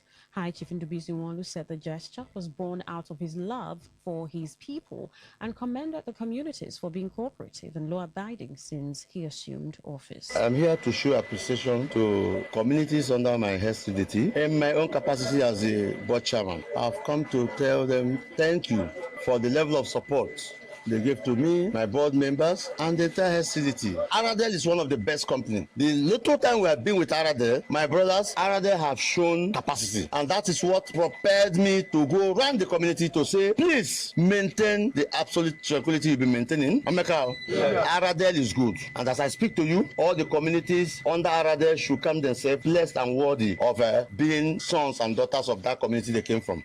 Dolo HCDT board chairman, who is also the Ezi or Chawobo of Obaland and Ikori Kingdom, promised to carry members of the communities along in the award of contracts and other incentives, noting that every community would receive whatever benefits it legitimately deserves without prejudice. Aradel is one company that I've always felt that the youth, elders, and the women of that community where they operate should be taken good care of. They believe so much in local content. They believe so much in developing the youth. I want to advise everybody here, youth from any of the communities under Aradel, please go and develop yourself. All facility, we have come to set up an avenue where we can train people for us to be employable. Because Aradel very soon will go from doorpost to doorpost, begging you to come for you to be employed. They believe so much in indigents. So me, I have always told people that my priority is to see how I can help the youth. The time have come. The Royal Highness of Akbabo Anitu is a Godwin Chukwemeka Odu, who spoke for the elders, and Evangelist Cecilia Didia, who spoke for the widows, thanked Ndubisi Nwolu for the gesture and prayed for God's blessings upon him. For the good thing that he's doing for the widows, God will bless him. God will continue to be doing it for him. Thank you. There is nothing to say now except thank you. I have to thank all of you. I have to thank the entourage for being here this afternoon to do this homage. So we are happy. On behalf of my people, I say thank you. Communities visited included Elilo Okinali in the Ikore local government area, Elile Alimini and Umudioga in the Moha local government area, as well as Okboromini and Ilibo in Ahodo East local government area. The visit to Igbeda community was postponed due to unforeseen circumstances. The Council of Chiefs of the Boye Umusu Brown group of houses has condemned last weekend's attack at the residence of the Madabo of Finima, Aseme Alabo Dagogo Lambert Brown, which left many people injured and one person losing his arm. The chairman of the Council of Chiefs, Alabo Inima Dixon Brown, and press briefing in Port Harcourt lamented that the Amadabo in Council had warned of the dangers associated with the faction of Tobing Chieftaincy House going ahead with a parallel Opu Ubu. He noted that the faction of Tobing Chieftaincy House went against an ongoing police investigation and all admonitions not to disturb the peace of the community. The Bumsu Brown founding and ruling house of Finima condemns in the strongest possible terms the violent attack which occurred in Finima in the early hours of 22nd August 2026 between approximately 3 and 4 a.m., resulting in attack on the residence of the Amadabo of Finima, as a Malabo engineer, David Lambert Brown, others, and parties damage, as well as serious bodily injuries to members of the community. Alabo Inima Dixon Brown called on the Inspector General of Police and other security agencies to urgently bring the situation under control and prosecute those found culpable. The Amadabo in Council of the Boni traditional leadership should also be investigated as sponsors and instigators of this gruesome and attempted murder attack in Finima. We therefore call upon the Inspector of Police, Commissioner of Police, River State Command, Department of State Services, and other competent security agencies to secure Finima immediately. Meanwhile, the Tobing Chieftaincy House of Finima, Owobo in Boni local government area of River State, has raised concern over an alleged attack on its members during the preparations for the annual Erimini for the 2026 Fongumini Festival. The House said the incident occurred during its planned annual Erimini Festival scheduled for Saturday, August 22, 2026. the Erimini and Fungumini Festival are among the cultural and traditional festivals associated with the Boni Kingdom. At a media briefing in Port Harcourt, the Tobin Chieftaincy House accused a faction of the Brown House, led by Dagogo Lambert Brown, of sponsoring the alleged attack. Secretary of the Tobin Chieftaincy House, Wario Pusanibo Golding Tobin, described the alleged action as barbaric and contrary to the cultural and traditional heritage of the Boni Kingdom. The Tobin Chieftaincy House of Ogo has been fixed to perform the Eremini Saturday, the 22nd of August 2026, only to be attacked at about 3 a.m. in our premises by the Engineer Lambert-led faction, together with his cohorts, who have threatened and sworn that the Tobin House will never in their lifetime be allowed to perform, participate, observe, or display their Owogo in Finima Boni Kingdom. It is unheard of, barbaric, and contrary to both public morality, socio-cultural, and traditional heritage. Golding Tobin said leaders of the Tobin House had also honored an invitation from the Inspector General of Police Monitoring Unit at the force headquarters in Abuja on August 20, 2026, following a petition by the Lambert Brown faction alleging violence, kidnapping, and breach of peace. He maintained that the Tobin Chieftaincy House has the right to observe and preserve its cultural festival and masquerade, and called on security agencies to investigate the alleged attack and prosecute those responsible. At the end of the interview session by the Assistant Commissioner of Police, and after interrogating both parties, the police admonished the parties to maintain the peace and also made both parties to sign an undertaking to maintain the peace in Finima Boni. And further to that, the police reiterated that investigation shall be conducted into the allegations of alleged violence, threat to life, kidnapping, and breach of the peace. Shockingly, we are besieged with various forms of attack. The Opoasawo chairman of Tobin Chieftaincy House, Agomienye Tobin, says he does not support any action or agenda that seeks to divide the people of Finima or alter the long-standing bonds that have united the community for generations. Reacting to events that happened in Finima the weekend, where the house of the Amadabo was pelted with gunshots in attempts to disrupt the peace being enjoyed in Finima, Agomienye Tobin stated that the strength of the community has never been in separation, but in its ability to coexist as one people despite differences. He particularly stressed he does not support the idea of establishing a separate Uwogo in Finima, as such development would not promote unity and may create avoidable lines of division within a community that has always prided itself on its cohesion and shared identity, saying Finima remains one community. Tobin reminded the Boni Chiefs Council that the Amasenibe Dagogo Tobin-led faction of the Tobin Chieftaincy House has been restrained by court not to represent or present the house in whatever capacity in suit number BYHC 16CS 2025. He said the situation implies that their current action and convenience of the Boni Chiefs Council are ultra-vires and constitute gross disrespect to the rule of law. He commended the Amadabo Finima, his Council of Chiefs, and other stakeholders for their steadfast leadership, wisdom, and commitment to preserving the peace, unity, and cultural heritage of the community. On the foreign scene, where Israeli Prime Minister Benjamin Netanyahu has vowed never to allow the emergence of a Palestinian state that he said would be controlled by Iran. Netanyahu, in a post shared on X, said Gaza and the West Bank, which he referred to as Judea and Samaria, would not become an Iranian-controlled Palestinian state as long as he remained Prime Minister. He also claimed that what he described as a coalition involving the Muslim Brotherhood had been exposed, adding that the development had revealed the price of a left-wing coalition with the Muslim Brotherhood. Netanyahu further criticized political figures he identified as Izkont, Lieberman, and Chopra, accusing them of boycotting voters while promoting supporters of Arab political leaders. To end the news, here is a summary of the major stories. 7 people have been killed and 2 others injured in a multiple road crash involving 3 vehicles on the Lagos-Ibadan Expressway. We told you that the President General of the Ebema Youth Federation in Obaime Mandoni local government area of River State has called for peaceful participation in 2027 general elections. On the foreign scene, you also heard that Israeli Prime Minister Benjamin Netanyahu has vowed to block Iran-controlled Palestinian state. That was the news as edited by Esose Onabo. For comments and inquiries, please call 0818-389-2850 or send your emails to news@todayfmlive.com. You can read our stories on www www.todayfmlive.com, Facebook at Today 95.1 FM, Instagram Today FM 951X, Today FM 951. You can also join our YouTube live Today 95.1 FM. My name is Queen Chima. Thank you so much for listening. Good afternoon. Today's news, today's entertainment, today's sports, today's issues, today on Today 95.1 FM, Port Harcourt. Welcome to Echoes from Heaven with Nathaniel Osawe. Be blessed as you listen. We continue our discussion on modern day idolatry.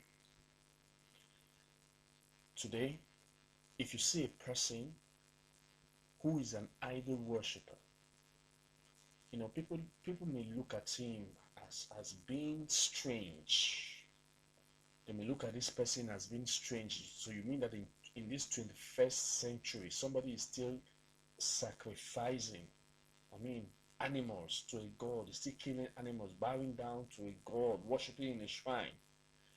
That's the kind of attitude that many church people will look at a person today who is sacrificing animals, who is killing animals, pouring the blood, bowing down to an idol. There is that sense of self-righteousness. We tend to look at such a person and we think that we are better than the person. Many church people will look at a man who is bowing down to an idol, who is doing animal sacrifice. They look at the person with disdain. They think they are better than the person. And they wonder, so you mean in this day and age, in this technological age, people are still doing such a thing? People are still bowing down to idols. But the same man who is looking at that idol worshiper with disdain and contempt, he himself may also just be an idol worshiper. Just the difference be that his own idol worship is in a different way and manner. He may not be bowing down to a physical image. He may not be offering animal sacrifice, but he's just an idol worshiper, like the man who is bowing down to an image. Modern day idolatry simply refers to the ways in which people worship idols today, without necessarily bowing down to an image, without necessarily offering animal sacrifice, shedding blood. There are people who worship idols, even though they never bow. They do not have a physical image that they bow to. They do not offer animal sacrifice, but they are just as idol worshippers as the man who is bowing down to an image. Look at it in Ezekiel chapter 14. Ezekiel chapter 14 from verse 1.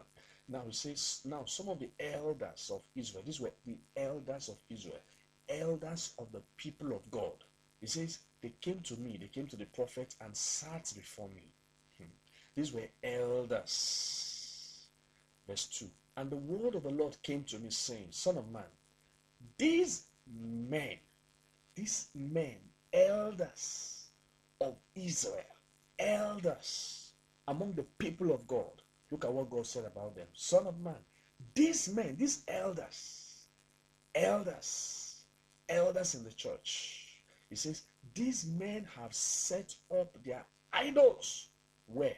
Not in their room, not in a shrine somewhere. He says, these men have set up their idols in their hearts.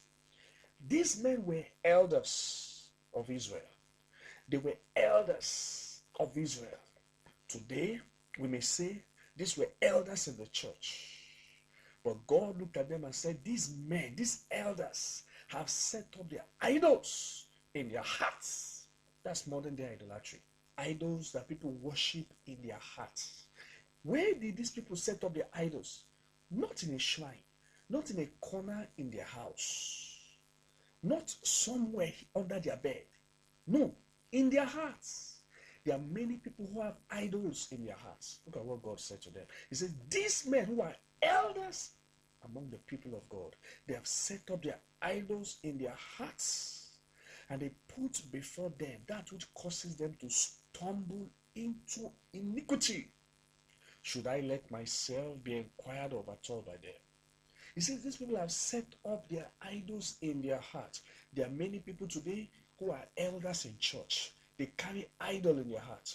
They do not bow down to a physical image. They do not bow down to a statue somewhere, but they have idols in their heart.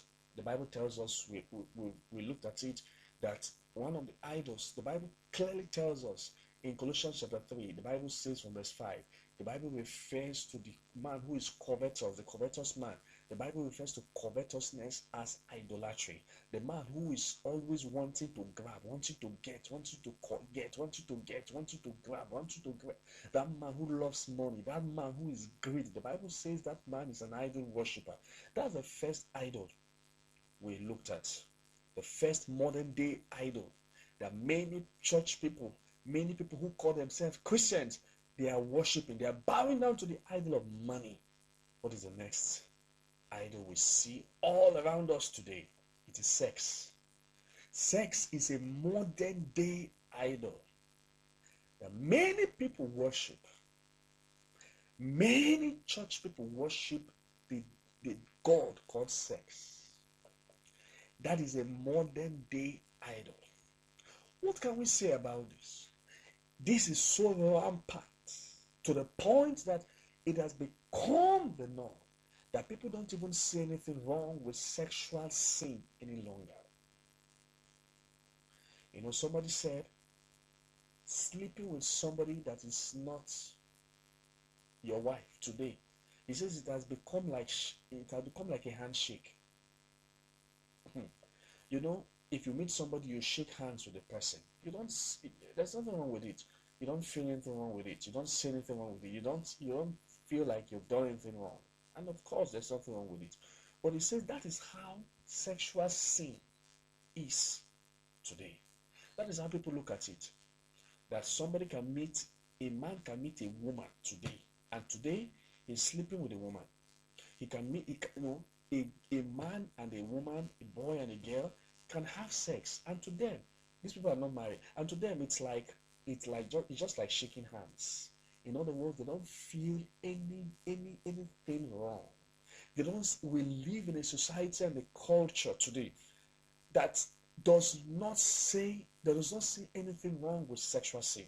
You know, people make a lot of noise, and rightly so, where somebody is raped. Yes, it is evil and should be condemned. When you take advantage of somebody, it should be condemned. It is evil, it is vile, it is abominable.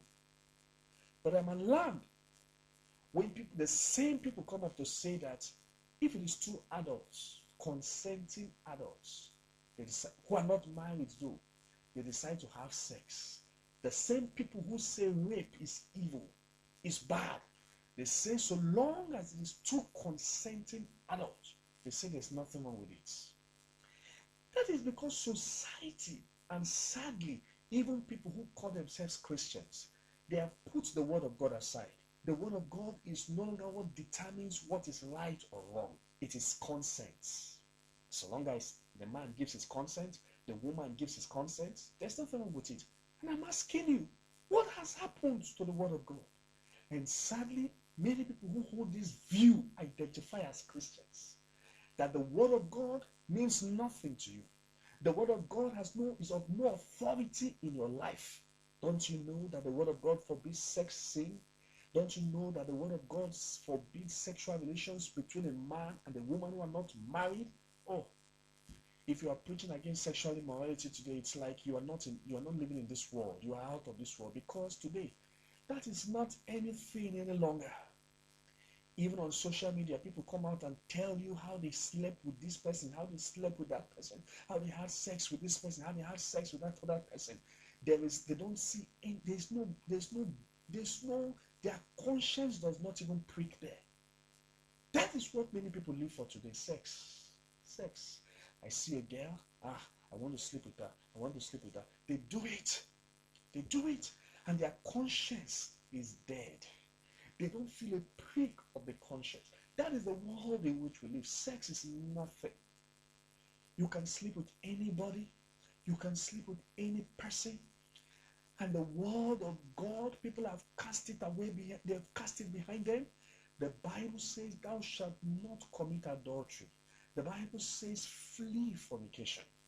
But today, even people who call themselves Christians, that word does not matter to them.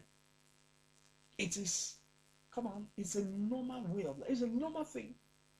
That's what many people live for, church people. And I'm asking you, why do you call yourself a Christian when the word of God, you do not, the word of God, you despise the authority of the word of God? It says, it is basic, it is elementary, one of the 10 commandments. It says, thou shalt not commit adultery. In case you don't know, let me remind you what adultery is. Adultery is that you are sleeping with a woman, as a man, you are sleeping with a woman or a girl that you are not lawfully married to. As a woman, you are sleeping with a man that you are not lawfully married to. The Bible calls it adultery.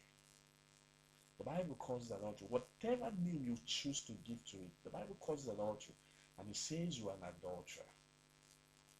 Sex is a modern day idolatry.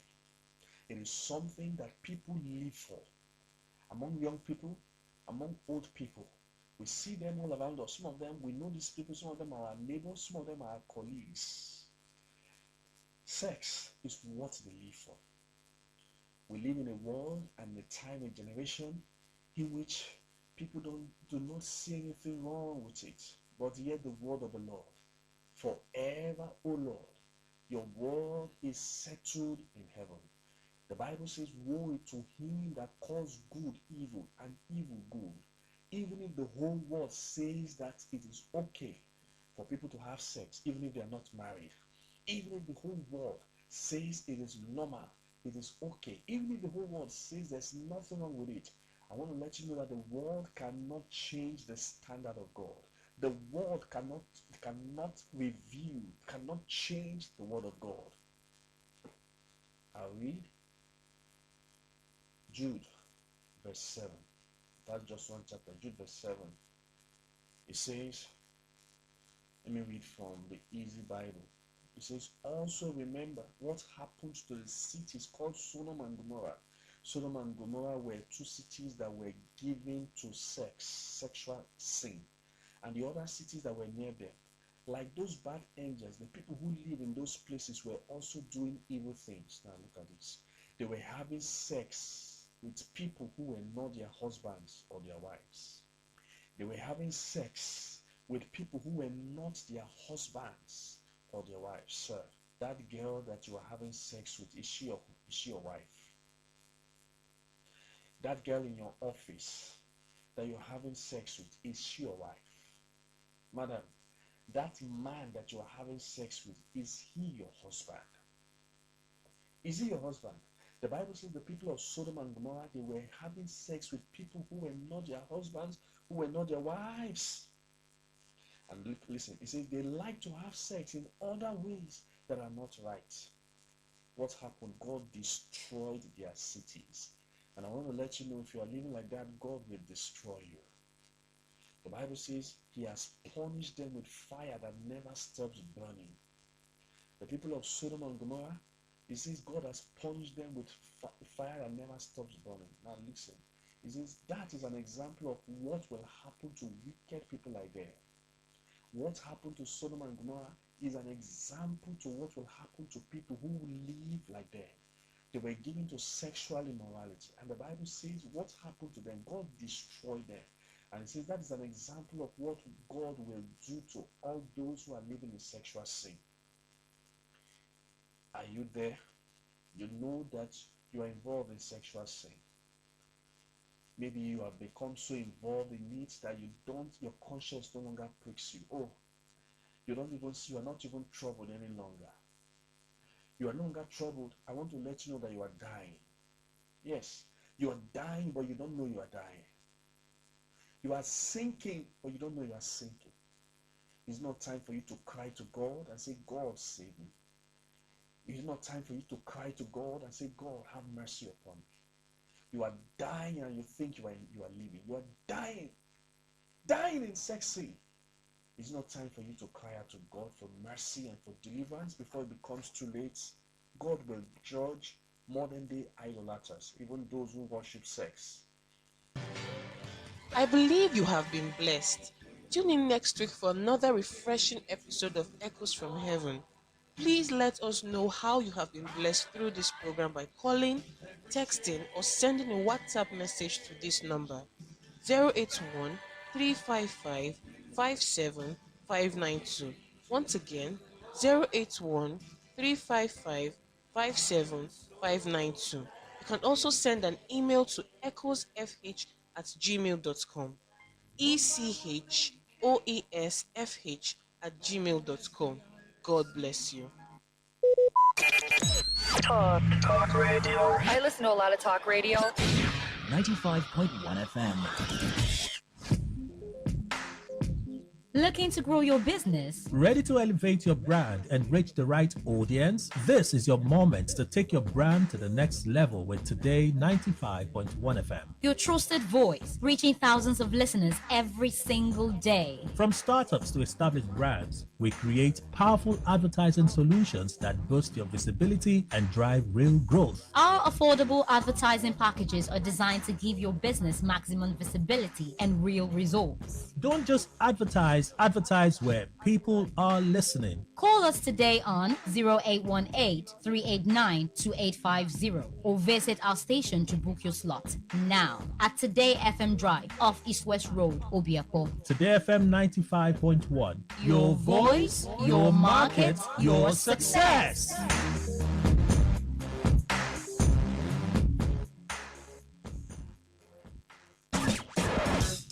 Live your truth. Express your love.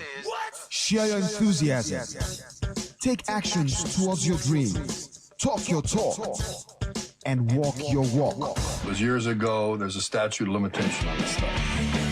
Make today worth remembering as we discuss issues as it affects Nigeria moving forward. Talk that talk. Weekdays, 2 p.m. Exclusively on Today 95.1 FM Port Harcourt. Voice of the people.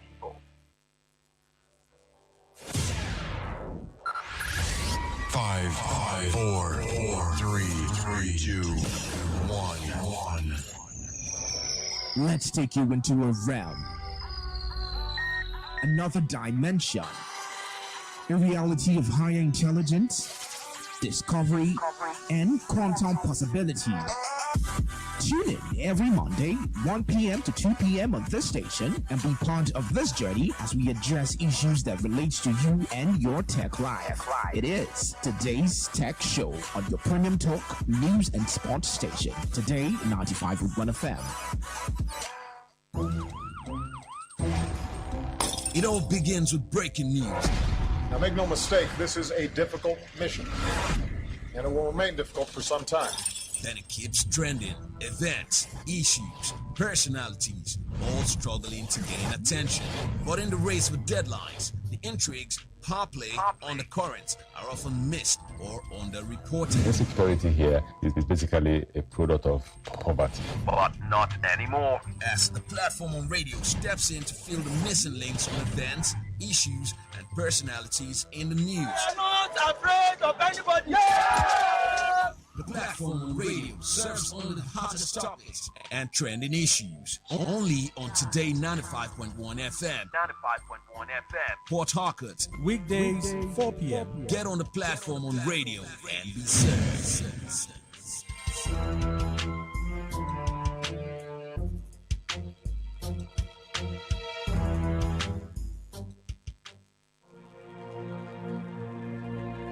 Today is business. Today is a new trend for your businesses. We give you all the information you need to grow your business, new ideas and innovations that keep you earning more and staying relevant. Every day, we engage in business, buying and selling, trading, and exchanging of services as individuals or as a country. Money goes round, it goes up and down. But have you ever wondered what business is all about? And have you ever wondered how you can stand out in your business? Today FM has got you covered every Wednesday between the hours of 1 p.m. to 2 p.m. Learn all you need from professionals on how the country runs its business affairs and how you can be an outstanding entrepreneur and grow your business. Business Today.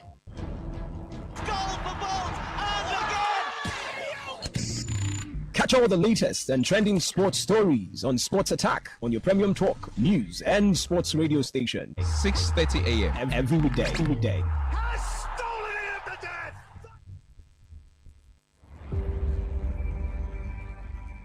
Maybe home is somebody's smile when they look at you for the first time. Maybe home is being a home to something you love and adore with all your heart, and that is what life, friendship, and love are all about. Maybe home is listening to all of your favorite shows on Today 95.1 FM. We create memories. We inspire comfort. We are the voice of the people, and we are home away from home.